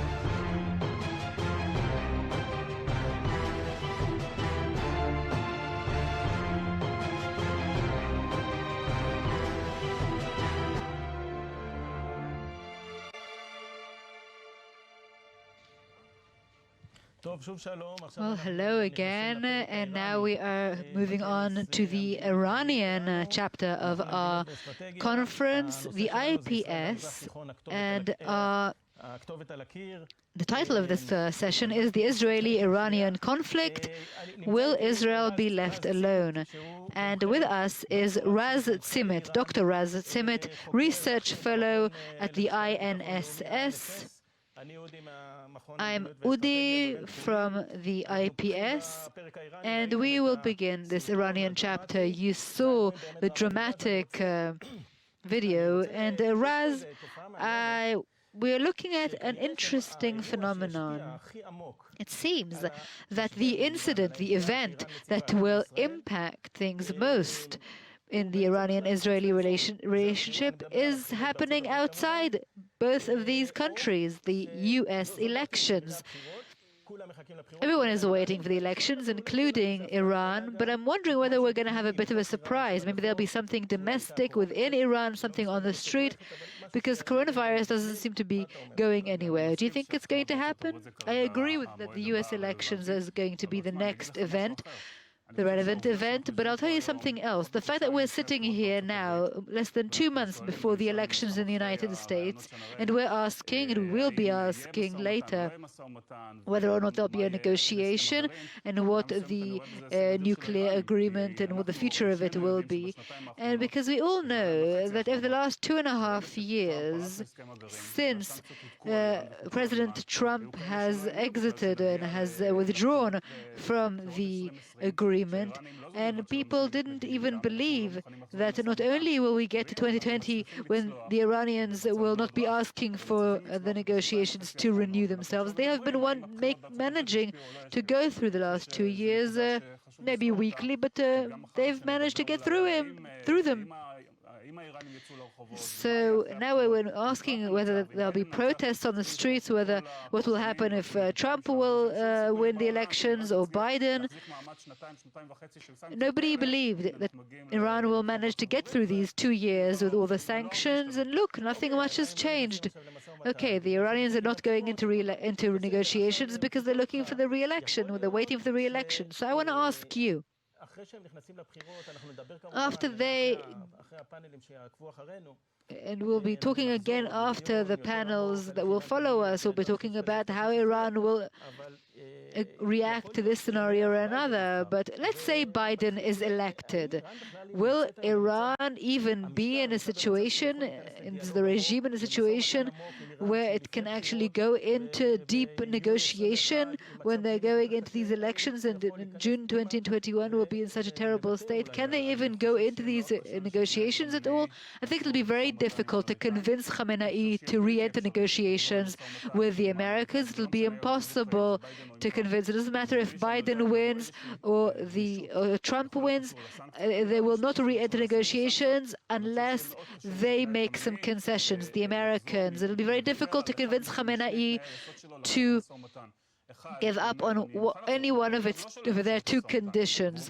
They're not saying that they won't go into negotiations, but it has to be not be bilateral, but P5+1. That's one condition. The second condition, the more important one, is that the sanctions be lifted. Even if the Americans will allow the Europeans to have some sort of a credit line to Iran, and they'll be allowing them to sell some more oil, that will help the negotiation table. That will help them re-enter it. And in between November 2020 and June 2021, which is when there'll be elections in Iran, there's not enough time to go into a new agreement. And I think the most optimistic scenario is some kind of dialogue between Iran and the United States that will stop the escalation. Okay, so basically we're going to just keep, standing on the spot. It's going to take time. Now we will move on to an interview with General David Petraeus, grappling with the Iranian challenge. General Petraeus was the former director of the CIA and the former commander of the U.S. Central Command, CENTCOM. He's very experienced when it comes to Iran. He is currently the head of the KKR Global Institute. His presentation will be followed by a talk with a panel on the subject, and then you and Iraz will return. Thank you. I'm privileged to have to keep this dialogue with you. You are a legendary general, hero, soldier, head of the CIA, the intelligence world. I mean, I think you have done everything besides being president of the United States. And you deserve it. Well, as have you. And it's a pleasure to be with you. Thank you very much. So I would like to focus with you on Iran. Iran is a major threat, almost existential threat to the national security of Israel. What is your opinion? How can we tackle with this threat from U.S. point of view, and if you can recommend us from Israel point of view? Because you have covered all areas. Well, first let's start by always recalling what it is that Iran wants to do and wants to achieve. It clearly wants to establish hegemony over the Shia Crescent, that stretch of land, if you will, that runs from Iran through Iraq, through Syria, and then down into southern Lebanon and Hezbollah. It would like to Lebanonize some of the other countries in the same way that it Lebanonized Iraq. And by that I mean that it has achieved enormous muscle on the street in Lebanon, and then also, of course, a very substantial amount of power in the parliament to where they have at least veto power, if not more, as we have seen in recent years in particular. And they'd love to achieve the same in Iraq, and they are trying to do that through the various Shia militia that they support, militia that we defeated during the surge in Iraq back in 2008, and that largely stayed off the streets until, sadly, the threat of the Islamic State in northern and western Iraq gave them a reason to be back on the streets in uniform with weapons to first halt the advance of the Islamic State, and then, of course, to help roll it back together with the Iraqi security forces, who were supported, of course, by U.S. and coalition elements. But they'd like to achieve, again, Lebanization of Iraq as well. They have positioned, they have parties that are very closely aligned with them. But of course, the killing of Qasem Soleimani was an enormous setback. As you well know, he was the head of the Quds Force for some 22 years, an extraordinary period of time. He really had taken on importance, perhaps second only to the supreme leader in Iran, certainly when it came to regional foreign policy. You may recall me recounting in the past the message that he sent to me during the Battle of Basra in March and April of 2008, a message through the president then of Iraq, and it said, "General Petraeus, you should know that I, Qasem Soleimani, control the policy for Iran when it comes to Iraq and also to Syria, Lebanon, Afghanistan, and Gaza." And so this, again, this statement of the kind of power that he had, that meant that he was not just the equivalent of the director of the CIA for Iran, not just the equivalent of the U.S. Central Command commander and the Joint Special Operations commander, but also essentially the most important regional envoy, the one determining the policy. Essentially, he was saying, don't pay any attention to those folks from the Ministry of Foreign Affairs. You should have dialogue with me. And so his killing was an enormous setback to Iran. And I would contend that it also helped to reestablish a considerable degree of deterrence, at least of direct Iranian action against U.S. coalition and other forces in that region after we had not taken significant action in response to the hijacking of ships, the downing of a $130 million American drone, and the strikes on the Abqaiq oil facility in eastern Saudi Arabia that took out about 5% of the world's oil production capacity. So again, they have wanted to achieve this degree of hegemony, and clearly it is not in the interest of either of our two countries or the interest of our Gulf state partners to allow them to do that. They also, of course, have sought to develop nuclear weapons and the means to deliver them, along with, of course, also ever more accurate and long-range missile capabilities, and indeed these malign activities that I've described, the support for militias in not just in Lebanon, but also in Iraq and Syria, to a degree in Yemen and in other places in the Gulf region as well. So that is what they have sought to do, and it is very, very worrisome for all the countries in the region, and also, of course, the United States and our partners in Israel. And what we can do, of course, is to seek to constrain their ability to achieve what it is that they want, especially that which is so threatening, which, of course, is the nuclear capability. Now, one can argue about the merits and demerits of the nuclear deal. You may recall that the chief of staff of the IDF at the time that it was signed said that that deal actually made Israel more safe for 10 years. And of course, that highlights the shortcomings. I think there's no disputing that getting rid of all the medium enriched uranium was good. Getting rid of 99% of the low enriched uranium was positive. Reducing the number of centrifuges that were spinning was also reassuring. Eliminating the path to a plutonium bomb was positive. And so there were features of that agreement that I think were indisputably positive, but there were also features that I think were indisputably worrisome. And these had to do with the end dates for the various restrictions on the program.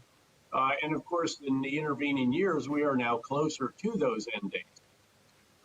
So at the very least, what needs to happen going forward is there has to be some mechanism that can extend the limitations on the nuclear program, which will be very, very challenging, especially given Iranian rhetoric just in recent days about that, saying that all they will do is return to the former agreement, not agree to discuss any extensions to it. And then also we need to figure out how to constrain the missile activities and the malign activities. Now, a lot has been done in that regard. The reimposition of sanctions by the United States and ever tightening those has dramatically reduced the resources available to Iran to do that, has taken probably 2 million barrels per day of Iranian production off global markets, if not even more, and has had a significant impact, of course, on the Iranian economy, the Iranian currency, and so forth.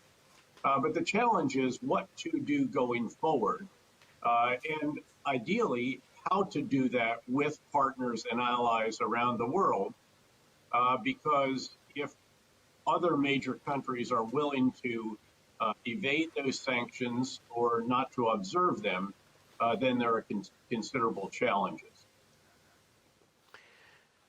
You know, I do think that the retirement of General Qasem Soleimani was too late. And his little brother, Imad Morania, also retired too late.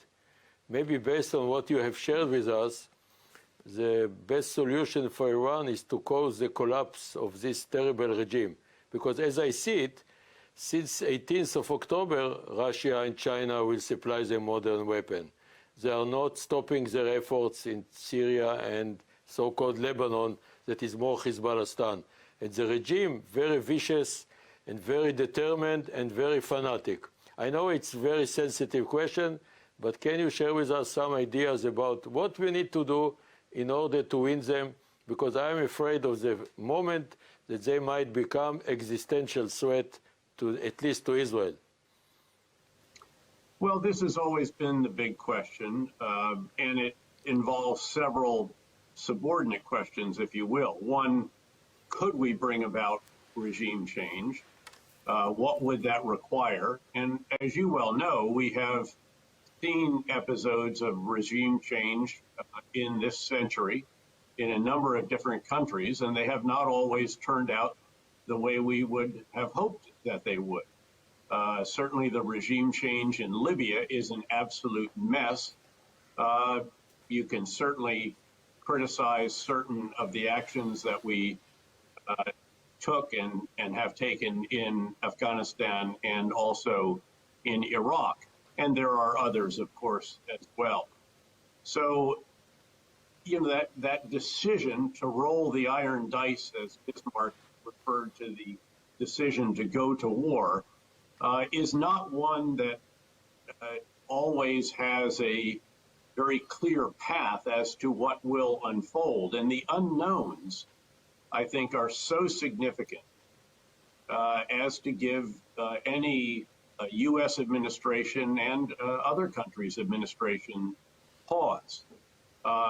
It is a different matter to ask about military operations to take out nuclear capabilities. It's publicly known, of course, that when I was the U.S. Central Command commander, there was a plan indeed to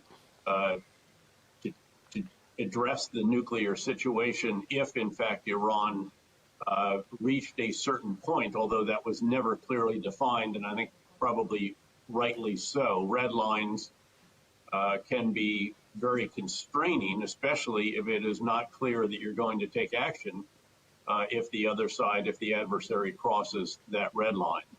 So what I'm laying out here are just the sheer unknowable actions that could result from an effort to bring about regime change, and without any real sense of what it would take to do that.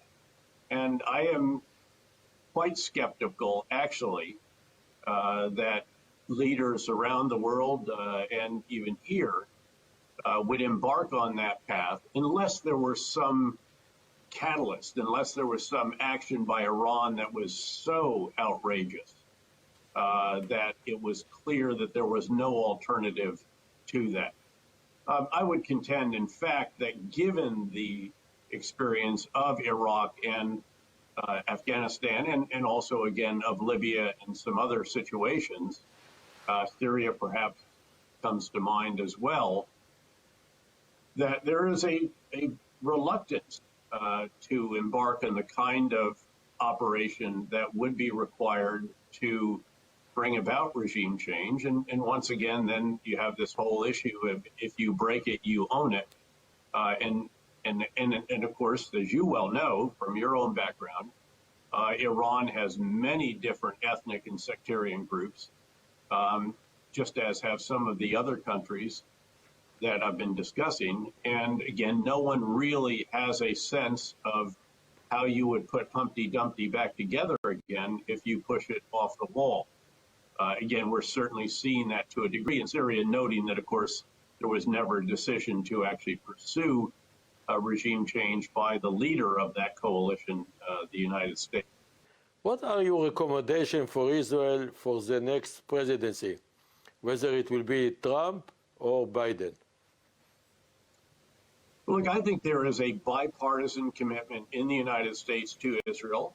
Let's remember that Vice President Biden was part of an administration that made the largest ever commitment in terms of just sheer massive dollars for Israel in terms of security assistance. It was a very substantial increase. Israel is still enjoying the benefit of that. Israel's obviously had a very close and strong relationship with the current president and members of this administration. And that has enabled perhaps some of the advances. I think that the agreement between the UAE and Israel is very positive. And I hope that that can be actually concluded successfully, because obviously there's a bit of a glitch right now having to do with the sale of F-35s to the UAE. But look, Washington, in a bipartisan fashion, is Israel's best friend, arguably in the world, and certainly the one with the greatest resources. It has always come through in the past. And even, frankly, as you know, Amos, even when there has been friction between leaders of our two countries, the relationships between our militaries and our intelligence organizations have always been just like this. There's never been any daylight. We have always cooperated, coordinated, worked together, and of course brought our very considerable assets from both sides. And Israel has some very, very considerable assets, as is very well known. So again, I think that there can be an assumption that there is always going to be that level of support. The key is obviously to make sure that a step is not taken that causes that to erode. And I think there are certain issues, obviously, you would know well, and the Israeli citizens will know well, that have to be approached with considerable care, and that have to be discussed mutually, and so forth. But I think, again, that recognition exists on both sides. And I think that there is going to be very, very strong support, regardless of what administration is inaugurated in late January. General, thank you very much. It's really good to see you. Excellent to see you. I hope to see you again soon. And thank you again, and all the best. It's always a pleasure and a privilege to be with you, Amos. Thank you. Thank you very much. Thanks for what you have done for your country and for ours. Thank you very much. I really appreciate it. Thank you very much for your time. Thank you.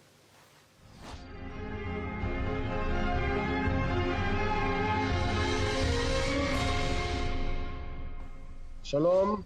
Hi, everyone. The Israeli-Iranian conflict raises the question, will Israel be left alone? I'm honored to be joined by a great panel. Hello to Dr. Dalia Dassa Kane, Director, Center of Middle East Public Policy, the RAND Corporation, and Ambassador Dennis Ross, Counselor, and William Davidson, Distinguished Fellow at the Washington Institute for Near East Policy, and a long veteran of the Middle East peace process. Major General, retired Nitzan Alon, Vice President and Chairman at Thematic Defense. And not so long ago, the man who was dealing with the Iran issue at the IDF. And Major General Reserve Amos Gilad, Executive Director, Institute for Policy and Strategy at the IDC Herzliya. Shalom, everyone. Thank you for joining me. Thank you. You know, in a few weeks, there will be another election campaign in the United States. It will be tense, it will be crucial, it will be hysteric, it will be violent, and it will have major effects. We will deal with one aspect of regarding this election campaign, which is Iran. Trump has questioned the benefits of U.S. military intervention in the Middle East and pulled out of the nuclear deal reached with Iran, but Trump has sent more troops to the region after the withdrawal because it will increase tension. Biden, who was Obama number 2, has said he will deal with Iran through diplomacy and re-enter an agreement, but only if Iran first return to compliance with the deal restrictions on its nuclear program. Biden wants the U.S. to support for Saudi Arabia's war in Yemen, which Trump has defended, and Trump thinks he will do a deal in 30 days after he'll be re-elected. So they both have issues on Iran regarding this campaign, and I think the first question is, what will happen if one of them will be elected? One of them will be elected. Do you see a real shift in United States policy if Biden will be back at the White House as president? Will he return to the Iran deal? Let's start with Dennis Ross, who has close ties and understanding of Washington inside the Beltway. All right, look, thank you. Nice to be with all of you. Look, I would say that if Biden is elected, there will be changes. There'll be changes in style. There'll be changes in substance. The style will be a style that will be one characterized by the United States not going it alone. It'll be characterized by, I think, first coming to a common set of understandings, at least with the British, the French, and the Germans when it comes to dealing with the Iranians. Maximum economic pressure, which is what the Trump administration did, succeeded in putting enormous amounts of economic pressure on Iran, but tended to isolate the United States more than it tended to isolate the Iranians. One example of that being the British and the French and Germans were not even prepared to support the Trump administration in extending the conventional arms embargo that was part of UN Security Council Resolution 2231 that basically enshrined the Iran nuclear deal, the JCPOA. So the first area of change will be coordinating closely with the allies to create common positions. Secondly, as you said, there is a declared position of being prepared to go back into the deal, but not immediately. What we're going to see if Biden is elected is that the Iranians will come after the inauguration and say to the administration, you owe us. We don't get her back into the JCPOA until you give us sanctions relief. We need sanctions relief up front. The new administration will say, look, you have to be in compliance with the JCPOA. And it's not, by the way, only that you're not respecting the limits on how much can be enriched, how much can be stored, what's the level of enrichment. It's also that you have installed 2 cascades of advanced centrifuges. And those advanced centrifuges you installed 4 years before you were entitled to do so under the agreement, which means your know-how is at a very different level than it would have been according to the agreement.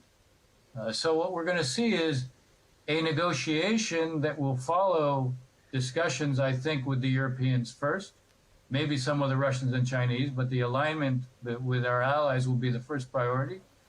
You'll end up getting back into a negotiation because the Biden administration will emphasize diplomacy, but don't expect there to be an immediate agreement because the Iranians are going to come pressuring to get sanctions relief. The new administration will focus on getting compliance with the limitations that were built into the JCPOA. And the Iranians themselves, because they're going to have an election coming up, how free and easy they will be capable they will be to negotiate a quick agreement is something we'll see. No doubt the internal pressures will be quite real. But I still suspect that those who expect will immediately see a resumption and an agreement between the two sides.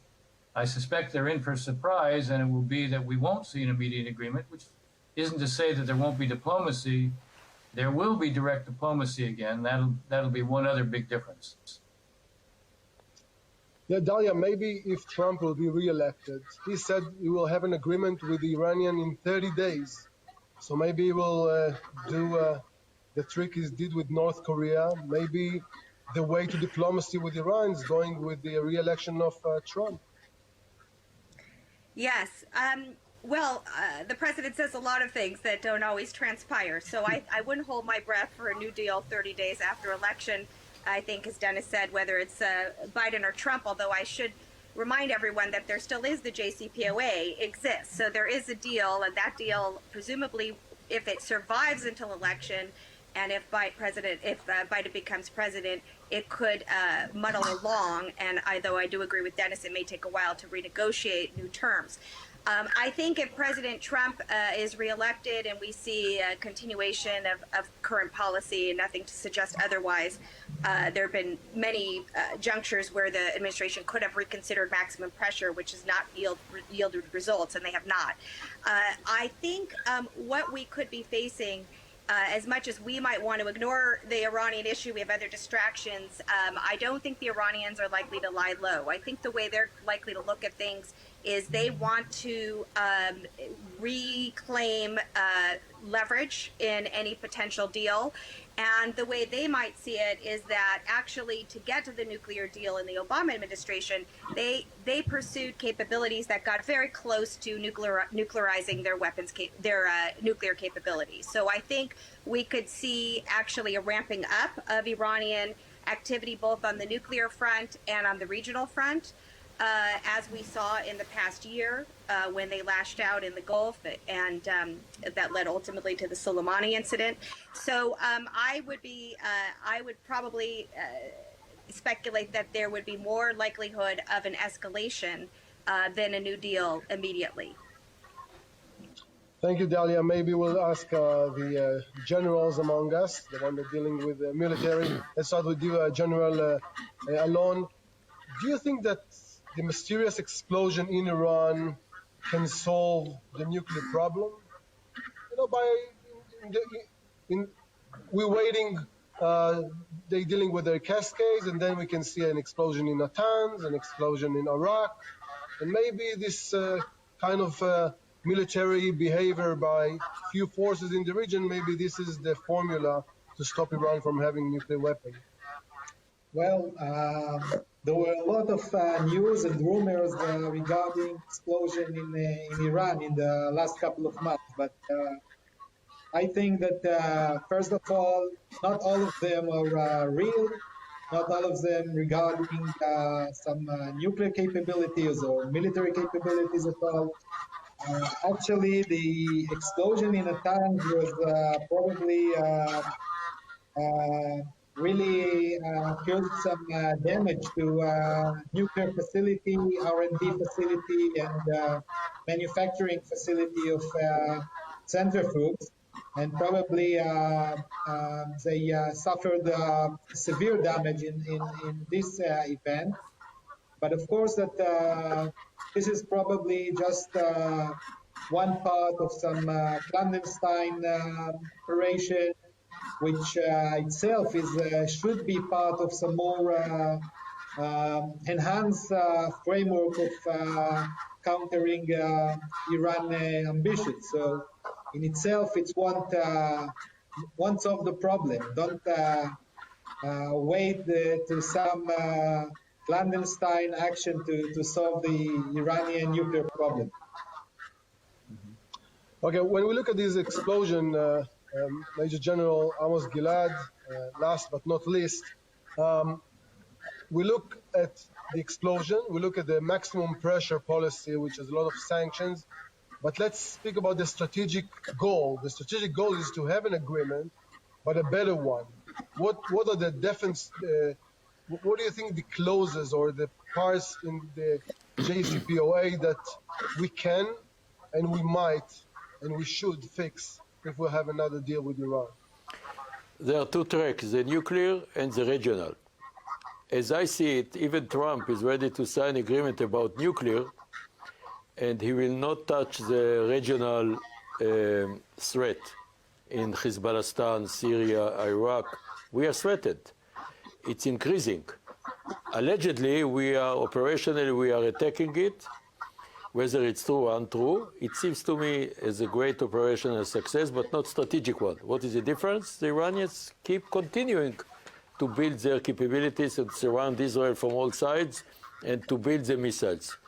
Unfortunately, I do think that if Trump gets elected, he will be ready to sign historic, the best agreement in the history of the world that will not include all kinds of threats besides the nuclear.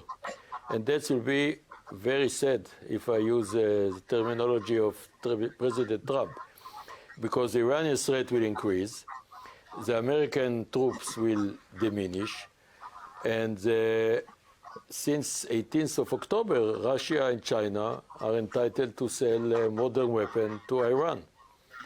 And it will destabilize the balance in the Middle East. And more important than everything, Iran is obliged to their ideology, religious ideology, that preaching to exterminate Israel. And they will not drop it, in spite of the economic difficulties and so on. So if there are explosions, operationally, they are good, like the retirement of General Soleimani. But that's not the strategic solution. Yeah, I want to pick up on your things and go back to Ambassador Dennis Ross. You know, in your last book, you spoke about policies and politicians and about how we're dealing in the Middle East as a whole. And I would like to ask you, you know, the assumption when the Obama administration dealt with Iran diplomatically was that let's close the nuclear issue, and that might help them to act more nicely in the region. We can now say for sure that that was a huge mistake. What lesson can we learn from that huge mistake? Well, I think there are a couple of lessons that need to be learned. One, there were some of us at the time who were saying, if the assumption of this agreement is that Iran is going to behave better in the region in the near term, it's an illusion, because the supreme leader is going to have to demonstrate that he hasn't given up his ideology by doing the deal, so he will become more active, not less active, which is, of course, what happened. I think the bigger lesson here is not looking at whether the ideology in Iran is going to go away. It's not going to go away, as Amos said. The bigger issue is any deal with the Iranians that's only limited to the nuclear one sustainable if, in fact, you don't have at least some understandings on the region? And my point here is that if Iran continues to operate in the region the way it does, and I agree with Dalia, the impulse on the Iranian part, especially in the aftermath of a Trump re-election, will be to try to raise the pressure, because the expectation is that's what will drive Trump to pull all forces out of the region. The point here is that you need to understand there is a relationship between what is done on the nuclear file and what is done in the region, because even if you get a deal but you don't do anything in the region, sooner or later we'll have to react to what the Iranians are doing in the region. And that will force a new set of sanctions, and the Iranians will cry foul. So no nuclear deal is sustainable that doesn't at least have some element of lessening the dangers within the region. Now, is there a grand deal that's possible? No. But there's a big difference between having a nuclear deal on the one hand, and at the same time, let's say having a deal that produces a set of red lines that are understandable. For example, that the Iranians won't continue with the precision-guided project in terms of putting precision-guided capabilities on the rockets and missiles they provide to Hezbollah and others. That there won't be advanced surface-to-air missiles that go in. If you create certain understandings that limit the kinds of weapons that the Iranians can be emplacing outside of Iran, especially in Syria or Lebanon, then that reduces the risk of conflict. It's not going to erase it. Because again, if you think you're going to get a grand deal with the Iranians where they're going to change who they are, that's also an illusion. But you can get a deal that reduces the risk of conflict, reduces the risk of escalation, and basically does deflect and delay, I think, what will be the prospect of Iran ever having a nuclear weapon. I don't believe the Iranians will ever sign up to a deal that makes it impossible for them to have nuclear weapons. I do believe they can sign up to a deal that defers it even farther down the road than what we see now. But in return for that, they're going to ask for a lot, especially economically. So do you, as Dalia, think that we are on a path for escalation? And what do you think are the means or the ways that we can avoid this path? We should pay attention to what we call this, which is part of the regional front, like the LRFP, long-range precise fire, that capabilities that Iran achieved, and which not threaten only the Israel and some other country in the region, but it also have some major influence on the American capability to, and the American framework, conceptual framework of the American power projection in the Middle East. I think that those Iranian conventional, advanced conventional capabilities threaten the ability of the American military to be in the Middle East, to be in Qatar or in Saudi Arabia, or even to use his aircraft carrier in the Gulf area. So this is something that both Israel and the U.S. should pay attention. It looks like some operational issue, but it has some real strategic one. Dalia, I want to ask you, do you think that the full pressure policy with the military option, as was described, is still putting alive the option of regime change? Can we still speak about this dream of a regime change in Iran that will change the whole game? Look, I think we have to be realistic about a few things. One, I think it's clear, and the panelists, I think, are in somewhat agreement on this, that military, covert operations, sabotage, etc., does not work strategically in dealing with the Iranian nuclear problem. It's not hypothetical. We've seen attacks in, Osirak in Iraq in 1981. We now know that Saddam actually reconstituted his nuclear weapons program. It was only an army of arms inspectors ultimately in the 1990s that got rid of the program. We know from Stuxnet, despite a very successful attack against Iranian centrifuges that significantly set back the program, Iran was able to reconstitute its program and get back to a position of leverage where it was dangerously close to weaponizing its program, possibly a month away, that ultimately led to the pressure of a nuclear agreement. So I think we need to be realistic that those options can, buy some time but not solve the problem. So then we get to, and I think that also answers the question of regime change. I don't think that people talk in Washington anymore about regime change. The new word of the day is regime collapse. The idea is that, Iran is so vulnerable, which it is domestically, facing protest, facing economic pressures and so forth. But as Amos said, it has strategic global allies, China in particular. It has workarounds. This regime is far more resilient than many give it credit for. So for better or worse, I think the reality is we are dealing right now with the Islamic Republic of Iran And we're going to have to come to some diplomatic way to deal with this. So the last reality I will introduce is that I think, this notion that we can solve the nuclear and the regional at the same time is probably too ambitious. Of course, we want to contain Iran's malign regional activities. But look what we've seen. The last 4 years, really good data from reliable reports has shown that, in fact, with the Trump administration's pressure, maximum pressure, with pulling out of the deal, Iran has increased its support for non-state militia forces across the region by 50%. The pressure on Iran is not leading to a more pliable Iranian government ready to come to the table. It's leading to a ramping up of its nuclear program, not sprinting to a bomb, but certainly dangerous nuclear activities, dangerous regional activities, and continued support for its proxies.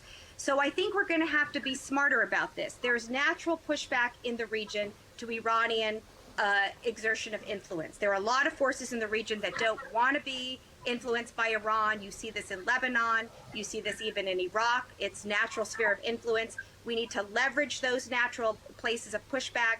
We need to leverage our diplomacy with our international partners, especially the British, the French, and the Germans. And we need to get back to a position where we're unified in the West, where we may be able to get to some leverage to add some side agreements, especially on ballistic missiles. That's the biggest concern.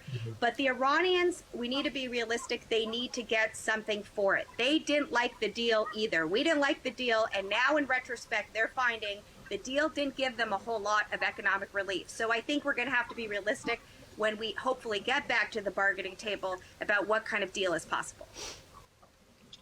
Amos Gilad, I want to ask you, if this is, as we hear from our panelists, the military option is not a whole option, and diplomacy will work to some extent because the Iranian will always lie, because this is as they did so many times before.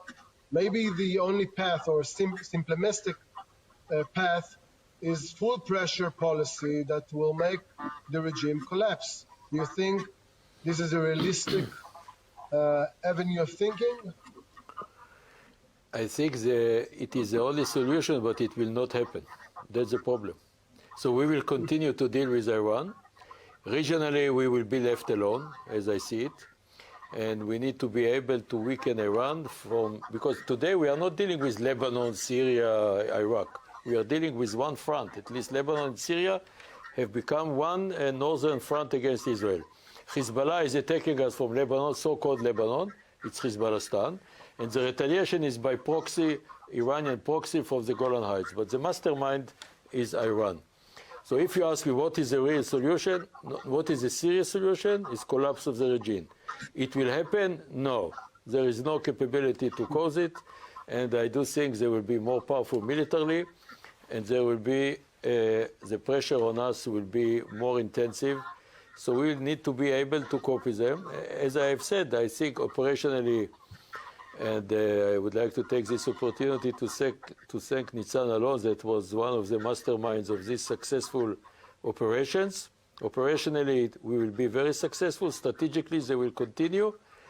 So the future is a continuous confrontation between us and Iran, and we need to weaken and to prevent nuclear, because if they get to nuclear, they will be able to threaten us, and the Arabs will follow them, as MBS has said, and maybe he's doing something.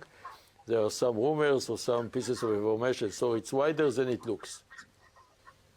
So to the, Amos, I want to focus on you on the question of this panel. Will Israel be left alone? You said yes. If it will be Biden, they will go back to diplomacy. If it will be Trump, maybe we'll do I don't know, a show with the Iranian also on diplomacy, and Israel will be left alone with its own interest. We are not left alone. We are not left alone. We do have very powerful alliance with the United States. We do have intel, defense, military cooperation. That's why the relationship with the Arab countries are so important, politically, not militarily. That's why we need to avoid provocations like annexation, all these dangerous moves. The left alone is with question mark. But I'm concerned that even Trump will be ready to sign the agreement about nuclear, or maybe Biden, it will meet the needs about nuclear threat, but not the regional threats. Okay. General Alon, militarily wise, if we are being left alone or we need to act only by ourselves, can Israel really do it alone?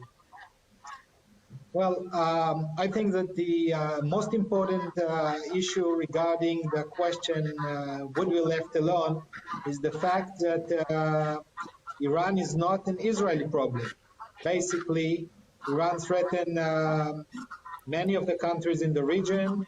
Iran threatens American interest in the region, and that is more than other issues are the reason why Israel won't left alone. But from a military point of view, Israel do have the capability to act against Iran, both in some clandestine way, but also in some overt massive operation. But the price we would pay will be very high. And of course, we don't want to get in such an escalation. But again, the Israeli capabilities are not only military ones. I think that the fact that we have allies in the region, both the U.S. as our strategic ally, but also some mutual interest with other Muslim country in the region. The fact that we have some mutual interest with European countries is, I would suggest that we will keep to look at it as more complicated and combined solution, both militarily but also diplomatic, and take advantage of the economic pressures that can be put on Iran. Thank you, Nitzan. Dalia, do you think that that Israel's ties with Arab countries, with the Sunni Arab front countries in the region, can help or can reestablish a framework that will help the next administration in the United States to use it in a more realistic way as it does before? You know, I think in Israel and some other places in Washington, you often hear this term, the Sunni, the moderate Sunni front. I think we need to be really careful about a more nuanced understanding of the Arab world. There are a lot of course, the concern about rising Iranian influence, and this is not new. It in fact really, I think, increased significantly after the 2003 Iraq War that removed Saddam Hussein, the main Sunni bulwark against Shia Iran. But so in that sense, you do have a growing widespread regional concern among Sunni Arab states about Iranian influence. But there's a lot of differences among the Arab world. You see a lot of fissures within the Arab world. So I think we should be very careful about this idea of developing a front against Iran. A lot of these players have their own interests. Even the Emiratis, of course, this is a historic deal with Israel, is quite important for both Emirati and Israeli interests. I don't see it as a game changer, though, in terms of the Iran front. The Emiratis have a lot of their own national interest. Their priorities are, while they're concerned about Iran, among their higher priorities is the influence of the Muslim Brotherhood in the region, the influence of Turkey. If anything, the Saudis are more concerned about Iranian influence. So the Emiratis are, of course, motivated by their relations with Washington. So there are a lot of other factors at play. I'm not sure that that is the kind of key strategic issue. I think the international players, especially the European players, because ultimately to get Iran to play ball, they're going to have to get some significant economic relief. And they already know that the pressure they started last summer against their Arab neighbors, worked in the sense that you saw, in fact, de-escalation between the Emiratis and the Iranians over this last year, because none of these actors want to face retaliation from the Iranians. So I don't know if we should be focused so much. Of course, it's certainly a good development, but the idea that the Arab Gulf especially will be kind of a key factor in dealing with the Iranian problem, I think, is probably a bit exaggerated. Ambassador Dennis Ross, I would like to use your huge experience in the region and to ask you, what Israel should do in order to influence the fact and not be left alone by the United States and other forces in the region? Well, I think, look, there's a context right now. Dalia is right that there isn't such a thing as an Arab front, but there is such a thing as converging strategic interests. And this by itself is not enough to sort of deal with what the Iranians represent in terms of the threat, but it's one piece of what is a larger approach. And you fold in the Europeans, you focus on where you can get a kind of broad consensus on what should be the right approach. I think from the standpoint of Israel, Israel should realize that there, in a sense, it has an interest in trying to do as much as it can to coordinate both with regional parties, but also with the Europeans and with the United States. With a Biden administration, that may be easier. There's an irony here. The Trump administration basically alienated the Europeans. And Dalia pointed out correctly, you need the Europeans, I would say, not only for economic reasons, we can come back to that, but you also need them for political reasons. You want to build real pressure on the Iranians, it has to be not just economic, it also has to be political. They have to be isolated, not us. And the irony is that it's in Israel's interest for them to be politically isolated, not just economically isolated. Now, there's also circumstances in the region right now that create real pressures on the Iranians. It's not just the domestic internal pressures they may be quite aware of and want a way to relieve, but you look at their positions now in Iraq and in Lebanon, where very significant constituencies, including Shia constituencies, are increasingly frustrated by the role that Iran plays. And the Iranians can't be indifferent to that. So one of the points here is, again, think broadly about the strategy. It's not just, all right, how do we create consensus with others? It's also, how do you begin to get a kind of collective approach focusing on where we actually have leverage collectively, and how can that leverage best be used to affect Iran's behaviors? With a fundamental premise, we are not going to strategically change Iran. Not going to happen. One of the things I think that both Amos and Dalia, even though they said it differently, Iran, this regime has a capacity to sustain itself. And that capacity to sustain itself clearly exceeds what a lot of people on the outside believe. Does it mean it'll be sustained forever? Personally, I don't think so. I see a lot of similarities between the Soviet Union in 1980 and Iran today. The only ones who believe in the ideology within Iran are those who can use it to be in power. When the supreme leader goes, we're probably going to see some form of revolutionary guard be responsible for leadership. The thing to watch is what happens in terms of the security establishment. Are there any signs of fissures there? This is ultimately what happened in the Soviet Union. So the long-term survival of this regime as we know it, I think, is in question. But what does that mean in terms of how long it's around? Nobody knows. Is it 5 years? Is it 10 years? Is it 15 years? Is it 20 years? Nobody knows. And you can't plan on the assumption that they won't be there. You got to plan on the assumption that they will be there. But they have their own needs. And one thing we've seen, when they feel they need to make a tactical adjustment, they do it.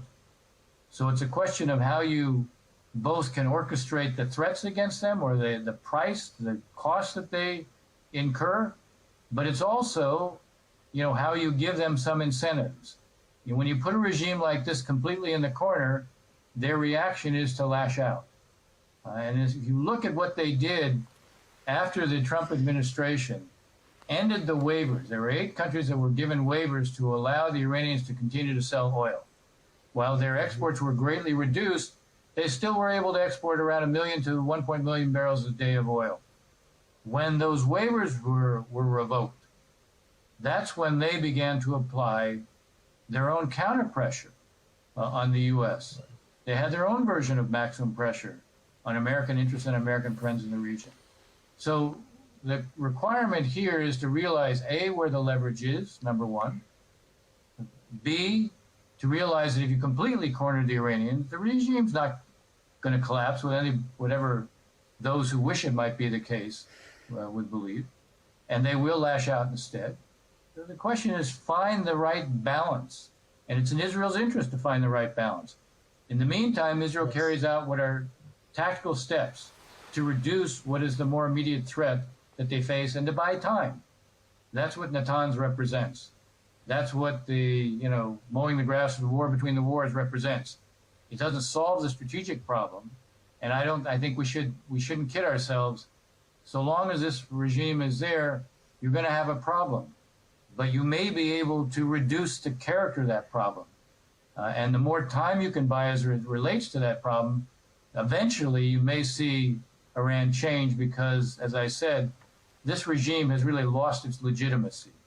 But it hasn't lost its ability to sustain itself through real coercion and the use of violence, and they've demonstrated that as well. Dennis, Dalia, Alon, General Alon, Nitzan Alon, and Amos, thank you very much for joining me. I think this is sum up this panel. And thank you very much. I hope you will enjoy this broadcast.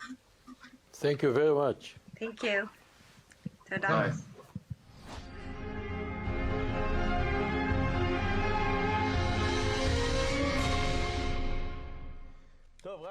Well, Raz, we're back. Yes, we sure have returned. Yes, we heard the panels and the experts who spoke before us. And again, I'd like to go back to what we were talking about beforehand. A main issue is the elections in the United States. And I'd like to ask you, is how Iran going to react in any one of those scenarios that Trump will be re-elected or Biden is going to take over? How will Iran react to each of those? Well, first of all, my impression of the discourse in Iran at the moment is that in Iran they're trying to lower one's expectations just in case Biden is or is not re-elected. Basically, everyone wants to topple the regime, but Iran has understood that things have changed over the last 2 years, and so they as well assume that even in the more optimistic scenario where Biden is elected, it'll be very difficult to restart the negotiations.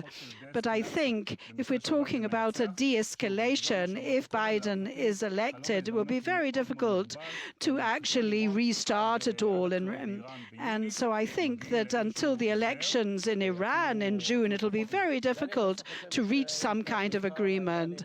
So if you think that if Trump is re-elected, I don't think that they will capitulate, the Iranians. For 4 years, they haven't been able to survive barely. So I think they will try and survive however hard it is.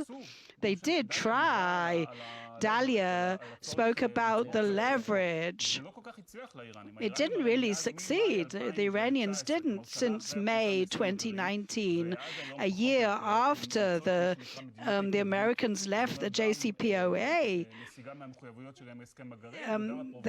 The provocations and the JCPOA and everything could only be carried out to a certain level. They were sort of curbed in their enthusiasm. They didn't manage to renew the negotiations, but it's very possible that it might happen. I can't completely negate a possibility of what happened until the actual Soleimani's assassination and everything.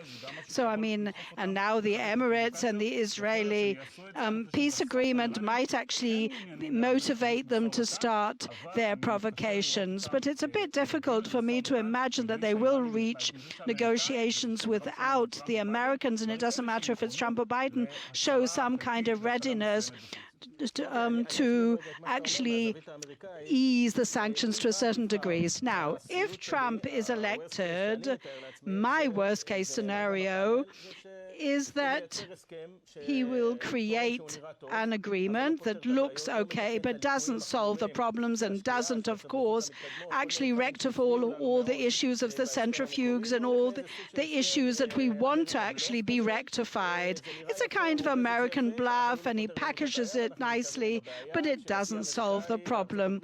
And so here, if they do he'll be able to say, I have a new friend in Tehran, just like he did with North Korea. So it's a bit problem. It's a bluff, basically. So I find it very difficult to understand Biden's strategy. He says we'll have to go back to the JCPOA, and Iran will go back to implementing their work on the nuclear bomb, on their nuclear work. And it's not only my criticism, by the way. So if you've lost the leverage of the sanctions, then how do you expect them to make significant changes in that nuclear agreement that you've just got back to and just gone back to the table with it? I can't see. I mean, the Iranians would very like that they should be allowed to have dollar transactions with the Europeans, and I do not envision that happening. And it certainly, I don't think that that would really serve the American people in any way, so I'm not sure how that would happen. So many have said that the Iranians are a tough rival, a tough foe with very significant capabilities, and they're a very dominant foe. And there are others who say Iranians will never change their policy, they will continue supporting terror organizations and calling for the destruction of the State of Israel. So if you really want change, it's only by toppling the regime and changing the regime in Iran. Well, for 41 years they've been talking about that, no? Yes, since February, yes, 41 years, you're right. So how do you envision a change of the regime? And there are sort of little swallows of that. We've seen people going to the streets, demonstrating calls for a change in the system of this religious kind of regime. But all the questions about regime change are long-winded deliberations that are always interesting, academic, research terms. They're very interesting, but I actually can't really see it happening. I'd be delighted to get up tomorrow morning and to hear that there's a democratic, secular, pro-Western regime in Iran. And it's not the only scenario. There are so many commentators and citizens in Iran who, if you say to them that it's going to collapse tomorrow morning, they'll say that it's very probable we'll find ourselves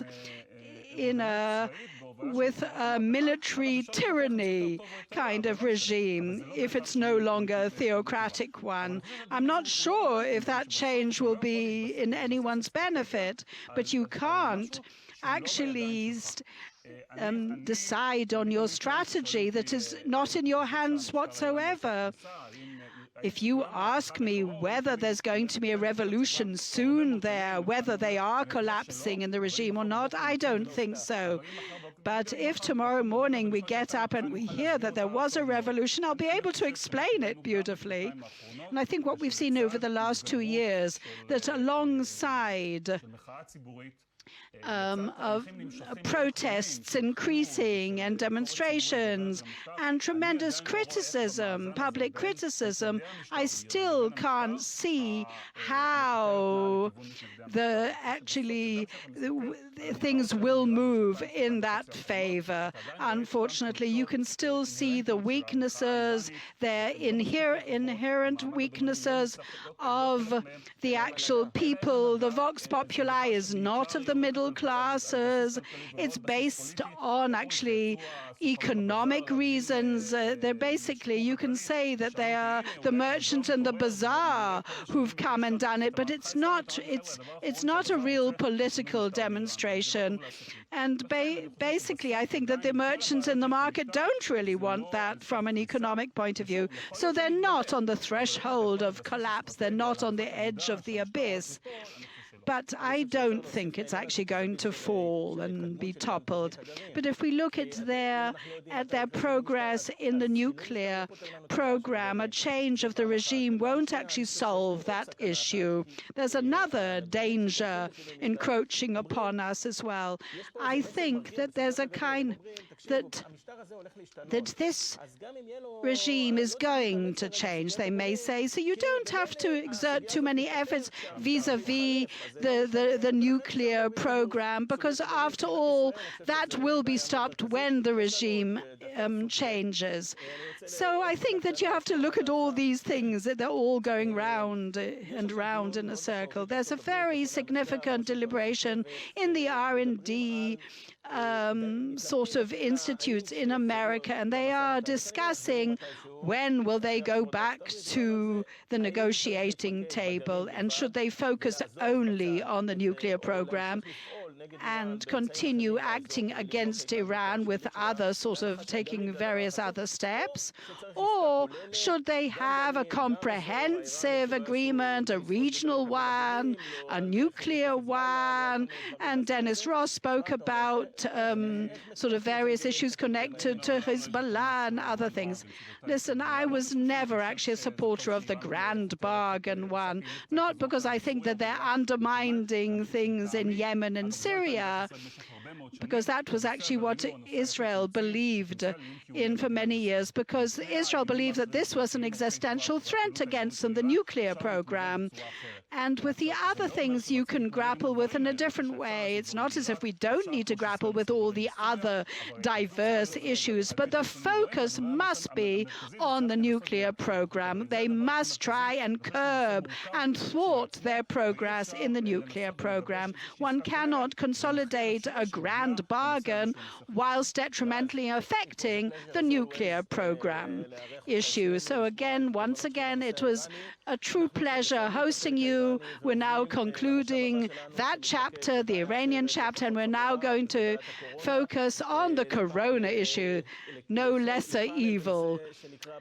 And let's talk about the issues of the COVID-19 crisis, from a wealth pandemic to a socioeconomic virus.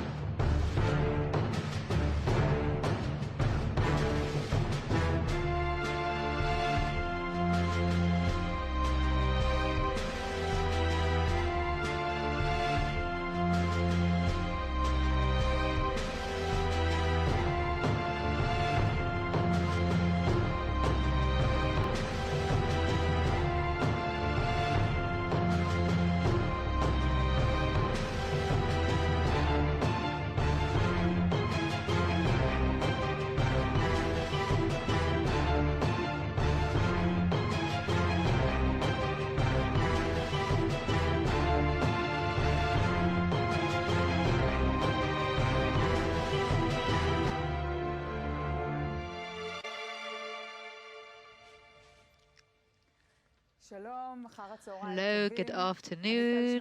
I'm Tal Schneider, the political correspondent for Globes, and I think that this is going to be the most burning and crucial panel of the conference, particularly at this afternoon hour, when we realize that there may be a lockdown, a comprehensive lockdown here in Israel.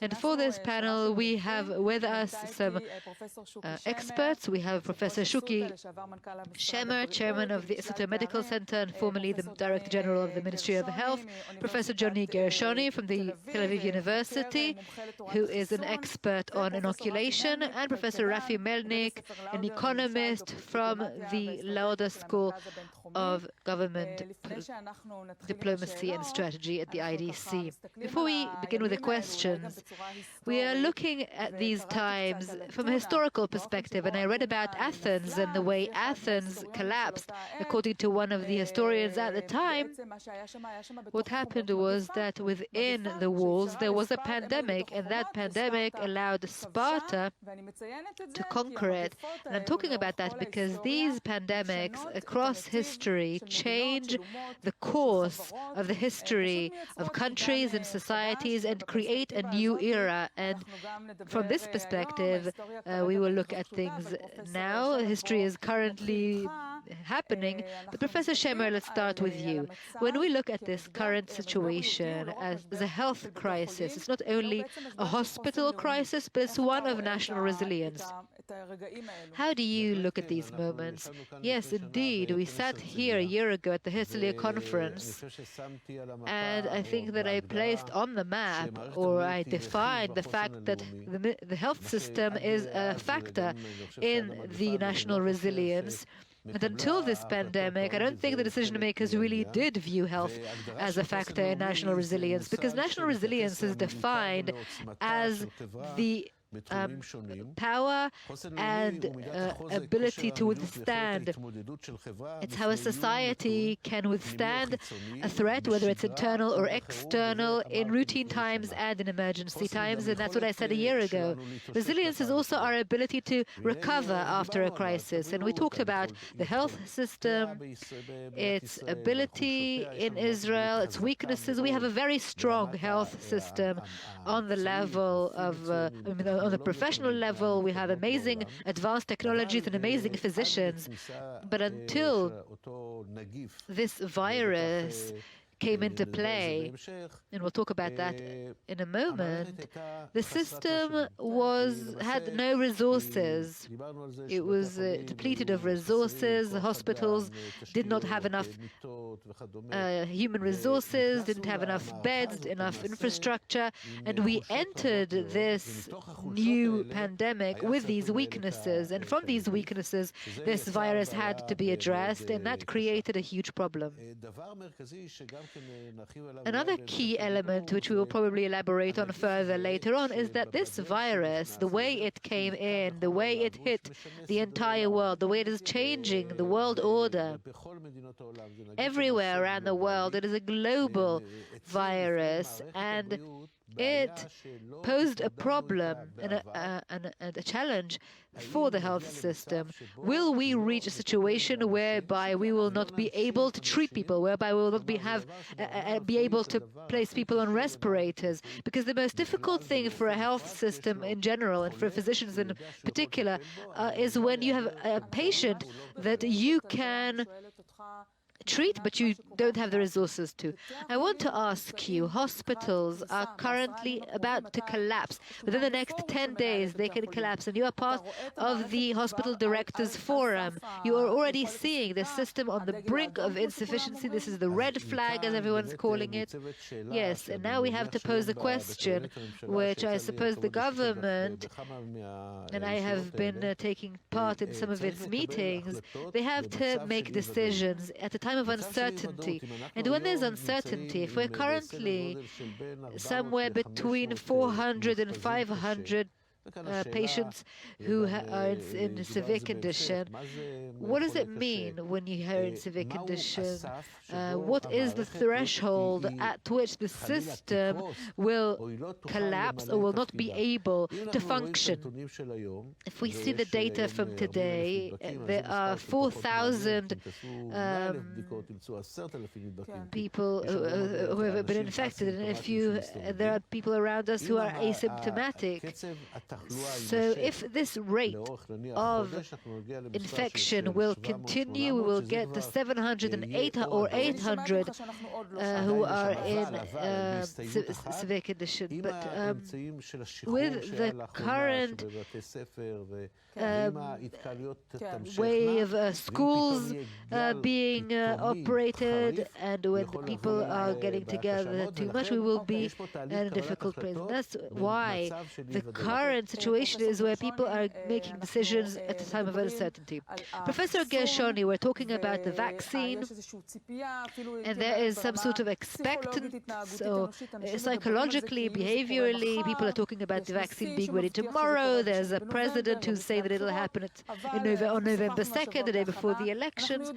But we talked this morning, and we know that it's not going to happen soon, and probably not this year. So why is it that everyone is building up this hope that there's going to be a vaccine? Isn't it better, wouldn't it be wiser to tell the public that it's going to take a year, that we need to be wearing masks for a year, social distancing, not all coming together? I mean, a year is a very long time. A year is a long time, but only proportionally because the classic time for a vaccine being developed is years. It could have easily been 5 years. So clearly, the world leaders, whether it's President Trump or Prime Minister Netanyahu, or Putin or Boris Johnson, they all love reminding their public that very soon, just around the corner, we will find the solution, and a vaccine is a solution. It's an optimistic statement, and as you've said, it conveys a kind of encouraging message from a psychological point of view. At the same time, the responsible thing to internalize is that since, in the shortest time frame, we will have a pragmatic vaccine. Pragmatic means, when will I be able to go to my clinic and pull up my sleeve, get a shot, and feel that me and my family are now protected, and to freely go about my day. The post-corona times, if you will. And that won't be before, I would say, a year from now. If I will be, I mean, if I'm wrong, then I'll be happy. I think you're optimistic. So Putin on the one hand is saying one thing, and President Trump on the other. But this is all political. They want to enjoy the fruit of the encouragement of their public. Why can we not encourage the public by saying, I'm working very hard on cutting the chain of infection? Once you set this objective of finding the vaccine and setting that as the objective, then you're kind of deluding people. Maybe we should be focusing on something more effective, maybe a sexy objective, but one that's important nonetheless. Well, as you said, it's less sexy. So who among us is happy about a wonderful algorithm? Nobody cares about algorithms. We want results. We were educated by society to appreciate the level of a vaccine. And even then, some people will say they don't want to get vaccinated. But still, we know that vaccines are the solution. They are the remedy. They are a personal solution for me. And for them to be more effective, that's essential, that's important. But as you said, it's less sexy. Our country is in this place in terms of the process of the vaccine, because I've heard that we are being misled and the Biological Institute is not very close, and maybe we're investing resources there that are a bit unnecessary. I don't know if it's true. No, it's not true. In general, the Biological Institute is wonderful.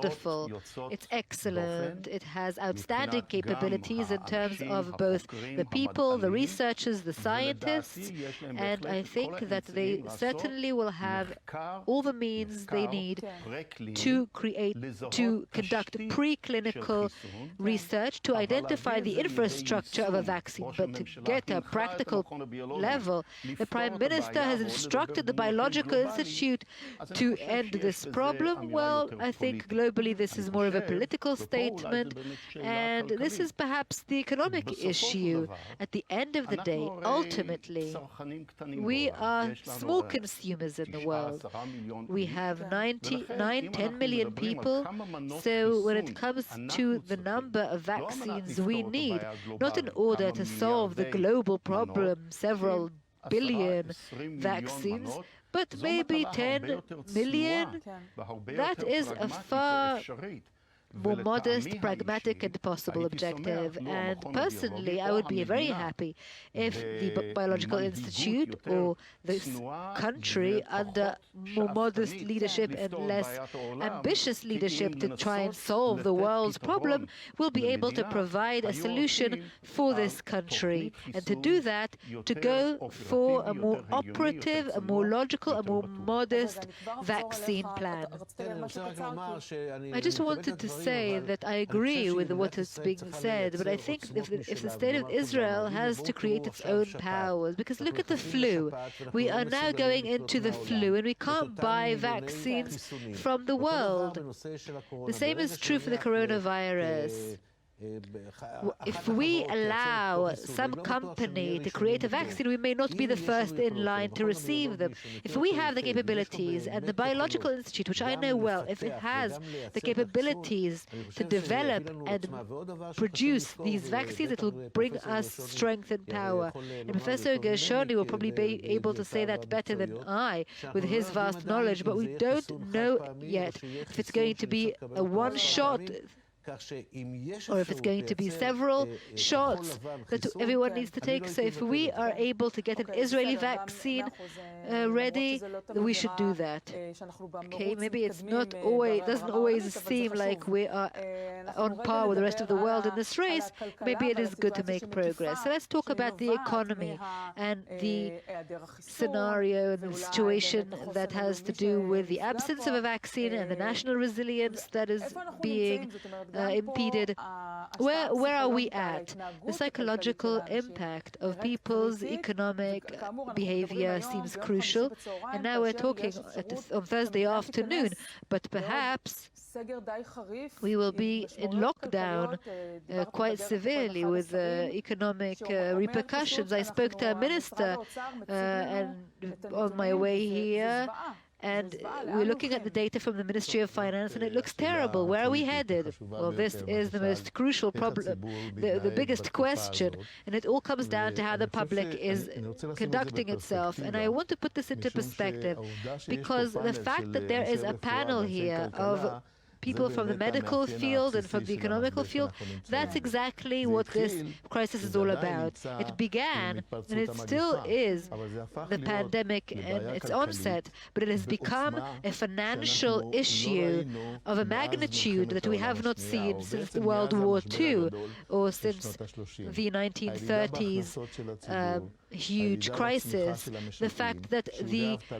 economy isn't growing, unemployment, on the other hand, is increasing, and this will continue to be the case for a long time. So we know that. What we don't know, or at least those who are trying to manage the policy, what they don't know or understand is that what is relevant and suitable for the conduct now, and what we should be doing when there is a recession, when there is, when we can create demand. This doesn't help when we are under a pandemic. So let's give an example, because the government is trying to guide the public in its behavior to buy by giving it money directly into their accounts. But what you're saying is it's ineffective. No, it is not effective. I will try to explain. The problem of the lockdown, which had cut the chains of infection, means that there is not enough demand. There's not enough demand for households, for private consumption, for businesses, for investment, for exporters, because around the world there's no demand. The whole world is in a crisis. The question is, can we, using conventional means, encourage and increase these demands? And the answer is no. We cannot do that because the public is currently responding differently than it usually does. If we, let's say, give money, or what's become a title, a headline, to reduce VAT in order to encourage income, and apparently it's not even true. There's no such intention. Okay, that's okay. But even saying that if there will be free income, there will be higher demand, it's not true. As long as there's no vaccine, there's not going to be a growth in demand. And as long as it's not, we don't have a vaccine, I want to say that it's before and after, and it's not the same. Yes, but you're talking about the absence of a vaccine, and I asked, it may be a year from now, 18 months from now, so economically speaking, the economy is in a situation of perhaps stagnation, stalemate, People are going into their homes and they are keeping their bank accounts close to their chest and they're not going to spend for a long time. So what do you think? I think that this is going to be a long period of time. It's not going to be a short one, and that's why we need a long-term horizon. The government needs to plan its steps. The government needs to do the following at this time: to provide work for the unemployed, for those who are on unpaid leave, for small businesses, for the self-employed, to ensure that people can make a living so that suffering will be minimized. But at the same time, it must be done while looking at the long range, planning a budget. As long as we don't have a budget in place, the situation is becoming far more acute, because the biggest problem is uncertainty, and the public is responding, it's reacting to this uncertainty. So you're saying there are several levels here. There's a pandemic, which is not something that we can do much about in terms of it not being something we do. But then there's also another crisis, that is the financial crisis, that we can do something about, because our politicians are not putting in place a budget and are not performing rationally. Right. I think that what needs to be done right now, until vaccine is developed, is to do the following. First of all, to rehabilitate the health system. As we said at the beginning, we entered this pandemic from a bad position. We have great needs, and the needs will become even greater in winter. We need to rehabilitate the education system. It is unbearable that people are sitting home with no computers, unable to learn. To rehabilitate the welfare system, these are things that must be done. We must prepare, we must give training, because the world that we're going into post the pandemic will be a new world with new professions, with new demands, and professional training is very crucial. Professor Shemer, I'd like to go back to you. You are really in the eye of the storm.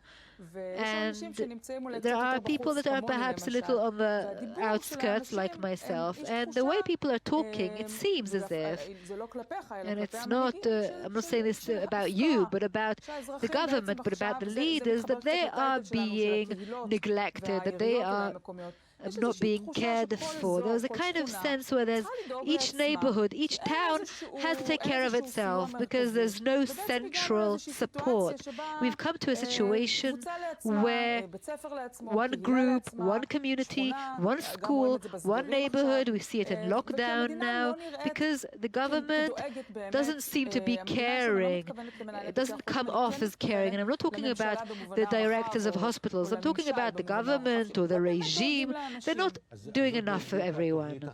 That's exactly the new plan that Gamzu came up with, the traffic light, where he's telling red or orange communities that they need to do several things to come out of the situation. And so there's a dilemma in place. What is more important, the economic side or the health side? And I talked with the governor, and he said a week of lockdown will cost 5 billion shekels. So if it's 3 weeks, it's 15 billion. And if you have a lockdown, then this will lead to another lockdown, another one. So how many 15 billion shekels can you invest this year? And how can you then rehabilitate what you're saying? And I want to go back to your question. We are in denial. Israel is in denial. There's not enough explaining done. There's not enough public diplomacy done. We have lost the trust. We are unable to stop people from gathering. And that is the main problem. Statistically speaking, the number of infected cases, the number of people who are ill, we are gathering in weddings, whether legally or illegally. So now we have these night lockdowns. So now they're having weddings in the afternoon. There is no enforcement, there is no fines. In the UK, the government decided that whoever gathers pays £10,000 as a fine. If you pay 5,000 shekel, it's not that big a deal. So we have to have some kind of shock, some kind of turmoil, so that people understand that we are in a true emergency, and the way that public is conducting itself, both on the personal and community level, is crucial. And I've been talking about this for months. The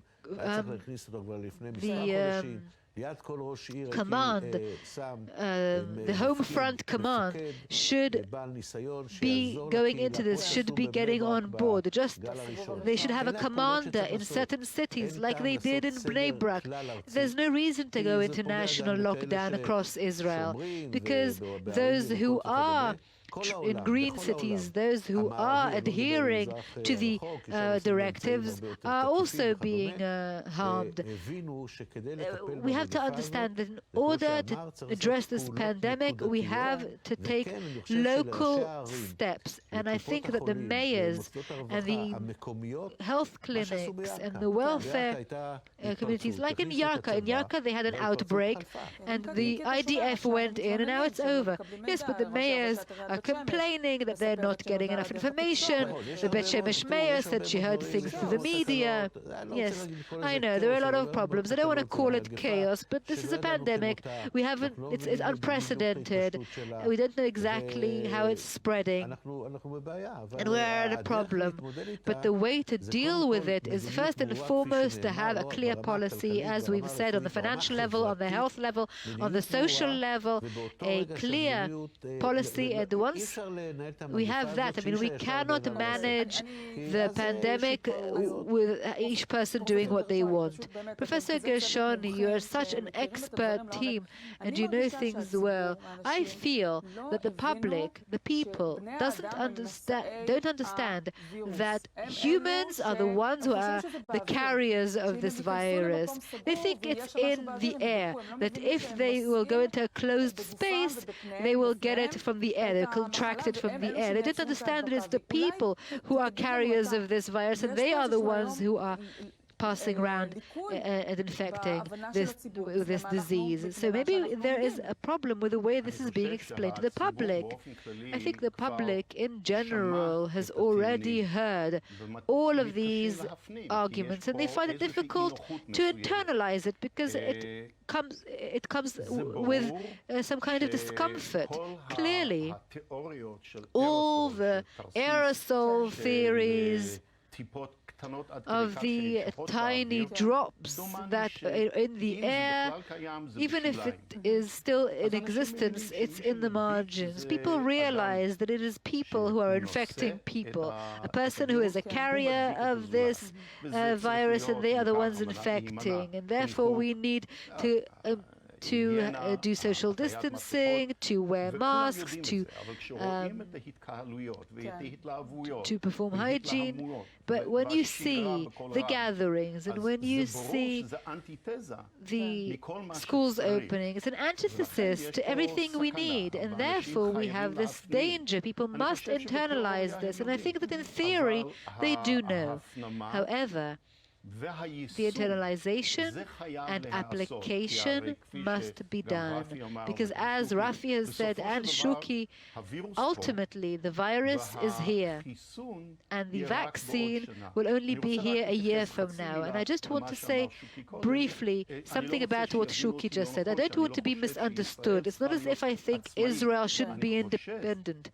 I do think, unfortunately, that the choice made by the Biological Institute to a vaccine or some kind of technology that is not yet proven, and there's no example of such a vaccine in the world used by the public, that may have been a little pretentious.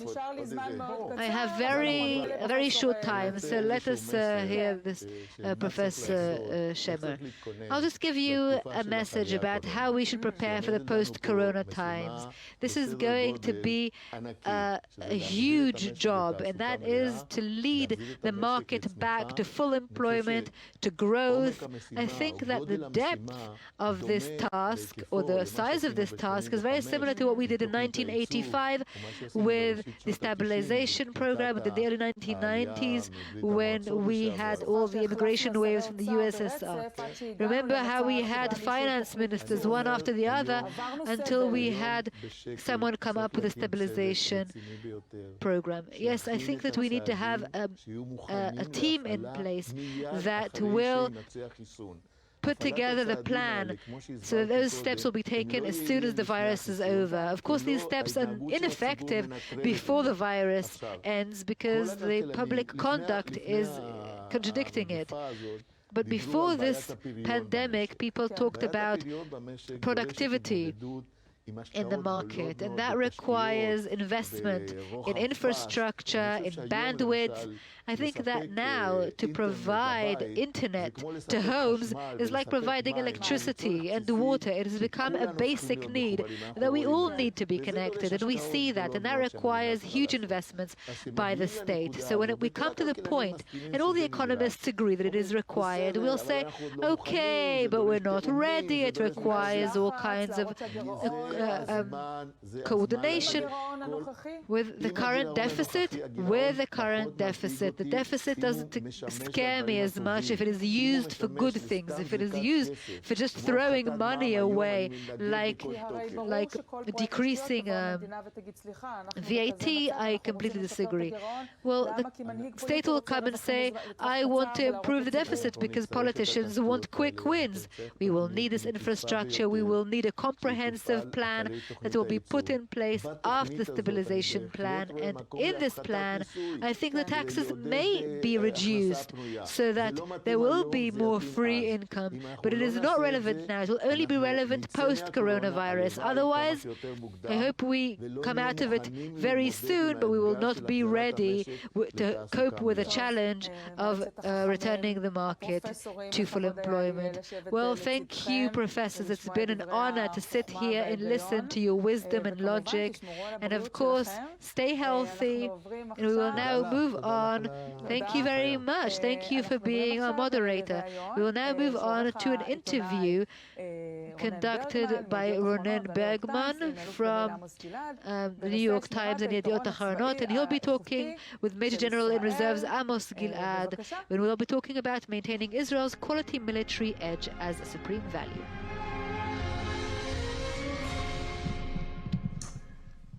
Amos Gilad, the head of the Herzliya Conference. Hello.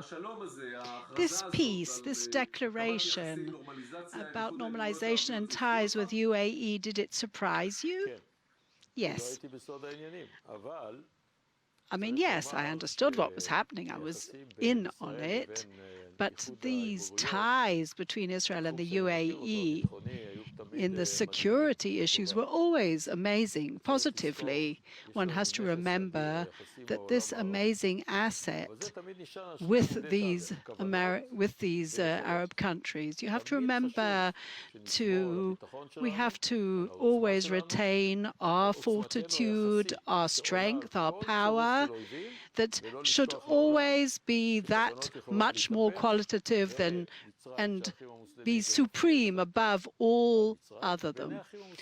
And the Muslim Brotherhood, for example, Israel doesn't exist.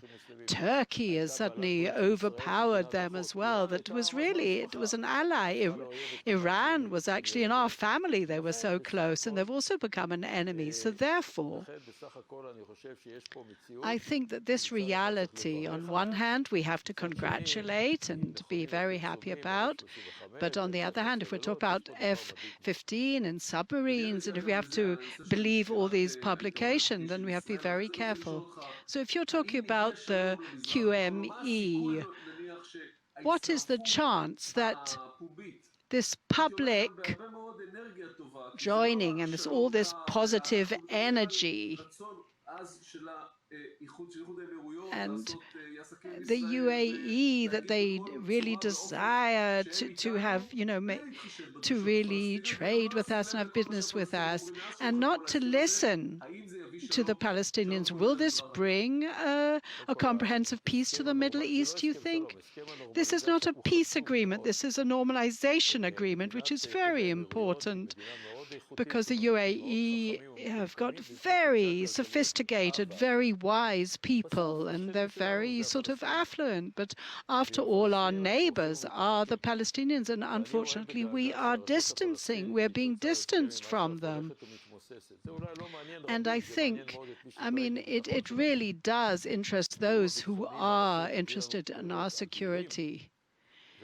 the security agreements and collaboration, the moment that fades away, which is happening, that is very, very risky for us. So that agreement with the Palestinians should not. And we do not, want to turn into a one-state solution. And if anything else happens, and then we will no longer be a Zionist Jewish democratic state. So stop frightening us and threatening us. But we haven't even got, but on the other hand, we haven't done no negotiations whatsoever with the Palestinian Authority, Abu Mazen. There's absolutely no collaboration, no cooperation. There's no dialogue with him and our government. Let's say the Bahrain and Oman might join in as well. Maybe even the MBS will stand, in October on the stage, and suddenly they will understand that they've stood alone, the Palestinians, and they will suddenly join in too. Couldn't that possibly happen when they see him on the stage? No, but with all due respect, Oman, we know, there is sort of manipulating with Iran. I can't see them joining us, but Saudi Arabia, if they join in too, wow, that is a real dramatic upheaval. That will be a basic change of all conventions, because in the past he said, no, it won't happen. And the king said it wouldn't happen, and he believes that there has to be a normalization as a result of true ties with the Palestinians. But that won't happen. The importance of normalization, it's like a tree that is actually deeply rooted with either one root or multiple roots. And I can't actually, we can wish for it and yearn for it, but I can't see it happening. But the Palestinians, even after the Jordan and Egypt have signed peace accords with us, it doesn't matter who will. Their basic prerequisite demands are that there's a Palestinian state on the majority of the 67 territories. It won't happen. But strength can sometimes be a weakness, even with Juno. But if you look, the Jordanians, they save us so much bloodshed, and their existence is an amazing security asset. It's sad that people don't understand how important Jordan and Israel's ties are. They're not dependent on us. We need them, Jordan. We've got a fantastic strategic depth and strength with them. The collaboration with the Jordanians, a lot depends on the Palestinian ties, because after all, the Palestinians in Jordan are a majority. They cannot alienate themselves from the Palestinians. And our real collaboration with the Jordanians is slowly disappearing. This must not happen, because it's as if all we understand is just violence and hostilities, and that's not the way it should be. Now let's go back to the preservation of our QME. People have said they don't understand the story with the F-25. It's a very F-35. This is something, it was said in a very unequivocal manner. Why shouldn't he receive the F-35? Well, from his point of view, of course he's right, but as far as we're concerned, he's wrong. The UAE, the Emirates are very important. There's no risk or danger that they're going to attack Israel in the next 40 years at least. But the moment you break through that precedent, it's not something that we coerce the Americans to do, but if we have an agreement that they should not not sell this amazing, sophisticated, cutting-edge, multi-capability, lethal weapon, the F-35. The agreement was that it would not be sold. But the moment you do break that, מדוע ירדן? מי יתקע כף לידי שמחר לא תהיה, לא מחר, בעוד 15 שנה לא תהיה קואליציה עוינת נגד ישראל. עכשיו, מה זה הטכנולוגיה האמריקאית? הטכנולוגיה האמריקאית היא כל כך משוכללת שהיא מסוגלת לתקוף את ישראל, נניח בידי אויב, ממרחקים עצומים. הטייס הישראלי, היתרון היחסי שלו ילך ויתמעט. עם כל הכבוד הטייסים המעולים שלנו, והם מעולים, וליכולות המופלאות של חיל האוויר, הטכנולוגיה האמריקאית היא סכנה. בצד האדום של התמונה, אתה נשען יותר ויותר על יחסים טובים שיש לנו עם מדינות ערב. ומי יכול לערוב לי שמחר לא תהיה קואליציה עוינת? דוגמה, טורקיה, דוגמה, איראן, ודוגמה, האחים המוסלמים שהשתלטו על מצרים. סיסי שחולל את השינוי החיובי, הוא התחיל כשר ההגנה, מפקד הכללי של הכוחות המזוינים, שנשבע על הקוראן אמונים למי? לאחים המוסלמים, שמה רוצים? להרוס את ישראל ולשנות את המזרח התיכון. כמעשה בלעם, הוא פתאום קם ברגע האחרון ושינה והפך את היוצרות. אבל יגידו אלה, ההיסטוריונים, הספקנים, יגידו, מה רוצה אלוף עמוס גלעד האלרמיסט? הנה, 1980-81, נשיא האמריקאי מאוד ידידותי לישראל, אולי לא כמו הנשיא טראמפ, אבל מאוד ידידותי. בכל זאת רצה לפרנס את תעשיית הנשק האמריקאית, ועשה את עסקת האיוואקס, מטוסי ההתראה, עם ערב הסעודית. ישראל קמה על הרגליים האחוריות, גייסה את הלובי היהודי, אנשי איפא"ק התרוצצו בוושינגטון, ראש ממשלת ישראל מנחם בגין הפעיל לחץ אדיר על אנשי הקונגרס והסנאט שהיו מעורבים באישור העסקה הזאת. בסוף רונלד רייגן ניצח, ואז נחשב לסכנה קיומית מטוסי ההתראה האלה בידיים. And so they are the hands of the Saudi Arabians, those warning planes. But it wasn't Amos Gilad, the armistice, who did it. That's unimportant. But I can say on everyone that I allow myself to say that there is a very widespread consensus. It's not just my personal opinion. We all believe that one has to preserve our steadfast capabilities, our superior ones, and our supremacy from that point of view. So we have to really retain that supremacy. We have to retain, and it's not just Amos Gilad saying it. No intel plane can be operationally treacherous as much as the F-35 that has, I mean, even we talk about its stealth capabilities, all its capabilities. It's a true combat airplane. So can you really commit to the fact that they won't sell them? But if Israel objects to it, it won't happen. And therefore, when the Prime Minister, when he says that he objects, does he understand how severe that is? If the American thinks this is just an objection on paper, will it happen? Because they have to. Because if it is sold, after all, we will all understand that he did agree in the end. Now, if it is sold, it's $80 million, and they know how many places of employment, what it's going to do to the American economy. But don't forget, we have the head of the commander of the intel here. We've got the chief of the general forces. We've got everyone else here working behind the scenes. So we've got to make sure that this should be done. Everyone has to actually voice their opinion on it. Now, what would happen? Would they actually attack Israel? They have to remember, because of the various threats. We're talking about the nuclear threat. If they do that, what would happen?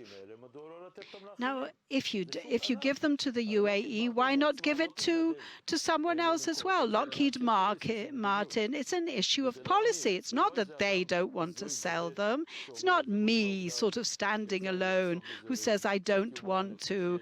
I'm not going to be presumptive enough to, presumptuous enough to say that it's just me. There are so many behind the scenes that are objecting to this. The question is if it's just one person standing against it or it's everyone. Yes, he said, I object. He didn't say, I will prevent it. And both in Israel, in America, they understand the difference between these verbs. I object, or will he do more than that? Or will, for example, the head of the security services ringing the commander of the Air Force, etc., etc. If Israel objects, then of course they won't dare sell it because they promise to retain our QME. The Prime Minister didn't say, I will prevent it happening.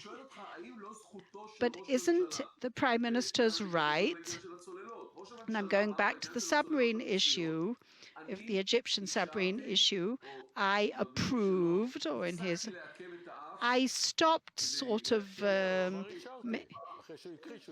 making a grimace about it. I accepted. We stopped. Listen, we are a democratic regime, they said. We have institutions. We have an army and the general staff. What he says, that's the actual position of the IDF, and he's discussed it, of course, with the commander of the Navy and the Air Force, and we have the Ministry of Defense and the Minister of Defense and the head of the actually relevant divisions. We've got the Knesset, we've got the cabinet. He can't decide things by himself. We're not a monarchy. Now, that's on the constitutional side, but on the essential side, it endangers the state of Israel and the security of the state of Israel unless he actually differentiates between I prevent and I object. I don't think that he is denying the prevention, but he does say I object. But saying I object without saying I prevent is the same as accepting something, as approving something. So that if it was, it's not that they just objected, but from what I saw, it was written in the publication. I'd like to go back to that submarine issue. And as the Prime Minister said, there was a secret. I can't tell you what the secret is. I can't tell you anyone. It's a big secret that brought me to agree, or at least to stop objecting to the sale of those two first submarines to Germany. And Israel must say that they'd already agreed to the sale even in the days before Assisi came. And we're talking about two additional ones that were sold to the Egyptians. So if we agreed then, what's the problem if we agree once again? No, that's not accurate. There's a difference between a sale of the 3 and 4, where they have the possibility to stay in the water for a longer period of time. No, but there's a difference between the government, the Prime Minister coming and saying there's a secret. And there are secrets that only he knows, if it's this operation, if it's the Mossad, or if it's the security forces. But a submarine? There's no way that a secret like that the Chief of Staff and the Ministry of Defense wouldn't know that. I was also involved, and I knew things in the finest of detail, the nitty-gritty of it. So the fact that he says that there's a secret, that in itself, in my opinion, is very grave. To actually use that, Germany doesn't need an approval from Israel to sell, but Angela Merkel will not sell it without the agreement of Israel. They don't need permission, but because of the Holocaust.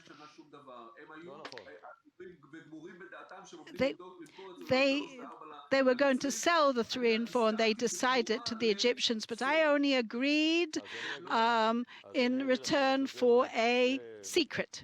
That's what he said. It's very difficult for me to say it. We're talking about the Prime Minister, but I can tell you with full responsibility that Germany, under the leadership of Angela Merkel, who has very strong moral attributes and standards. First of all, she wants to, of course, prevent a second Holocaust. And because of the Holocaust, she didn't really examine these issues. The submarines to Israel were for the sake of defending Israel against a second Holocaust. Whether she wants to help her shipyards and bring some more money into their petty cash box, of course she wants that as well.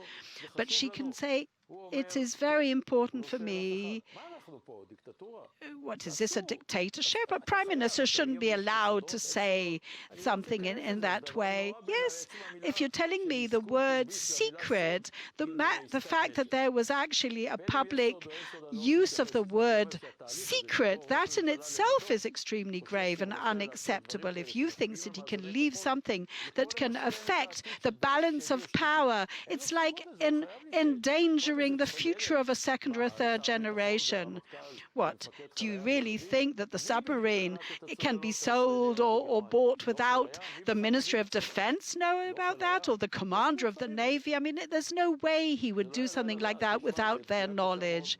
I think that that is a tremendous, detrimental, damaging effect on our security and our democracy. We have a cabinet, we have a Ministry of Defense, we have a Chief of General Staff. Where are all these people at the moment when you're talking about that?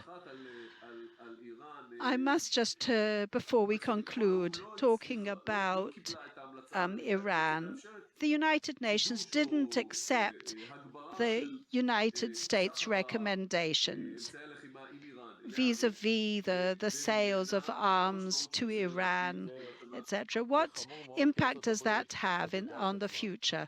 Well, it's very important because I think the actual annulment of it, the abolishment of the JCPOA actually was, I mean, it was a very severe agreement. It's a terrible agreement, but it was signed. The fact that you abolished it, I think, is even worse. What's left is now they're continuing enriching their nuclear program, and they'll reach a nuclear bomb.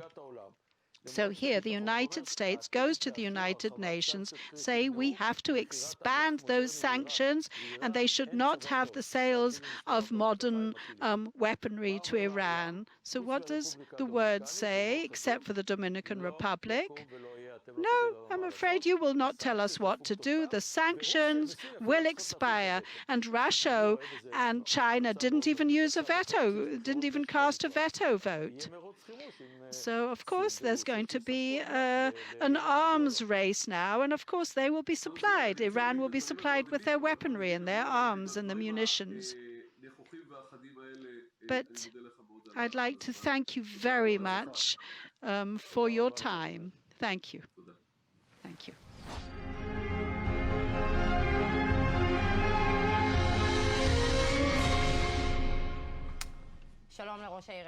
Shalom, Mr. Moshe Fadlon, the mayor of Herzliya. I mean, these are very sort of complex days to be a mayor, but on the other hand, you're on the forefront. How has this impacted you and as a person and as a mayor from the beginning of the corona till this very day? With your permission, there is no leadership and there is no governance. The crisis is being managed under the influence of ego, of power, of force, belligerence, perhaps, in other words, by a catastrophe. The director generals in the ministries, the civil servants are in a state of blackout in their comfort zones. There's no initiative, there's no creativity, and that I'm saying to my chagrin. Let's start, for example, with various PR cars that would go to the various localities, explain to them what corona is, hand out masks, alcohol gel, gloves, bleach, wet wipes, and families, for example, can't afford it, that they would receive that kind of kit. It wasn't done. 25 buses like that. I mean, who did you propose this to? I wrote to the ministers. I wrote to the members of Knesset. No reaction, no answer whatsoever. I even wrote a letter about giving out coupons to those families that couldn't afford them. I wanted to have a kind of card that you could charge with the various, with food, study sort of commodities and things that they really need. Instead of distributing it to the people who really couldn't afford it, they were given to the affluent people. So we're talking about 60,000 shekels that could have been done. That's what it would have cost. Instead, the government spent millions. But let's say that no longer the corona crisis is taking place. What normally would have happened? How is your normal communication with the government? Well, bureaucracy is like it was 60 years ago. It takes 4 years for me to have a traffic light approved. I mean, school, they're the new schools that are supposed to be populated. Nothing. There are no sewers. People can actually plan so many units of housing. It's as if only hot air is being sort of vented out to the public instead of something that they really need. Tell me what is really happening. There are a million people who cannot afford food. Just look at Herzliya. 36,000 families, 4,000 of them are in the welfare institutes. I've got another 10,200 who are now on furlough without pay. So we're talking about people below the poverty line, and I have got to look after them. So let's now think about the government for a moment. No, let's stay in Herzliya for a moment. You're the mayor of Herzliya. So here we're talking about a terrible problem with employment. How did you manage to actually cope with the opening of the beaches, opening of the schools? You had tremendous challenges. Well, I was the one who suggested how to actually organize the opening of the beaches. And, for example, special warning ideas. If it was the community centers, we said, let's have cameras. Zoom you're allowed, but cameras you're not. Who doesn't allow you? The legal advisors. But people need them at the moment. We haven't got cameras in the classes. We've got three-dimensional brilliant ones. And yet, no, we can't. We bought them, not allowed to use them. It wasn't approved. Who's legal advisors? There isn't a government. I'm only talking about us buying them. No one helped us in the government. We're talking about 155,000 computers so that they can study through Zoom because the parents can't afford them. We were trying to actually provide them. No. So the general accountant and the government said, no, we need a public tender. If it goes out to public tender with a bureaucracy, he'll get it perhaps in September next year. So that's a bureaucracy, the red tape that I'm talking about. Tenders, public tenders, and of course, when I go and buy medicines, if I go and buy masks, I suggest you simply do it with our own money, and we simply distribute it. Thousands of people are getting breakfasts and hot meals and food packages, and that's the way to work. You've got to take brave decisions, and we do so successfully. Computers, I went out and bought them. I bought them, yes. Why 9.90 shekels? So that I said each child should pay 9 shekels 90 so that they would feel that they've paid for it a little bit and they should look after it. We have been doing everything, and we have trying our best to actually cut back on the morbidity. We have various mental problems, other problems, health problems. So we, the central government, local government is dealing with it. At least let us carry it out and don't get in the way by asking us to fill in forms and red tape. You've got to have brave leadership. I'll give you a scoop that I went to Kiryat Shmona, and I sent to Kiryat Shmona in the north of Israel with a donation of 150,000 shekels. We gave out hot meals to all the families there. Where is the Minister of Social Services? Where is the Prime Minister in all that? I want to hear whether they made sure that people had hot meals. People are hungry. You've got the Tamam company. They've all on furlough.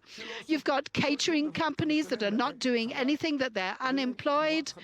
For 5 shekels, you can give that Holocaust survivor, to an elderly person, to needy families, hot lunches. There are no initiatives, no creativity. We've seen total chaos, especially over the last few weeks. There's going to be a lockdown. There isn't lockdown. Schools are opening. They're not opening. Decisions that are taken very late at night, and then there are decisions taken and capitulations. So, I mean, how is your communication with everyone?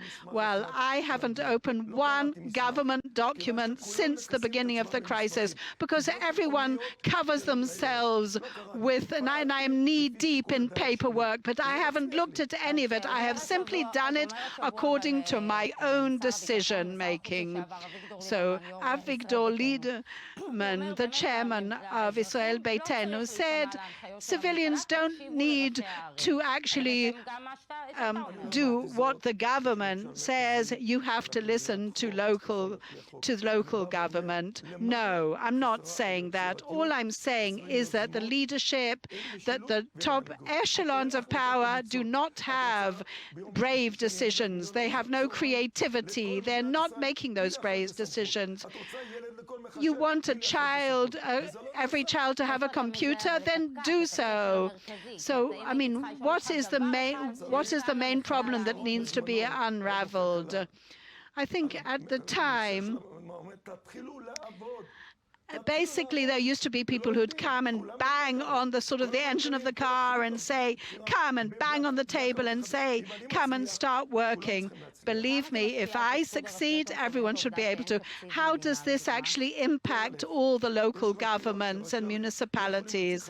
There are those who cannot even spend 500 shekels. That's why I went to Kiryat Shmona. The mayor went all the way to Jerusalem 5, 6 times. How much money did he get? Nothing, no aid whatsoever, absolutely nothing. If I hadn't given masks and gels and gloves and bleach to Kiryat Shmona, and I'm helping not only his locality, but I'm helping all the others as well, they wouldn't have been able to open the school even. We're talking about wonderful people in our land, really, truly wonderful, who help each other and feel that responsibility and that mutual issue, but there's no leadership. So perhaps, what kind of, if you are thinking about authorities and the delegation of authorities, what are yours that you're capable of doing better, in your opinion? First of all, I actually financed all the senior citizens' homes. When I approached the Ministry of Health, they didn't help whatsoever. So in all my senior citizens' homes, there wasn't one case of corona. Oh, of course, you assisted a public or private institution and you helped them privately. Yep, I'm willing to explain why I did it. I took that brave decision. And yes, I did violate those rules and regulations. You have to make those decisions because that you cannot actually separate between responsibility and authority. So beyond the actual challenges of corona that just seem to be multiplying, can you see an opportunity here for regrowth? Do you see Herzliya extricating itself from this crisis stronger? I would like to repeat and reiterate the way Israel is functioning. It'll just get worse and worse. But we, in our local authority, in education, in health, in mental health, and economics, in economy as well, we are functioning. For example, it's the new year. We need to give a gift to all our employees. And so I printed special special little labels that we bought in Herzliya, things that were manufactured in Herzliya. And we're really trying to encourage that as well. But what about other towns that are not in that position that Herzliya is in? Listen, wonderful people from the community and various companies helped him build an enormous supermarket with 400,000 shekels of contributors. And I would like to invite all the families who are on furlough to come and take 30 units of food and 10 units of clothing free of charge for all those people on furlough who are unemployed at the moment. So we spoke about Corona a lot, so I'd now like to speak about an additional burning issue. We saw that battle over the Asi River and that the actual entrance into that public area with all those various issues with the cliffs, how some of the actual inhabitants have really sort of taken over those areas and not allowing the public in. Well, it's on our table. We're working on it. It's a private territory. It was confiscated, yes, appropriated.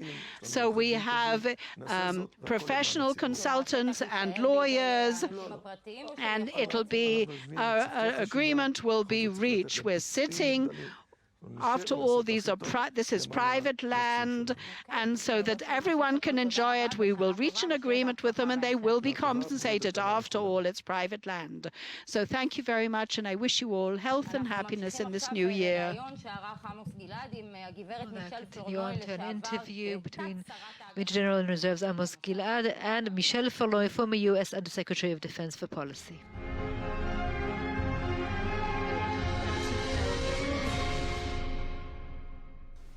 It's a great honor to have this meeting with Michel Flournoy, in my opinion, legendary person in the United States. I did have the privilege to work with her as an Undersecretary of Policy, the first woman in this job. This job is so important globally that is unbelievable. And it's a great privilege to work with her, that I used to work with her, and I hope she will be, that's my dream. I do have a dream. She will be Secretary of Defense. If I can vote for it, I cannot, unfortunately. That's my choice. Thank you, Michel Flournoy, for being with us. I would like to take this opportunity to ask you the first question. How do you see the role of the United States, mainly in the Middle East? United States is going to leave the Middle East. I cannot imagine the Middle East without the leadership of US. What is your perspective based on your long experience and perspective? Thank you very much. Sure. Well, Amos, it's great to be with you and to be part of your conference this year. You know, I don't see the U.S. leaving the Middle East. If you look at U.S. vital interests, they are very much affected by what goes on in the Middle East.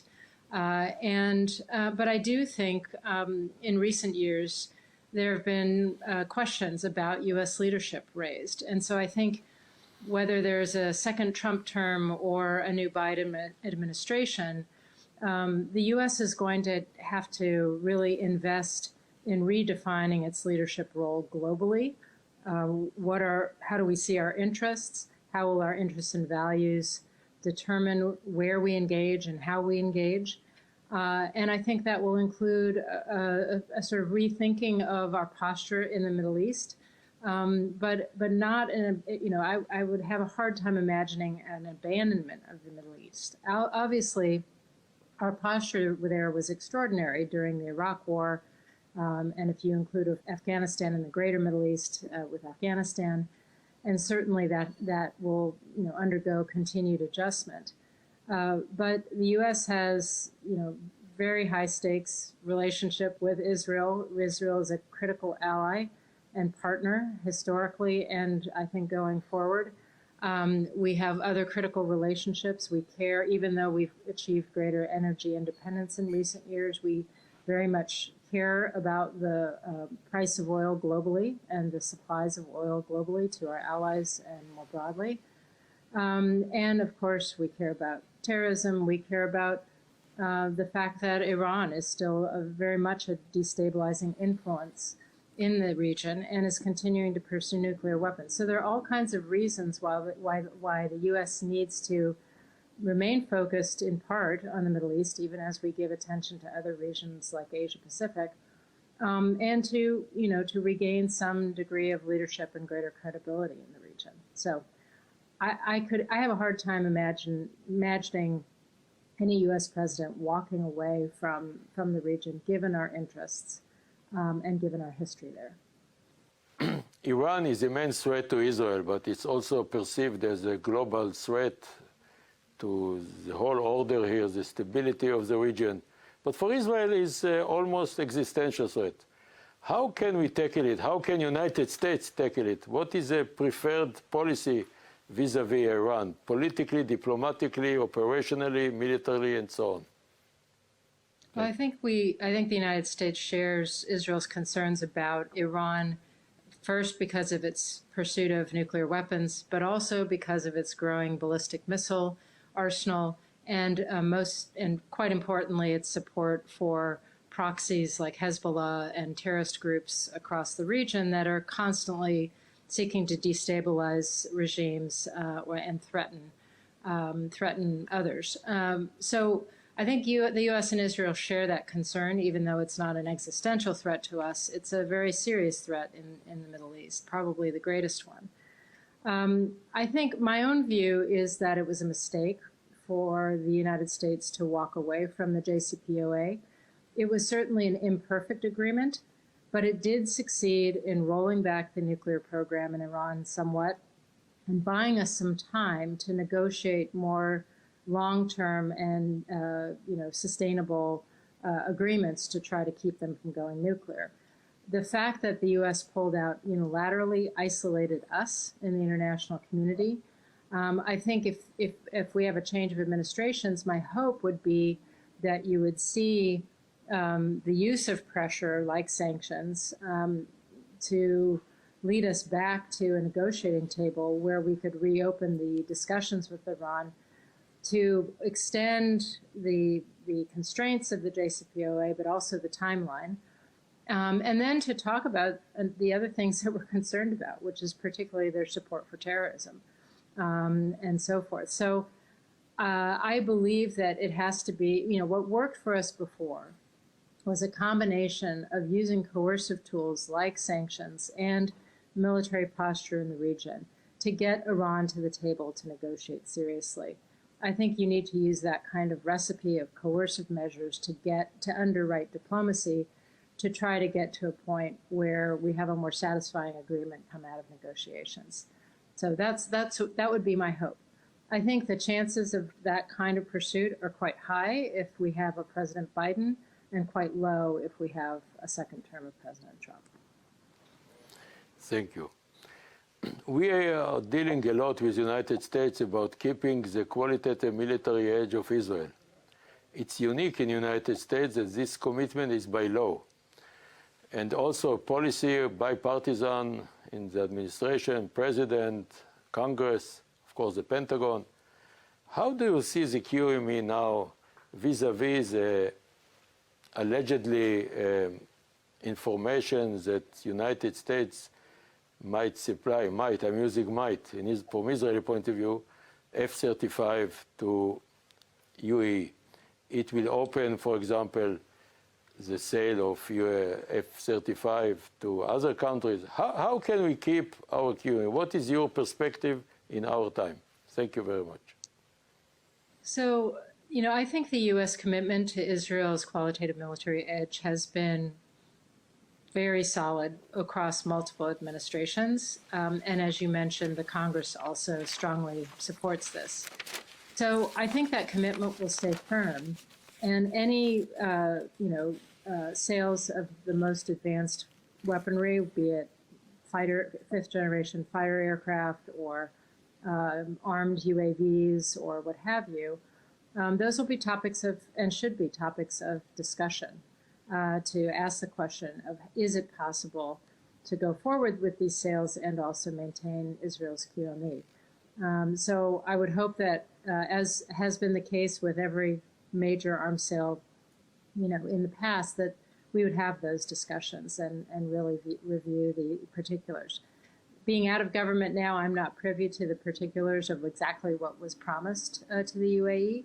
I must say that the arms sales piece aside, I was very pleased to see this agreement in that I think that for Israel's strategic place in the region in the future, for greater peace and stability in the region in the future, I think more peaceful relationships between Israel and the Gulf states, particularly those that share a common threat perception with regard to Iran and terrorism in the region. I think that's a very good thing to have those kind of working relationships be formalized in agreements to allow for greater strategic cooperation, greater economic cooperation, and so forth. I also think at this moment I'm one who supports continued efforts to try to negotiate a two-state solution with the Palestinians, as elusive and difficult as that's been. And I was very concerned that unilateral annexation in the West Bank would have basically precluded that outcome. And so I'm glad that this deal seems to have put unilateral annexation to the side. At least for now. We'll see. Again, I haven't seen the details of the classified agreement or the what will ultimately be signed, but my hope would be that annexation would be off the table as part of this going forward. We share the same view. Can you elaborate a little about the rivalry between the United States, China, and Russia?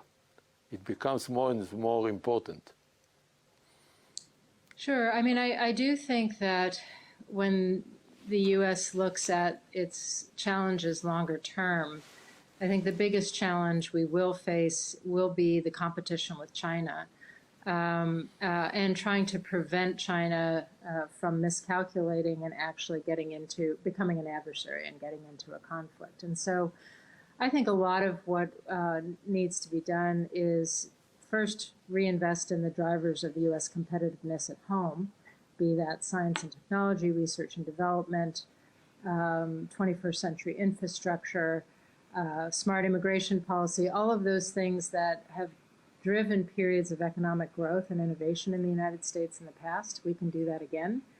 But we also need to make sure that we invest in deterrence.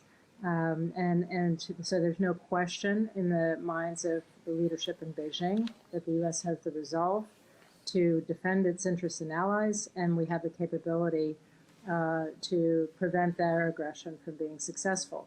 So I think deterrence should be the watchword going forward vis-a-vis China. I think the same is true with Russia. In the Russian case, it's more difficult because they are, Vladimir Putin is very skilled at using the old KGB playbook. And so a lot of his efforts are below the level of conflict. They're in the gray zone, using propaganda, disinformation, meddling in elections, and so forth. And those are harder to deter, but that's where we have to focus.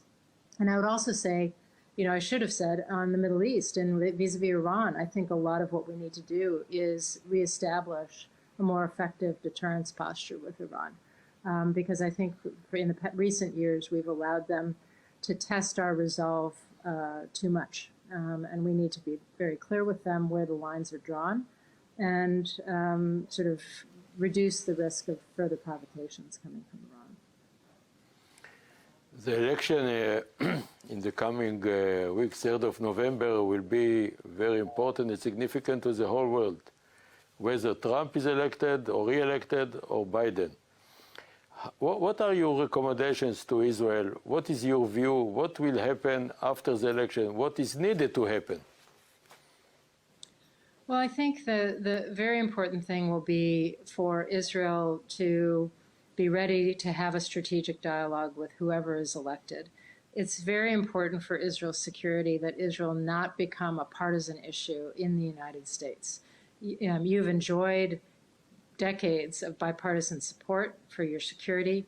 You want to continue that going forward. And so I think having the posture of being willing to work with whoever is the democratically elected administration in the United States is the right posture. I do think vis-a-vis China, one of the topics that will come up no matter who is elected, is what I like to call this notion of qualitative technological edge. So, right now, China comes looking for new technology in our Silicon Valley or what have you. They may be blocked by constraints on foreign investment in sensitive areas. But if they're blocked in the US, they turn around and they go right to Herzliya and they look for the technology in Israel. So I think we need to have, as two close partners, if not allies, a much closer dialogue on how we constrain the proliferation of technologies, new technologies that have military applications. How do we together manage those so that they don't become a source of military advantage for China or for Russia for that matter? So I think that's the kind of issue that will be on the table no matter who is elected. But I think for you know, the right posture is what I think it's always been, which is we will deal with whoever the American people elect, and we want to stay out of your politics. And that I think is a winning formula for Israel going forward. I would like to thank you, and I would like to wish you this, my prayers, that you will be again in the center of the administration in United States after the 3rd of November. I'm ready for delay to the 21st of January. Thank you very much. It's a great pleasure. Good to see you, and really appreciate your time. Good to see you too. Thank you.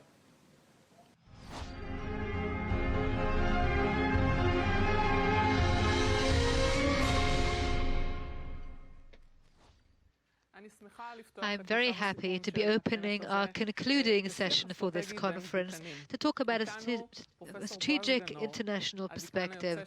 We'll be talking to the deans. The first is Professor Boaz Ganor, former dean of the Lod School of Government Diplomacy and Strategy and currently the founder and head of ICT, and Professor Asaf Mogadam, the current dean of Lod School of Government Diplomacy and Strategy, who is an international expert on terrorism and violent politics, and as leading scholars on terrorism, which one might think is the #1 threat to the public. Did you ever imagine that a single tiny virus called Corona or COVID-19 will steal your limelight, steal your thunder?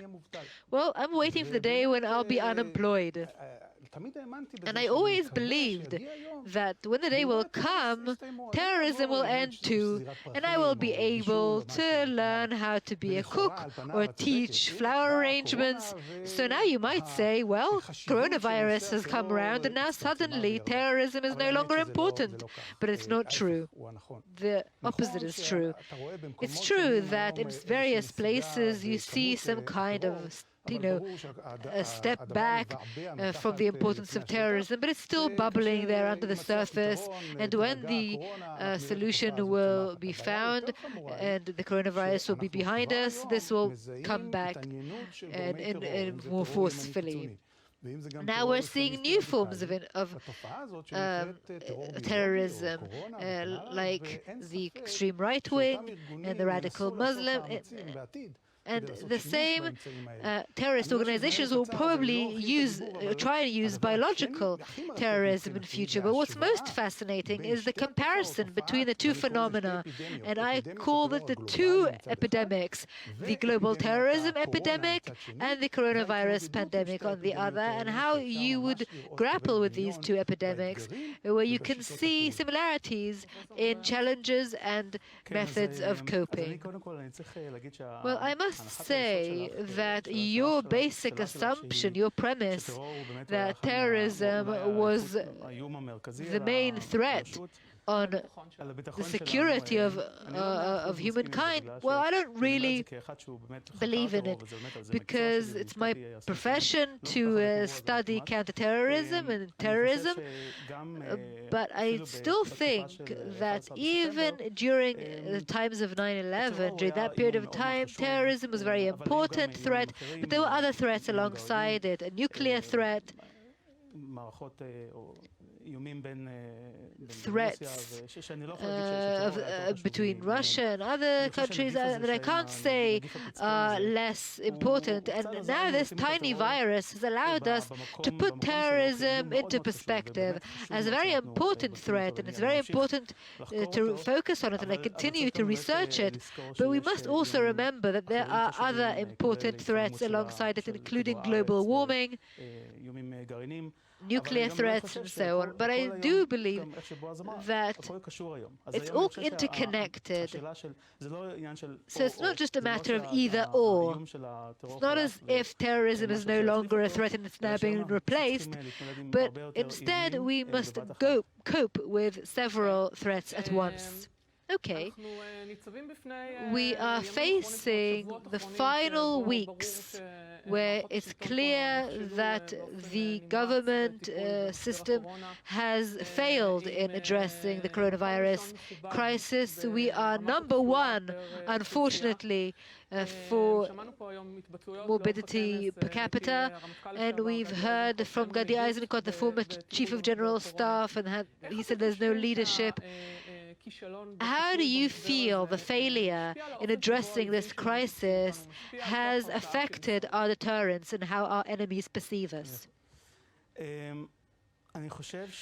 I think that first of all, our enemies and also our friends have been following the way Israel is conducting itself with this crisis very closely. Everyone realized that at the beginning we were doing very well or coped very well with the crisis, and the world has noticed that now things are a little different. I'm not sure whether the way Israel has coped with this crisis has any repercussion on the way that our enemies see us and how our deterrence is. I don't feel that there is a strong link here.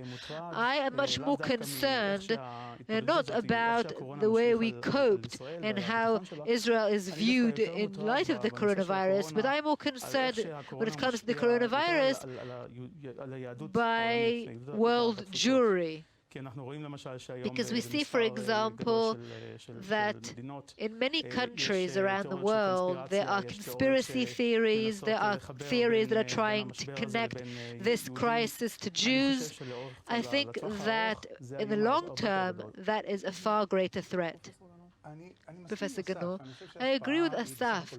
I think that the impact is negligent, if any, but there is a huge missed opportunity here, because if Israel, like it did in the first wave, if it were perceived as a leader, as the one that harnesses technologies and develops special technologies, that in itself would have strengthened our image as a regional, omnipotent superpower, and that would have helped us in our deterrence efforts, and that's no longer the case. However, the failure of grappling with the coronavirus crisis is a red flag not for our enemies but for ourselves, for Israeli society itself.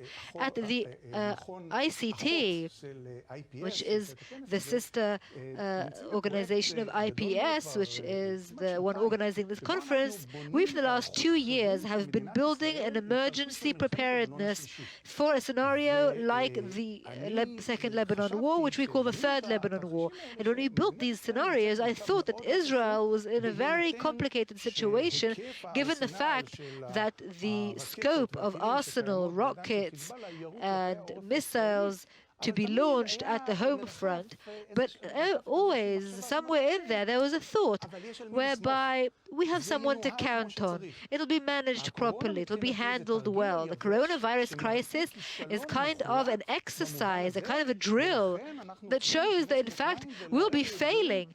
And therefore, we need to prepare ourselves for crises that are just as realistic as the coronavirus. Well, if you mentioned the Third Lebanon War, If we're looking at Lebanon, if we're looking at the explosion at the port and Hezbollah and the special court ruling, do you think this arena is now dangerous?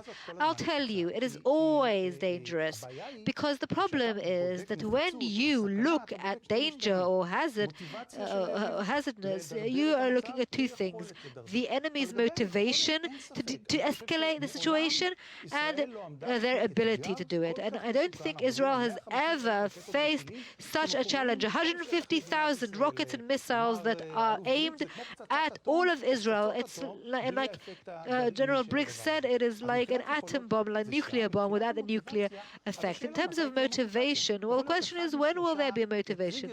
There can be one of three triggers that will lead to such a war. If Hezbollah decides to wage such a war, which probably won't happen, but what could have happened if its patron, Iran, who gave it this arsenal, will instruct it to start such a war for reasons connected to the United States, Israel, and other things. And a third trigger can be Israel deciding to do a preemptive attack, and I think that this needs to be looked at very, very carefully. And the third option is for Lebanon to go to slip into total chaos, and then as a way out of domestic problems, Hezbollah will begin a process that, by a snowballing effect, will lead to war. And I think that this final option has grown recently, has become increasingly more possible. As for the threat up in the north, I think we should look at Hezbollah as a comprehensive area or in context. As for Hezbollah, I think it is currently in its weakest point in the last 2 decades. And what I can definitely say is that it will not forego its status in Lebanon. Whether it will wage war or not, that is an issue that is more complicated.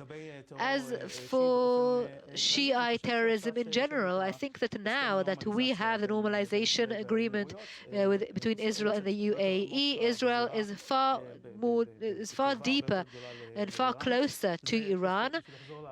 And if we go back to incentives and opportunities, I think there is now both an incentive for Iran and even greater incentive to attack Israel, but on the other hand, an opportunity as well, because Israel will be closer. The normalization agreement will bring about greater Israeli presence in the region.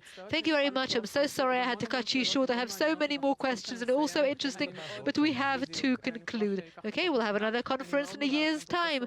Thank you very much, Professor Gano and Professor Mogadam, for this talk. And it is now the end of a fascinating day, so we will now move on to Major General in Reserves, Amos Gilad, the head of IPS, who will say a few concluding remarks and answer some of our audience's questions.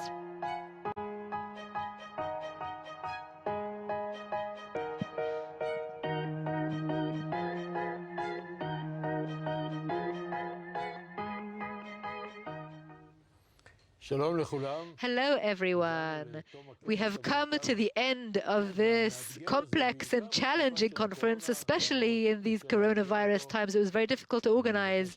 I would like to thank the teams who have organized this conference and who have executed it here at the IDC, at the IPS, the production, which was exceptional. And of course, I'd like to thank all of the participants. I'd like to thank you all heartily. Before I conclude, I would like to answer some questions that we have been asked by the audience. I will focus on 4 questions very briefly, and then I will conclude. The first question was, is there any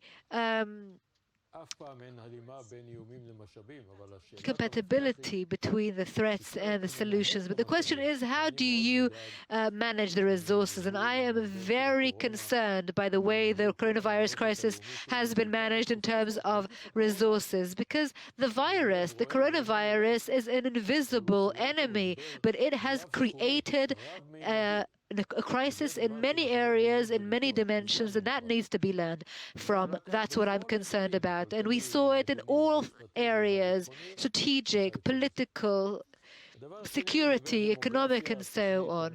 As for the plan.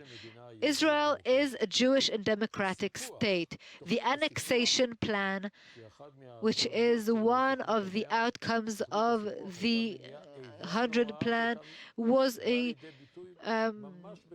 hostility. It was a problem between us and the Palestinians. It would have projected immediately on the Hashemite kingdom of Jordan, which gives us depth, strategic depth, and it would have weakened our ability to cope with the Iranians. But first and foremost, there is a trend among the Palestinians. Maybe we should be annexed to Israel. Maybe tomorrow the Hezbollah will do something that will lead to us having a lot of Palestinians annexed to us, with or without rights. So this will be a huge threat on our national security. The 100 plan is this century, the plan of the century, the deal of the century, does not have any ability to happen. It cannot be like Swiss cheese full of holes. No one can agree to it. The annexation, we have to thank God, perhaps, that this plan was shelved. I see the annexation plan as a threat to the existence of Israel and also the demographic principles we were asked about. There was also a question, what is the next political crisis and what is the edge of the politicians over those who delve in security? Well, the next political strategic crisis is always embedded within the Iranian issue and how we conduct ourselves with the Palestinians. If we don't manage these well, we will be in trouble. And finally, do the intelligence organizations engage in the permanent agreement? Well, unfortunately, I don't see a permanent solution being formed in the near future. And now let me conclude by saying that since we are here at the end of the conference, they will be brief. Israel has two legs supporting it: the national resilience and national security. National security is still high, but you can see that the IDF does not have a multi-annual plan, and that's of a great concern. We have not been given the US support. And why? There is a failure. And there's also the national resilience. The national resilience is going down, and we saw it as a theme throughout the conference. There is a problem with the way the government is treating the civilians. There is increasing unemployment. There is terrible failing addressing and coping with the coronavirus, COVID-19. And if Iran were to attack us tomorrow, the security system will be organizing itself. There will be a chain of command. All the resources will be pooled in order to fight Iran. So what's the difference between a virus and Iran? There is no difference. It's like a biological war. The civilians are being mistreated. Resources are being wasted. This has come up quite clearly throughout the conference, and we see it in reality, and we will soon be going into an even worse reality. And I don't know how we're going to recover from the crisis once the coronavirus will be defeated, hopefully in a year from now. Without national resilience, which is currently very much undermined, how will we be able to make national security upheld if the civilians are disgruntled, are hating one another, attacking one another, if there is an absence of leadership? I am very, very concerned, and this is a message that is being clearly conveyed by the conference. Therefore, without a national resilience, national security will also have be in trouble. The two of them together are the two legs that Israel stands upon. And right now, when we're just days away from a historical agreement, it is time to make sure that, militarily wise, we will not lose Israel's quality military edge, both in essence and in image. I am not buying these explanations that we're not willing to sell F-35 to the UAE. The UAE is not a problem. The problem is that this cutting-edge technology, this fifth generation of aircraft are being being given to one Arab country, they'll be given to another tomorrow. We will have to rely more and more on the reasonable relations with the Arab countries. But can there not be a revolution? Didn't we have a revolution with Turkey, with Iran, both negative? Was there not a revolution in Egypt that was then corrected heroically by President Assisi, who was first appointed as the Minister of Security under the Muslim Brotherhood? All of these things are possible. And that's why we need to maintain our QME, which is based on a gap between us and any other combination of enemies. It was a law in the United States, and we cannot sell it now. I would again like to thank all the teams, all the interviewers and interviewees in this fascinating and complex day of discussions. Thank you all very much. A happy new Jewish year, and goodbye.